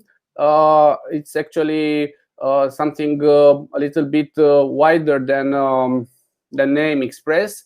It's smart fleet solution, a solution for managing or for better administering the maintenance of a car fleet, of a truck fleet. It's an SAS solution, allowing a big fleet of trucks, for instance, to generate or to manage better their costs and plan their maintenance, preventive and corrective maintenance. This is built in a very scalable and modular architecture, and this allows us to use the framework that we developed actually for any maintenance framework, not only for trucks but also for buildings, for industrial equipments, and we are intending to generalize it and to move it towards other industry verticals. As I was mentioning, please. Bogdan, sorry. Yes. The deck, the presentation. Sorry. If you can check, we cannot see your presentation. Okay. Now you can see it. Okay. Yes. We can see it now. Yep. Sorry. Now it's okay because it's full screen now. No, it seems that full screen doesn't work. Okay. Now I'll leave it like this in the read mode. Okay, good. The next one is a solution that involves end-to-end management and enterprise resource management and planning for workshops. This is also for the same Dutch company, and it is also on our roadmap to move it to other geographies, Germany and Austria, to implement it. It is the same concept of software as a service, using Spring Boot, Angular, and being hosted on Amazon Web Services in a cloud environment. We also have, I'll try to speed it up a little bit. This is a e-service company, e-service project made for Orange that helps the client repairing, replacing, and decoding and making the inventory of the accessories for mobile phones. These were software projects. Now I will present you briefly some automation projects that involves processes, business processes, mainly from banks. One of them is, let's say, the flagship of the business process automation in banks, as we have discovered lately. It's a VAR pay calculation. It helps banks to calculate bonuses for sales and for brokers. This is something that is extremely time-consuming and complicated to manage it manually, and it's actually happening in a lot of banks, not only Romania, manually. We managed to design a automation framework that helps us, let's say, speed up the processes and automate the processes in banks more or less agnostic to their calculation methodology. Another one is another automation process is invoice cost center split and processing core banking. It's actually a way of faster introducing the supplier invoices in the core banking system of a bank, and it gives handling time improvements of more than 3,000%. We implemented this in 4 banks in Romania. Garnishment establishment is the process of establishing the garnishment for an account, and the same use case is already applied by us for removing the garnishment. This is a process that was done manually for years in all the banks in Romania, and now already 3 banks, I think, are using this automation performed by Connections. And so I present these software projects and then automation projects. Now this is a product that I'm presenting now.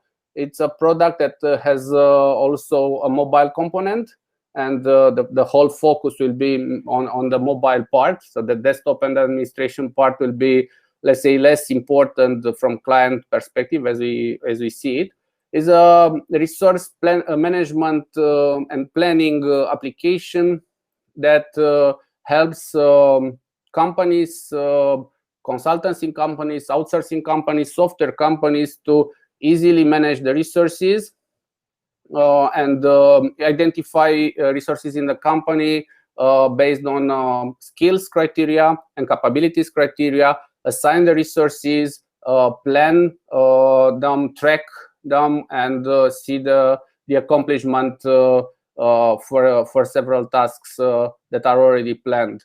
Budgeting is also a feature that is included, and it also integrates with applications that provide a lot of applications that provide timesheet information. Also, reporting and data exports are delivered based on clients' needs. And as I was mentioning, the most important value added here is the skills rating and the ability to map skills to resources. Okay, I think that is almost all for me. Thank you. Thank you very much, Bogdan. And now I would invite Daniel to talk us about his company Softbinator and their most interesting projects to date. Please, Daniel. Thank you, Mikhail. Hello, everyone. Can you hear me? Yes. Yep. Perfect. Just a second to share the screen. So I have 15 minutes. Okay.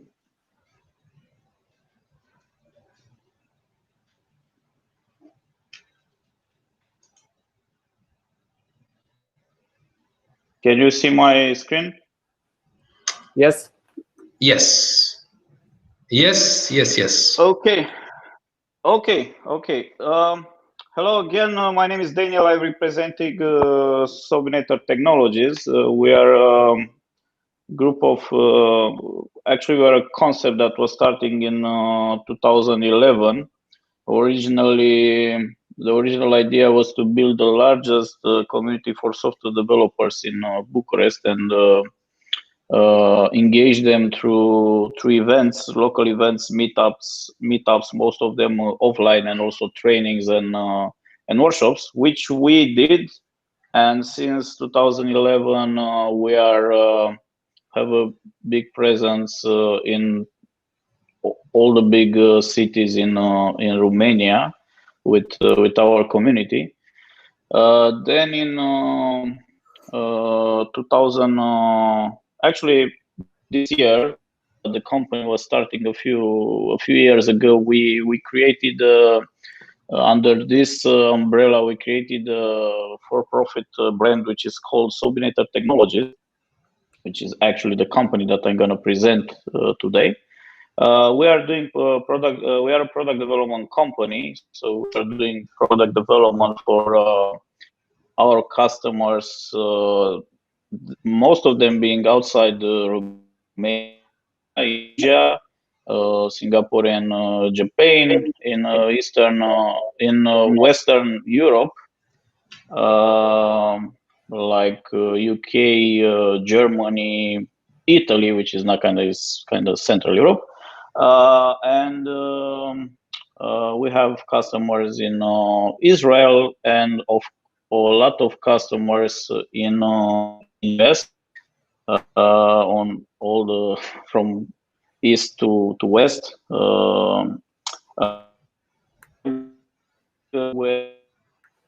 but also with startups. And because we really have a heart for startups, we are we invested in a lot of companies and try to join with our technology expertise, and also we put some money in as pre-seed, seed investment in several in the 7 years. I'll go like as I talk. I'll go through the presentation as well. Hopefully you can see it. So we are doing offering several types of services. We are doing UI UX services, and we have a fast prototyping. More specifically, we have a fast prototyping service that we provide especially to solutions that are built from scratch. And we are doing design workshops, and we are using design thinking in order to help our customers really envision what's gonna be built in the end. As I said, we are the focus is on software development, and we are a fully agile company. All of our teams are working in this manner with all of our customers, including the businesses that we invest in. We are doing testing, and we follow the full agile testing quadrants philosophy. So we are offering manual automation testing, we are doing pen testing, and we work with our customers in order to help them understand how the testing can be done on their end as well.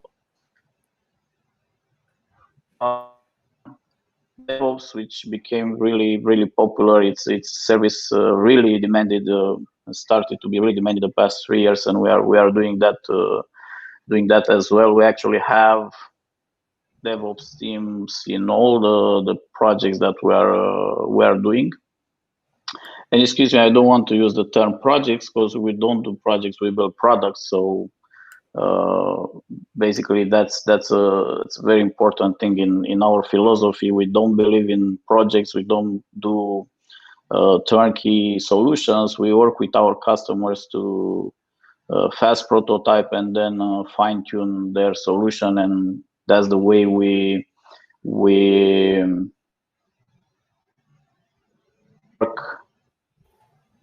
Of our customers are going through long-term partnerships. So we have customers that are started with us like 5-6 years ago, and they're still with us. We are offering consulting services and also training services for a lot of our customers, and we are sending our consultants in the customer offices to help them improve and refine their internal procedures, and also choose the right solutions and the right technology stack. And we have a full agile approach, and we really respect the simplicity of Agile Manifesto, which makes us be really cost effective and really efficient in terms of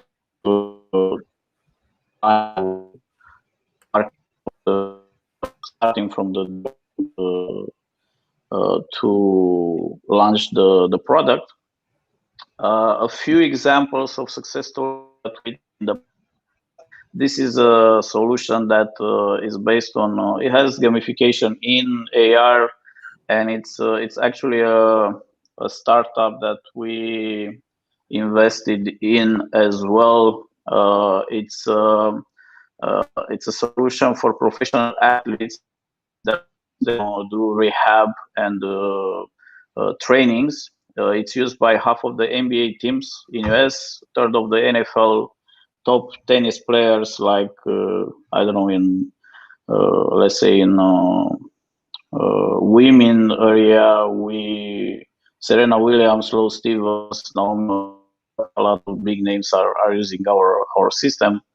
As I said, in NBA, half of the teams are using it. LeBron James, which is our preferred customer, is using and is doing his training with our solution. We also have a lot of rehab customers that are coming from the clinical side, like Stanford Healthcare, Mayo Clinics, and a lot of clinics all around the world. And again, this is a company that we also invested in, so we are part of the services to it.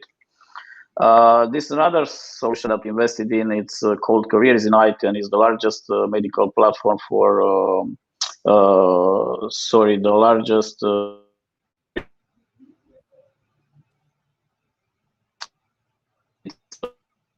that in 2016.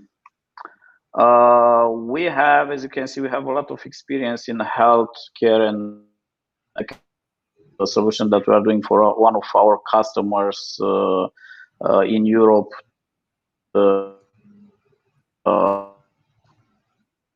Diets and the best training, which is personalized.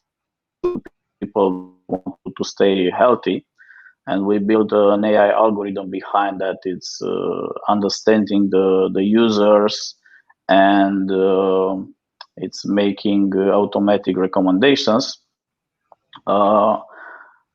We built for an US customer, I cannot give you the name, a solution that is doing automatic prevent on heart attack, stroke, and diabetes. This in Romania as well, and we won some prizes like the best outsourcing project in 2018, and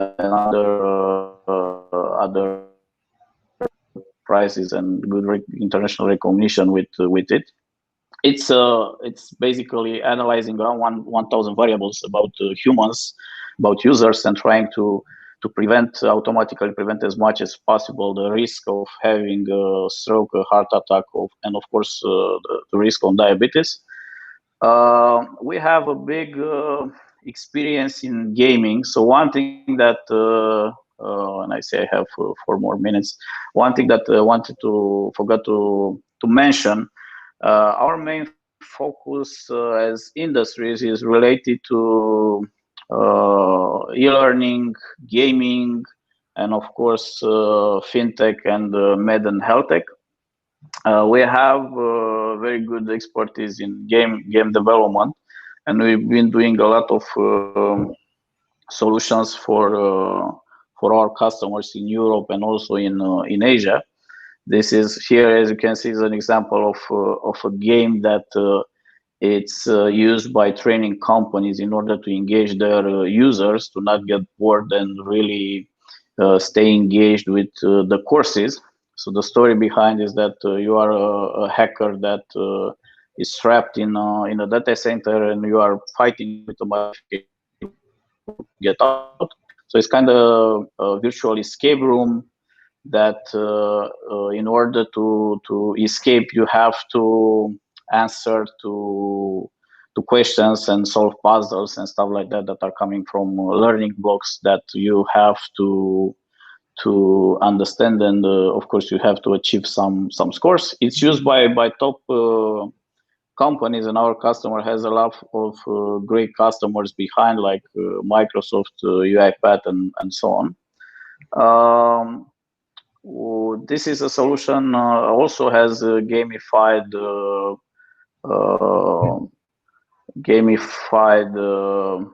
mechanisms behind, and it's a very well-known solution in Asia for country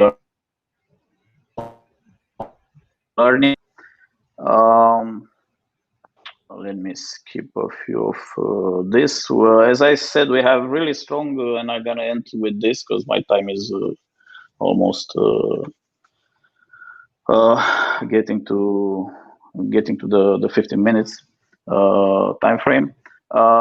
We have a lot of expertise in digital banking, and we are building actually a solution from a digital bank from scratch that it already has a lot of customers. It's a B2B solution and already has a lot of customers in e-commerce and gaming industry, and it's it's a solution where we also did AI, crypto, of course, blockchain, and other cool things like that. And we have big expertise in AR and VR, and we are using a lot AR and VR in the gaming space. And it's a cool thing that we are constantly exploring. And kind of this is who we are. Only have one more minute.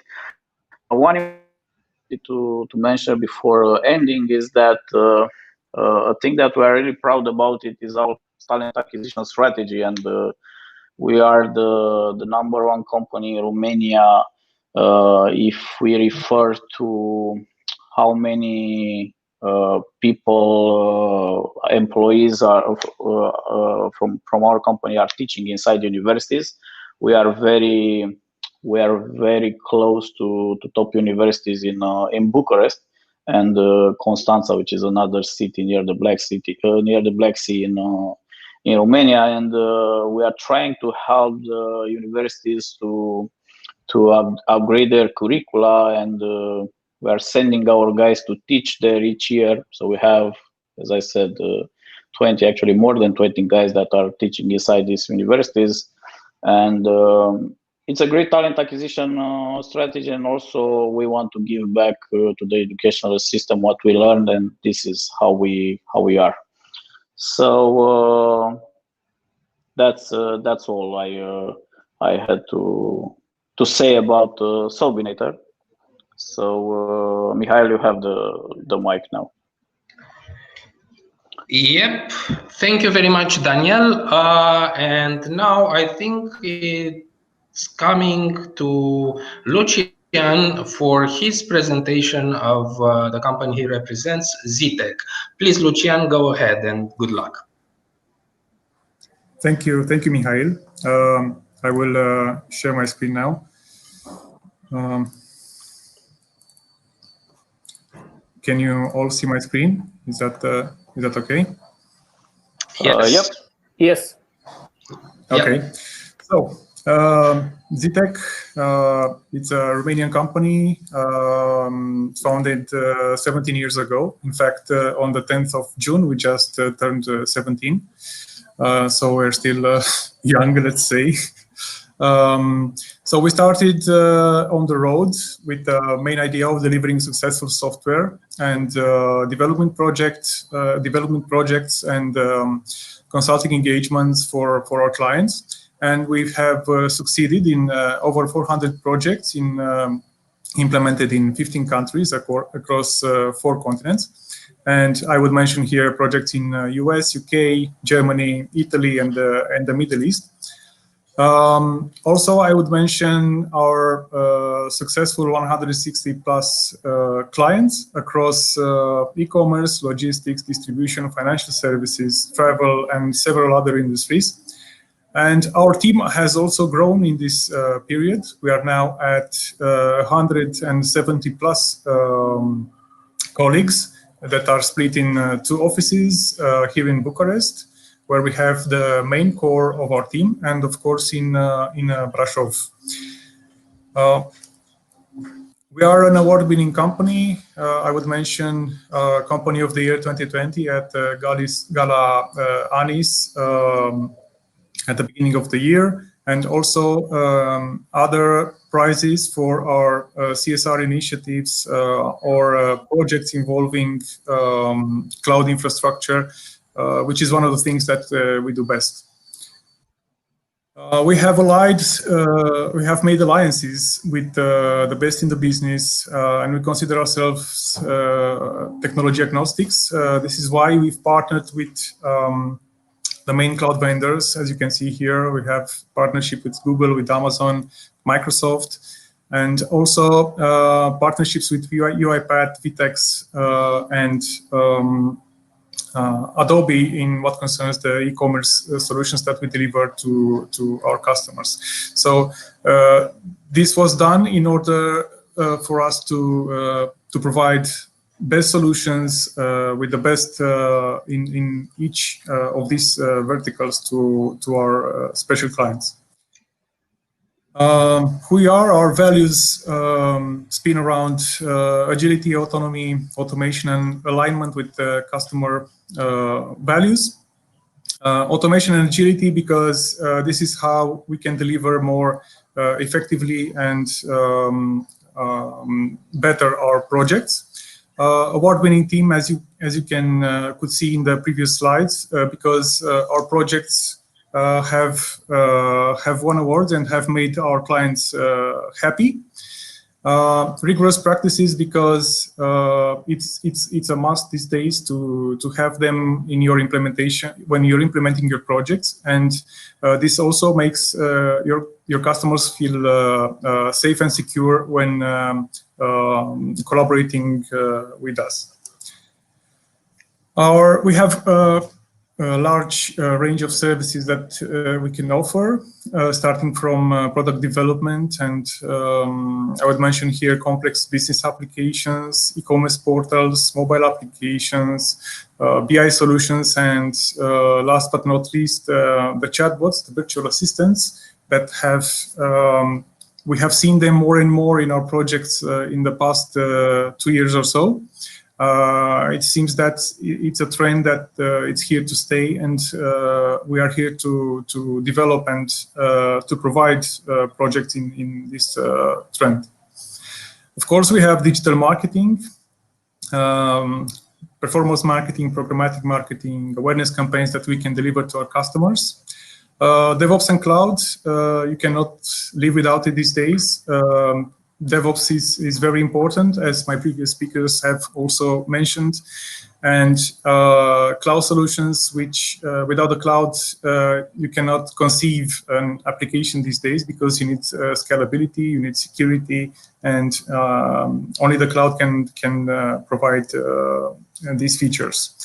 UX and UI design, because users are important and their journey too, and we want to be sure that when we deliver the projects, they provide the best user experience that can be. And of course, I would like to mention also our consulting services, like business analysis that we start each project with it.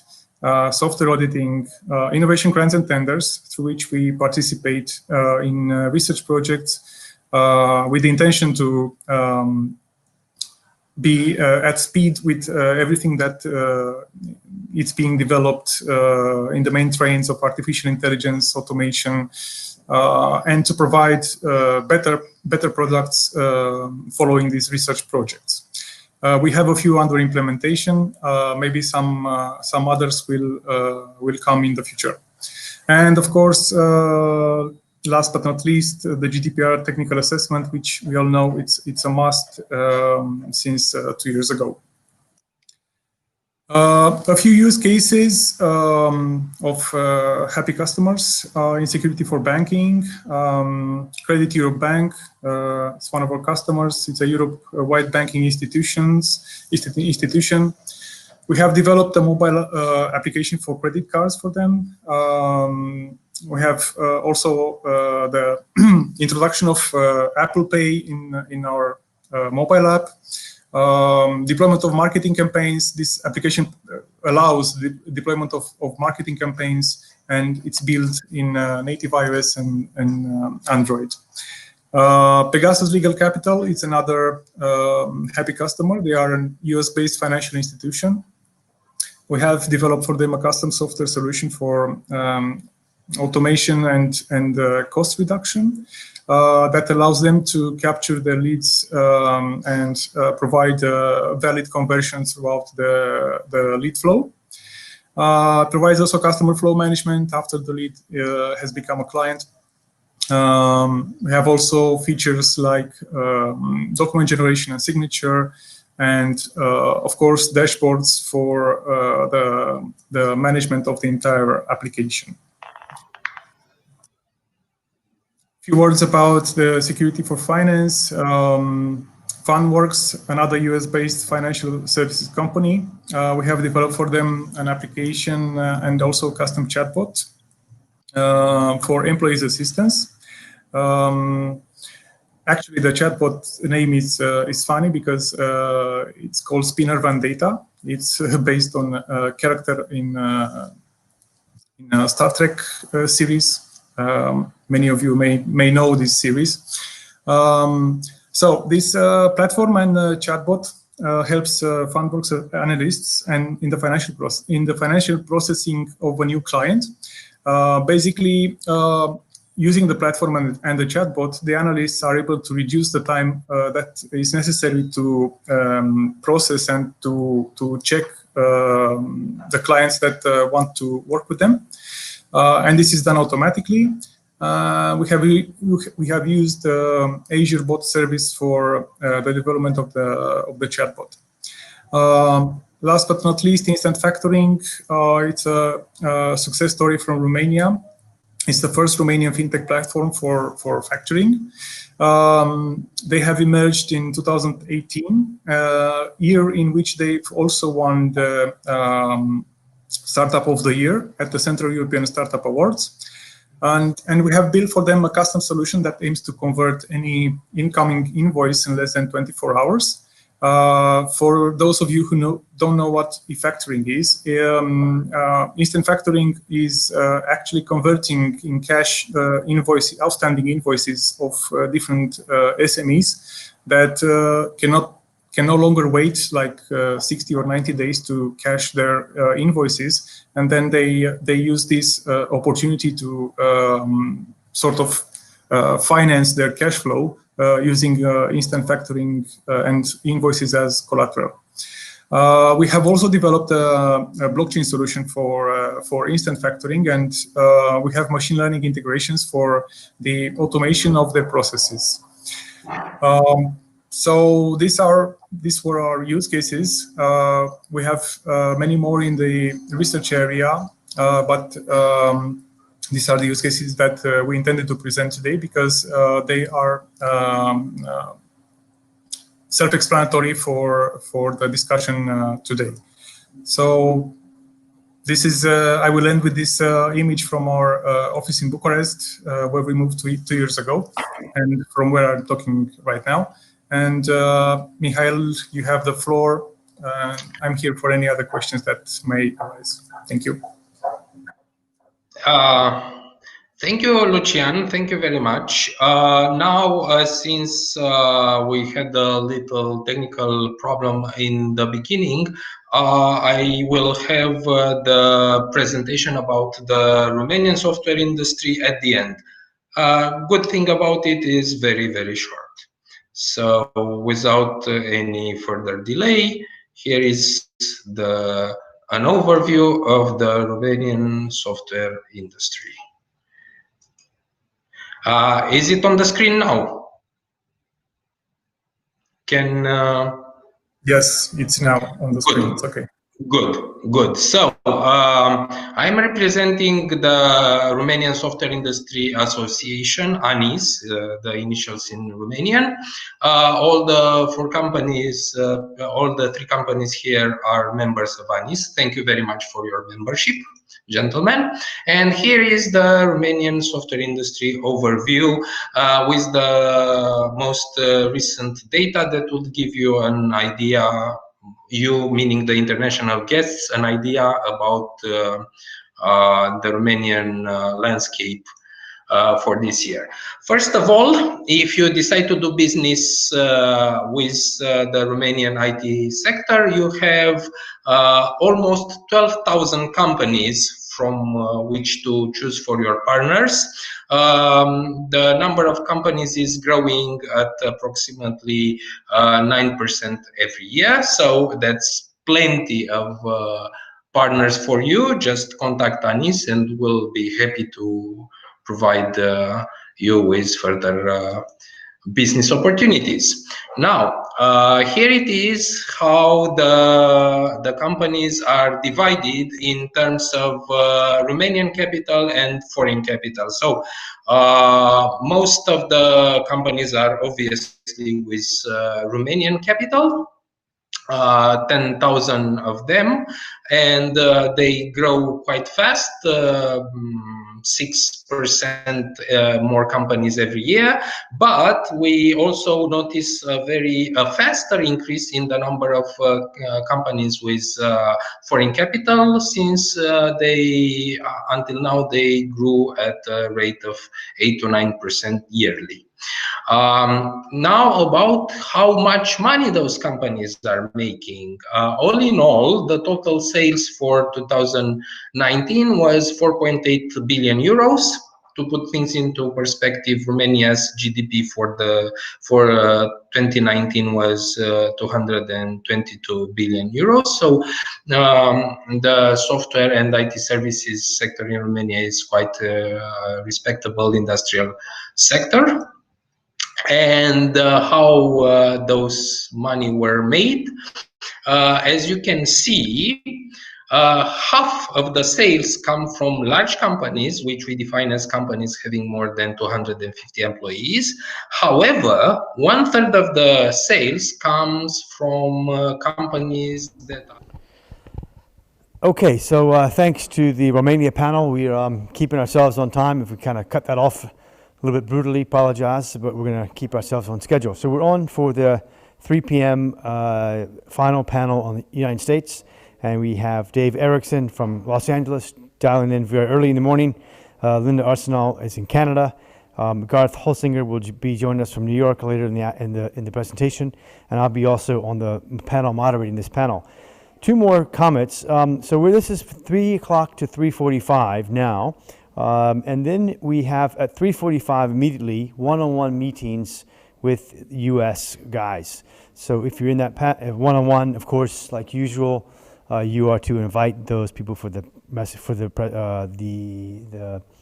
meetings. Yeah. We also then have immediately following this panel at 15:45 a 15-minute networking. So if you're not in the one-to-one meetings, then go to the networking thing for 15 minutes, and that's it for the day. So I want to take this chance. I'll take a chance later. I'll come back and say final words at the end of this panel. So we're on to the last panel, United States. Join me in 1 minute.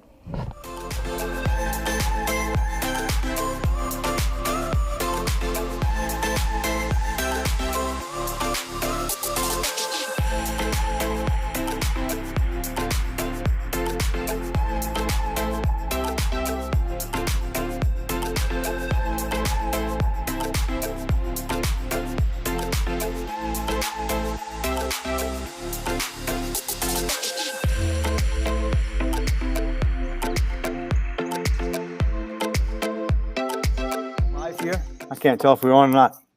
Yes? I've got a lot of background music here. 1 second. I've got kind of a lot of background music from the music. 1 second, guys. Sure, no problem. Okay, cool. Okay, now we're on. Good. Hi, Dave. Good morning to you. Good morning. I listened into some of the speakers. One second. Yeah. Okay, we're on. So I wasn't making sure. So a little technical issues there. No so Linda, problem. Dave, great. So Linda, ladies first, how are you today? Good morning. I'm great. It's a sunny day in Eastern Canada. How are you, Tom? Very good, very good. Dave, also early. Are you in LA? In LA, it's 6 o'clock, and it's actually nice. We got gray June gloom for the morning, so it keeps the days cool, and so that's all wonderful. Okay, great. Well, we should have Garth joining us hopefully soon. We'll see how that comes along. But this is the last panel for the day. I don't know if you all have been here during the full day or parts of the day anyway. So we started with Japan, and we rolled into Australia, Western Europe, UK. We had a few sessions from Moldova, from Bulgaria, from Romania. And this is the final panel on the US market, or US and Canada, I'll say.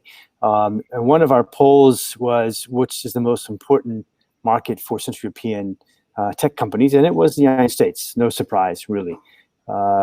So I wanted to just have maybe Dave kick off a little bit and give a bit of perspective from the US, especially from the West Coast US, in terms of the Central European technology companies and what how they are positioning themselves, how they're perceived. You've got lots of options, whether it's India, Philippines, other markets. But just go through a little bit from that perspective. And you got a presentation as well, as I understand, Dave, yes? Yes, I can do the presentation as well, give a little overview of our company, and then I can talk a little bit about the market, cutting edge, advanced type of projects. And so we have developers all over the world in all types of skill sets and specialties. And although our traditional platform is web and mobile and software, firmware, hardware, we also do a lot of graphic design and marketing materials, and even some legal and accounting, depending on the needs of the clients. And we also service a very wide spread of business, everything from a bootstrap startup to enterprise companies. And so our kind of agency spectrum is that if we had a key word, it would be flexibility. We're really focused on being a very flexible type of provider. And we work with actually a lot of Eastern European providers. So in various countries, example, we have a company in the Ukraine. They are a software provider. They're basically a digital agency. They focus on web and mobile. And so we use developers from them, and we help them develop a freelance network that basically is they're kind of our representation in the Ukraine for a freelance network. And if we have a client who needs someone more full-time or someone who is a more traditional software developer, then we'll use one of their in-house developers, right? You also have Hungarian, I understand you have Hungarian developers as well, right? Yes, we have a couple of agencies in Hungary, but we also have a lot of direct freelance developers in Hungary. Our freelance pool is probably the biggest in Hungary, although Hungary is a little bit of a misnomer. Our freelance Hungarian pool is a bunch of Hungarians, but they tend to live everywhere. Right, so we have a lot of developers, Hungarian developers in Berlin and Munich and France and England. So technically they're Hungarian, but as you know, in the EU, they move around. And we have a lot of freelance developers who are these digital nomads who are, I had one project where one of my developers was basically taking a tour of South America. And so he was, doing development in the evenings, and during the day he was visiting sites and doing, all kinds of stuff as he was doing his holiday for 6 months. So we have, like I said, a lot of flexibility in our freelance development pools. But we do a lot. Our enterprise clients tend to like, full-time developers, and those projects are a little bit longer. So with those type of projects, we usually work with a service provider in one of the countries. And again, we focus mostly on Eastern Europe for a wide variety of reasons. One of them is, the developers have a high level of education and are very good at structured coding.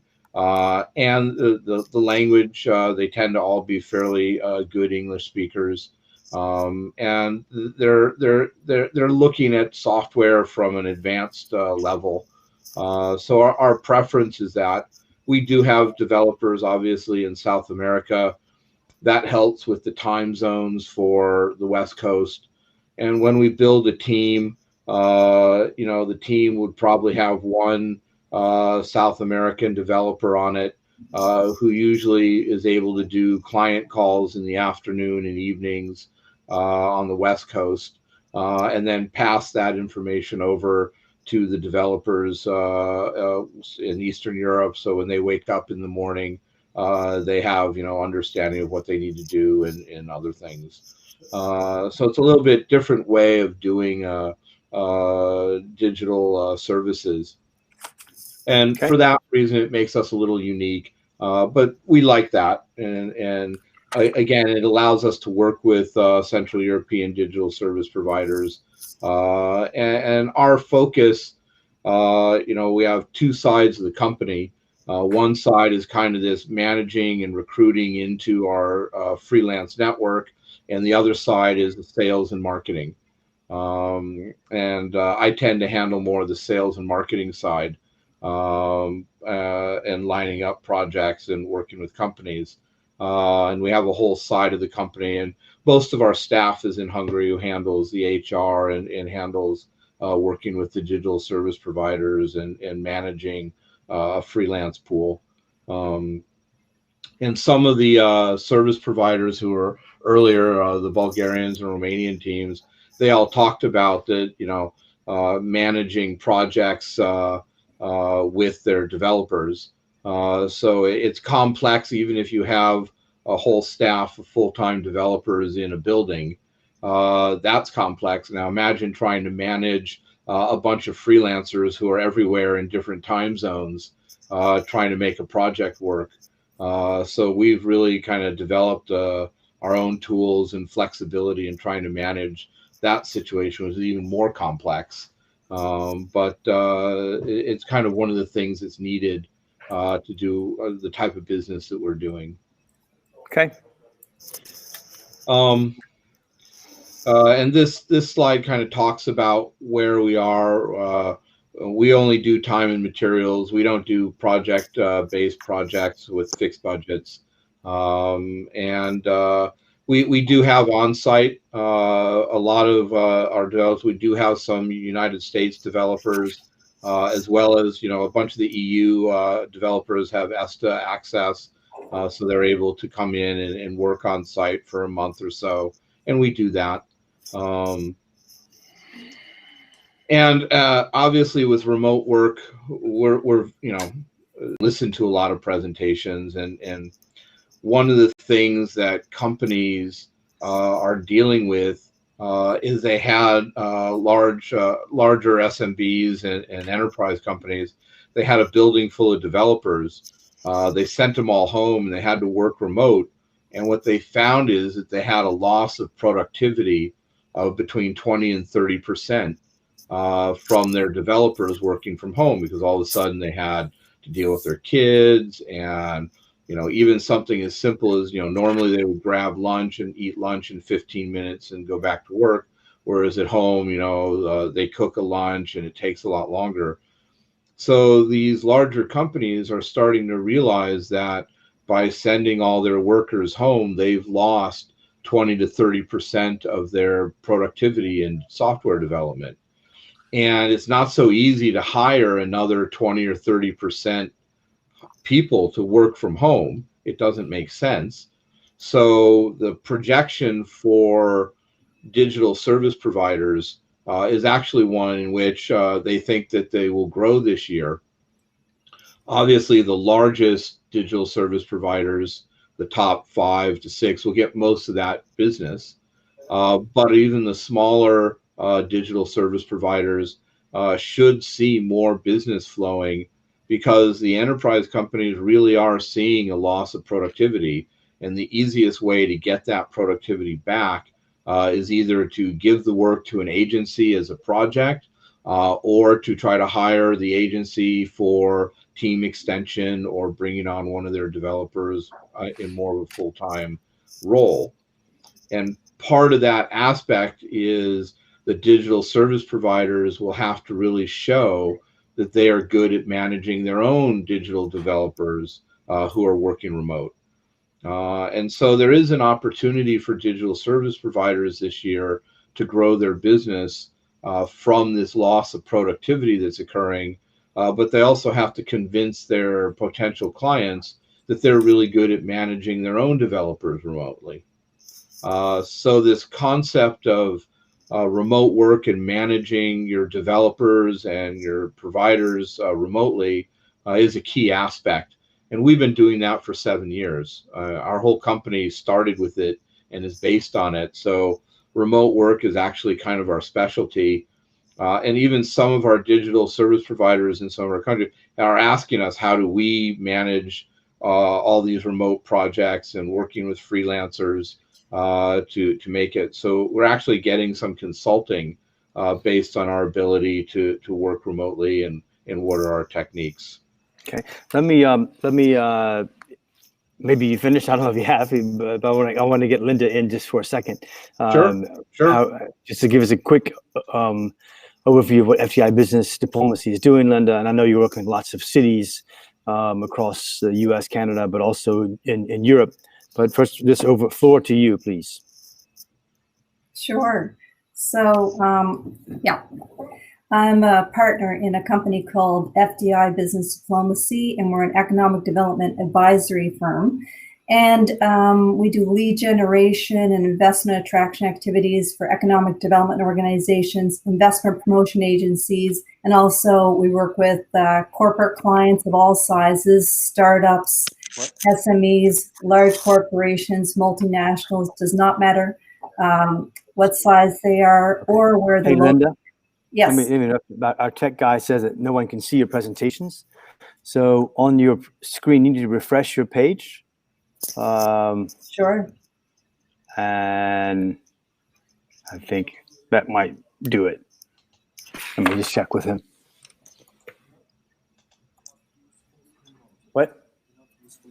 Yeah, and the other thing, Linda, don't use full screen mode. That's what seems to be throwing us off. So refresh your presentation and don't use full screen mode. And if that doesn't work, then we'll go without it. Yeah. Share screen. Nope, doesn't seem to be working. Okay, that's no problem anyway, because sometimes presentations, yeah, I can talk about just the whole tell us. Absolutely, just tell us. Okay, yeah.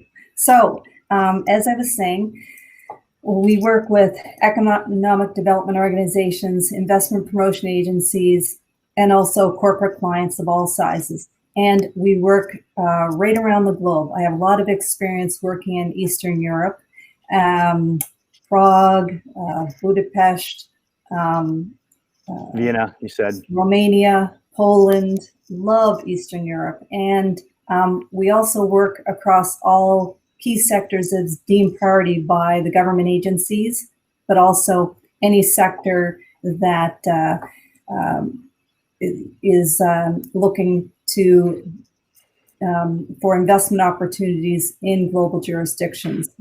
And we're a connector. So, for example, I'll focus on the IT sector here today because after this, I have 5 IT companies, software developing companies that are looking to speak with me, which I'm so pleased to speak with. You can tap into. So I'm ready to answer those questions either right now or when I have the one-on-one meetings. With the company that I work with, we hold all of us together. There's 6 of us on the team.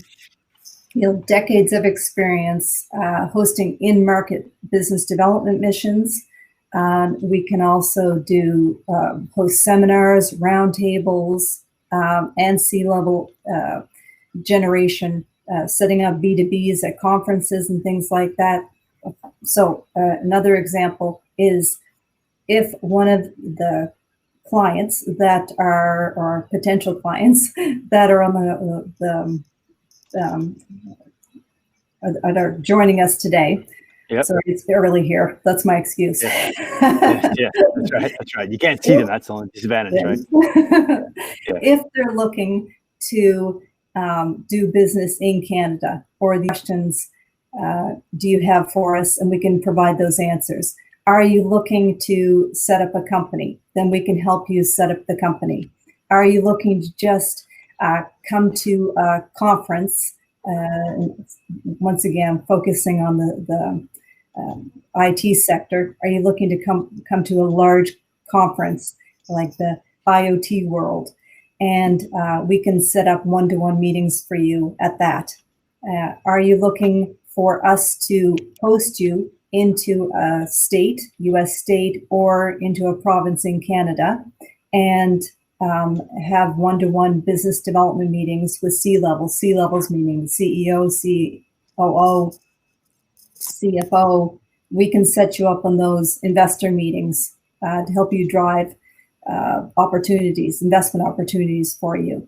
Are you looking for market entry strategies, things like this? We can answer all those questions for you. Are you looking to meet with some partners? We have the network in place to introduce you to those partners, and that includes heads of universities in Canada and the US, multipliers, meaning industry associations, IT associations, embassies, chambers of commerce, etc., and also key influencers. So I hope that gives a pretty brief overview of the services that we can offer and how we can help anyone that's tuned in with us today.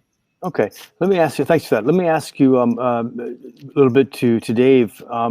If you were sitting in the shoes of a Central European technology company here, digital company here, give us an idea of some of the tips that they can, ways they could get tap into the US market more effectively.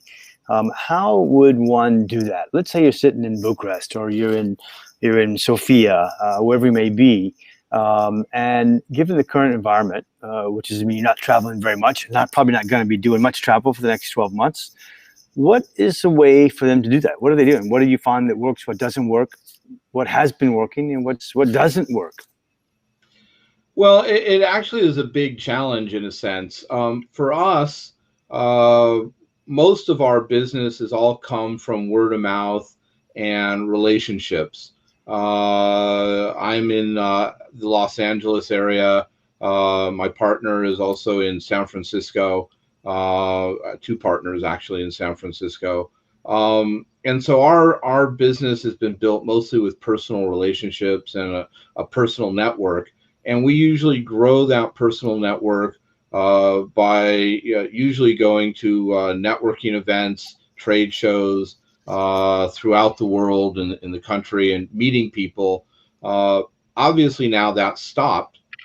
The reason that we focused on personal relationships is one of the complaints that all of our clients have given us is that their emails and their LinkedIns are flooded with Asian service providers, Eastern European service providers, basically sending them emails and spamming them, trying to get business. And so they kind of turn that off, right?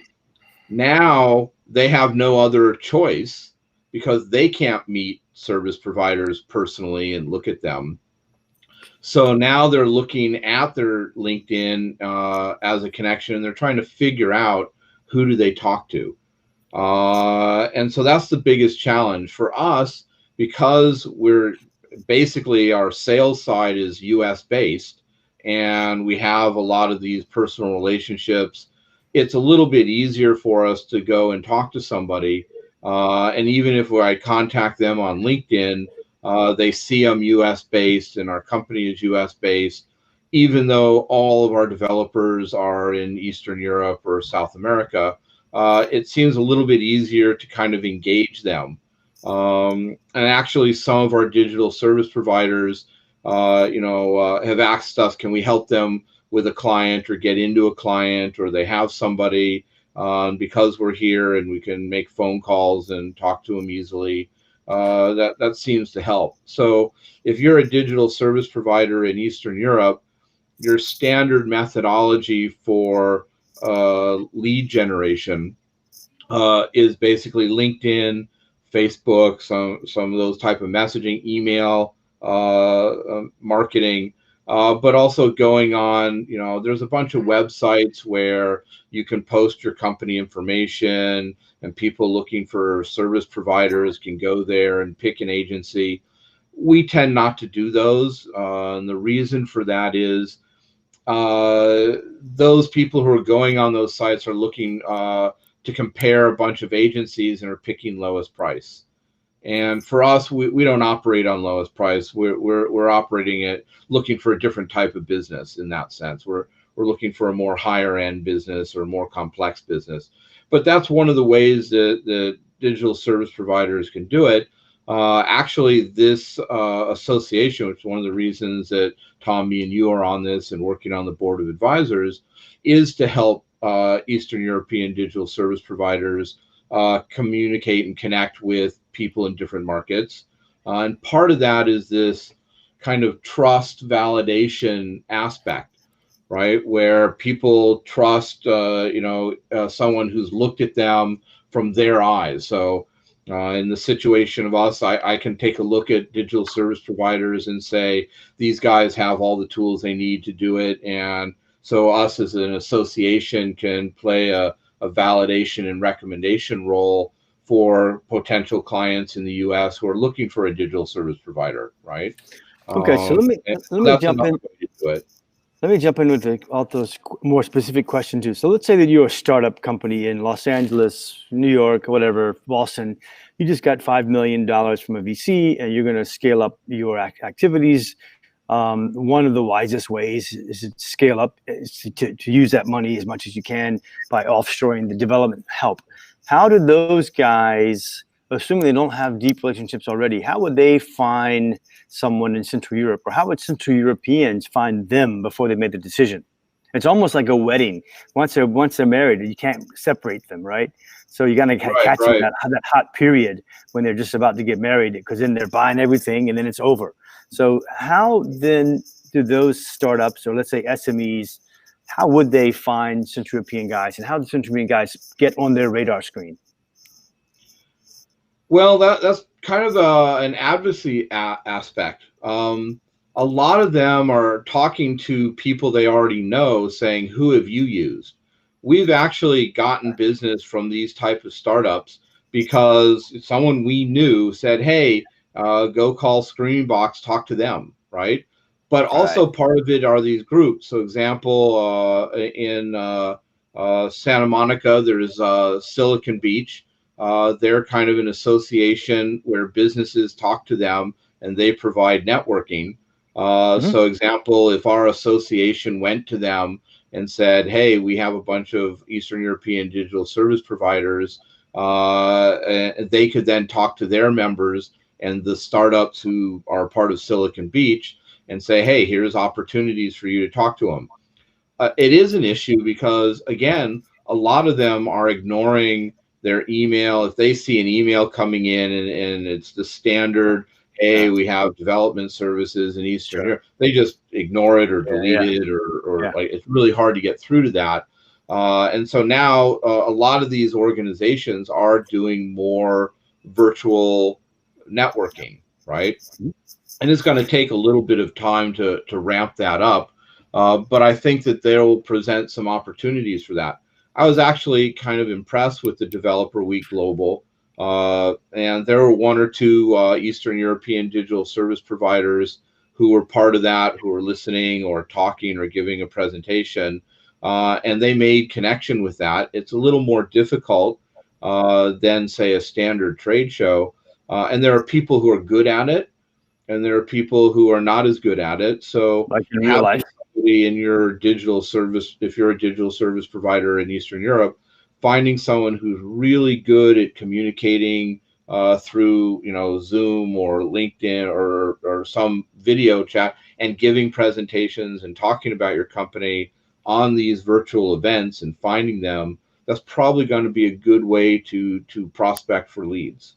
Okay. One more question. West Coast, East Coast, US. East Coast, a little bit easier from a time zone perspective. West Coast, pretty difficult for us here in Central Europe. Do you have the same view that that's more difficult for the Central Europeans to get business in the West Coast, or it's the same thing for West Coast, East Coast?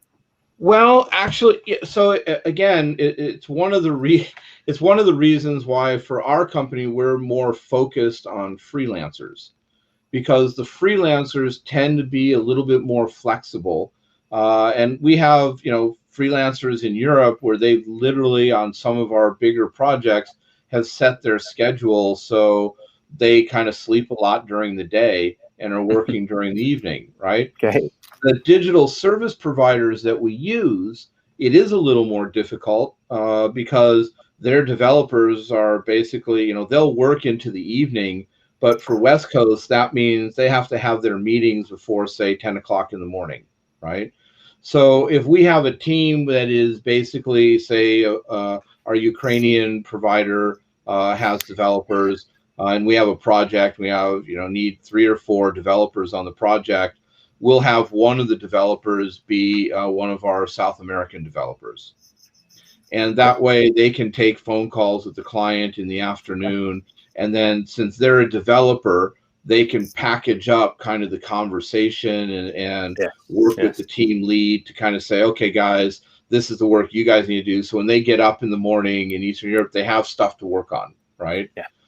Okay. So it does take a little bit of work. And again, that's some of the reasons why some digital service providers work for us, is because we can assemble a team like that and kind of set it up so that they can do work more during the afternoon and not have to work so late in the evening.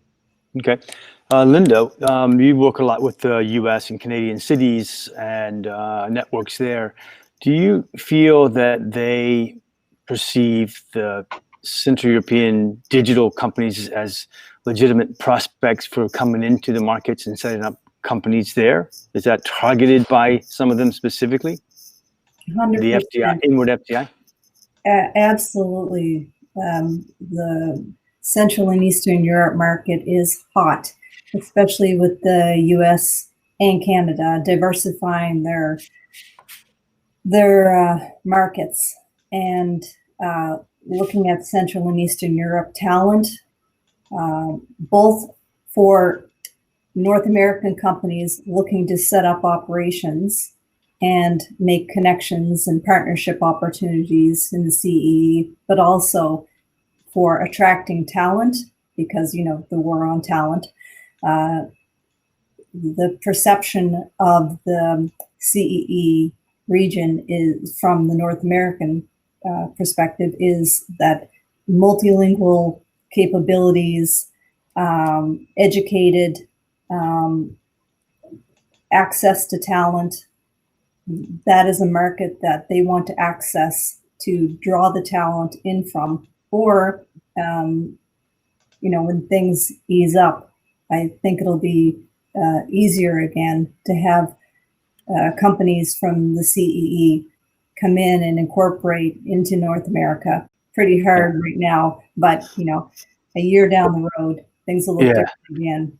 Well, one thing that I think maybe David mentioned and someone had mentioned, I can't recall who it was, but one of the leads or sources of leads would be U.S. cities who, it was counterintuitive to me, but U.S. cities who actually would be looking to help their local-based companies tap into Central European talent.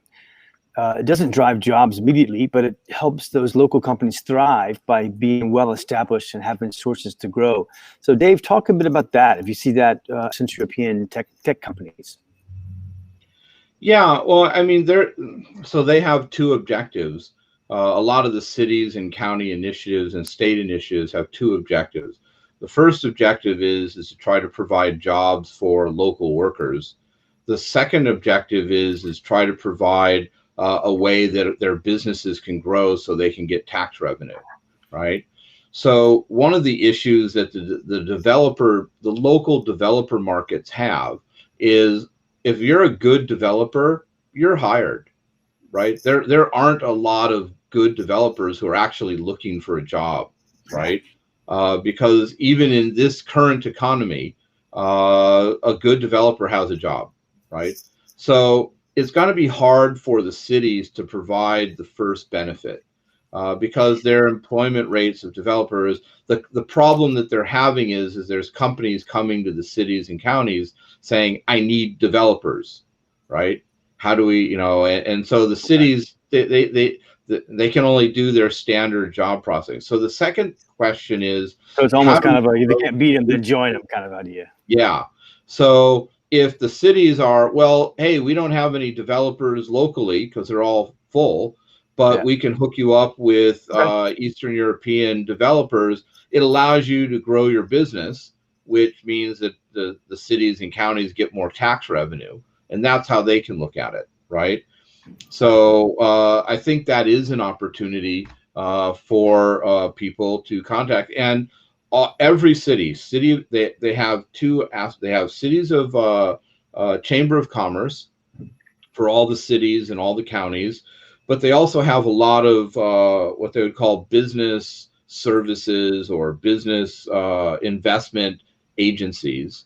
And these agencies are tasked with making sure that the local businesses have the tools they need to grow. Again, they want to make sure they grow so they can get more tax revenue. And so these are allies for anybody trying to do business with U.S. companies. They're hard to work with because anybody in Eastern European knows it isn't easy to work with any kind of bureaucracy or government agency. The same is true in the United States. And so there needs to be kind of almost a local advocacy or somebody who can spend the time to try to connect and work with these people. I went recently this week, started to work with the Ventura County Business Association and City of Commerce. And it is, even now, it's 5 phone calls, a bunch of emails, and eventually you find a person who you can kind of talk to who knows what you're doing, and then you got to spend the time to do the right. So it is a bunch of work, but again, they have a mission. So once they recognize who you are and how you're trying to help with their mission, then it's much more cooperative. But yes, getting that connection, like any bureaucracy, is just difficult to do. But once you get it, then you can work with them. I also wanted to add, Tom, to that the accelerators are also looking to share talent back and forth. Yeah. For example, MasterCard Labs and Barclays Accelerator, they've both tapped into various their locations in Central and Eastern Europe or right across Europe, and they share talent back and forth. And the startups that are in, say, Vienna, are looking to come over and have a soft landing spot in New York for MasterCard Labs, and then MasterCard Labs, the companies that are with them under their umbrella, they go to Vienna and have soft landing there. And these are done through the economic development agencies, the investment promotion agencies. Okay. And Dave, we got about 7 minutes. I also want to wrap up pretty soon, but if you are again looking at the U.S. market, and are there any particular undiscovered or not traditionally thought of sectors or specialties inside the digital tech space that are either growing already or poised to grow significantly? I mean, AI comes to mind, IoT, but other things that maybe we haven't thought about. Well, I think that there is an accounting revolution that's going to occur, where a lot of SMBs are really trying to automate a lot of the accounting processes. Good. I hate that part of it too. Good. Yeah. And I there is a integration of technologies on the marketing side, on the accounting side, and on the business side. And that kind of trifecta has always had a lot of difficulty integrating and connecting and coordinating. And I think that there is a lot, now that a lot of things have been forced remotely, companies are really starting to understand that that integration was weak to begin with. And it was kind of patched up by sticking everybody in a building. So they had very short communication lines and they did a lot of stuff manually. And then once it kind of got forced out remotely, the weakness between those parts of the organization are becoming very clear to people. And so I think that there is a lot of opportunity for digital service providers who can provide more than just software, right? So we're seeing it because we provide marketing services, we have some automated accounting services, and we do a lot of business consulting as well. that we're seeing that there are opportunities there. And those opportunities will be things like RPA, robotic processing, augmentation, and even simple stuff like Zapier, just being able to use Zapier and apply it to a business process for somebody if their software has APIs and all that. But even something as simple as marketing, right? These companies, oh, we have a marketing department, then all of a sudden it's spread apart and the guys aren't communicating very well, and the sales side needs marketing materials quickly, and they don't have the coordination to provide it quickly and cheaply. So there's opportunities for that as well for digital service providers. And I like the concept of digital services. That in itself is expanding, because the traditional marketing agencies are only handling a small slice now. I think the opportunity for Eastern European digital service providers is going to be expanding their services base. They can't be just website development. Mm-hmm. They need to start understanding and providing marketing services, accounting services, business services, those type of things, in addition to the software, and providing it in a way where when they sell their software services, startups, we do a lot of startup work. They come to us saying, I need a website or I need an app. But what they end up buying from us is also, hey, once we get this, can you help us get it up on the Apple Store and Google Store? And how do we market it once it's up there? And can you do a crowdfunding page for us? And how does crowdfunding work? And so being able as a digital service provider to provide all digital services is really kind of key. And I think the digital service providers in Eastern Europe are going to have to start really opening up what they offer as a line of services. Okay, that's great. Linda, last thoughts from you, Linda. Just on that note, with the startup scene, anything to do with autonomous vehicles, smart cities, green energy, and wearable tech, those are all on trend in Canada. And so there's opportunities around there. Anything to do with digitalization as well. And I can talk more about that to the individual companies and answer any questions. So looking forward to the next phase. Well, thanks for that perfect segue, because that's what we're going to do. We're going to wrap up here. And Mr. Tutek, if you can say goodbye to Linda and Dave. Thank you guys very much. I'm going to send you guys off because you both have individual meetings now at 15:45 in 2 minutes. You got to get back on the hop-in system, and top right, you will be invited to the meetings. Don't invite them. They will invite you, but be ready. And you'll see a little teeny red button up there, top right of your hop-in screen. So accept that invitation and chat with him for 10 minutes and then go on to the next one, please. So Linda, Dave, goodbye. I'm going to finish a couple of words here with the rest of you. Thanks for the afternoon for your time today. All right. Well, thank you very much, and look forward to talking to people. Great. Thanks. Thanks. All right. Bye. So last comments, we're going to wrap up here. It's 3:45. We're on time. That was the U.S. panel. Thanks again for that, Dave and Linda. We are now into the last batch of one-on-one meetings. As we've told you a few times, if you are having meetings with someone, you are to invite them in the Hop-In platform. They then will accept your invitation. We also have the last networking session. So if your speaker by chance isn't there in the individual one-on-one meetings, you might pop into the networking session. Again, that's 15 minutes only, so we will finish everything in 15 minutes. I'm going to pop into the networking session right now to meet some random people. I just want to say thanks to everyone for being here today. Thanks to all the associations with tremendous support. Thanks to the guys at Hop-In technical team here in Wrocław. There are 10 or 12 of them here. They've been super helpful. We want your feedback. We know everything's not perfect. It's a new system. It's a new technology.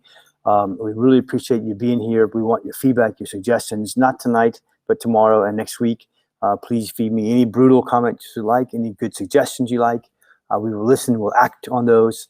And straight away, it's time to now have your one-on-one meetings and or your networking session. So thank you guys very much. Signing off until probably September, and see you then. Thank you.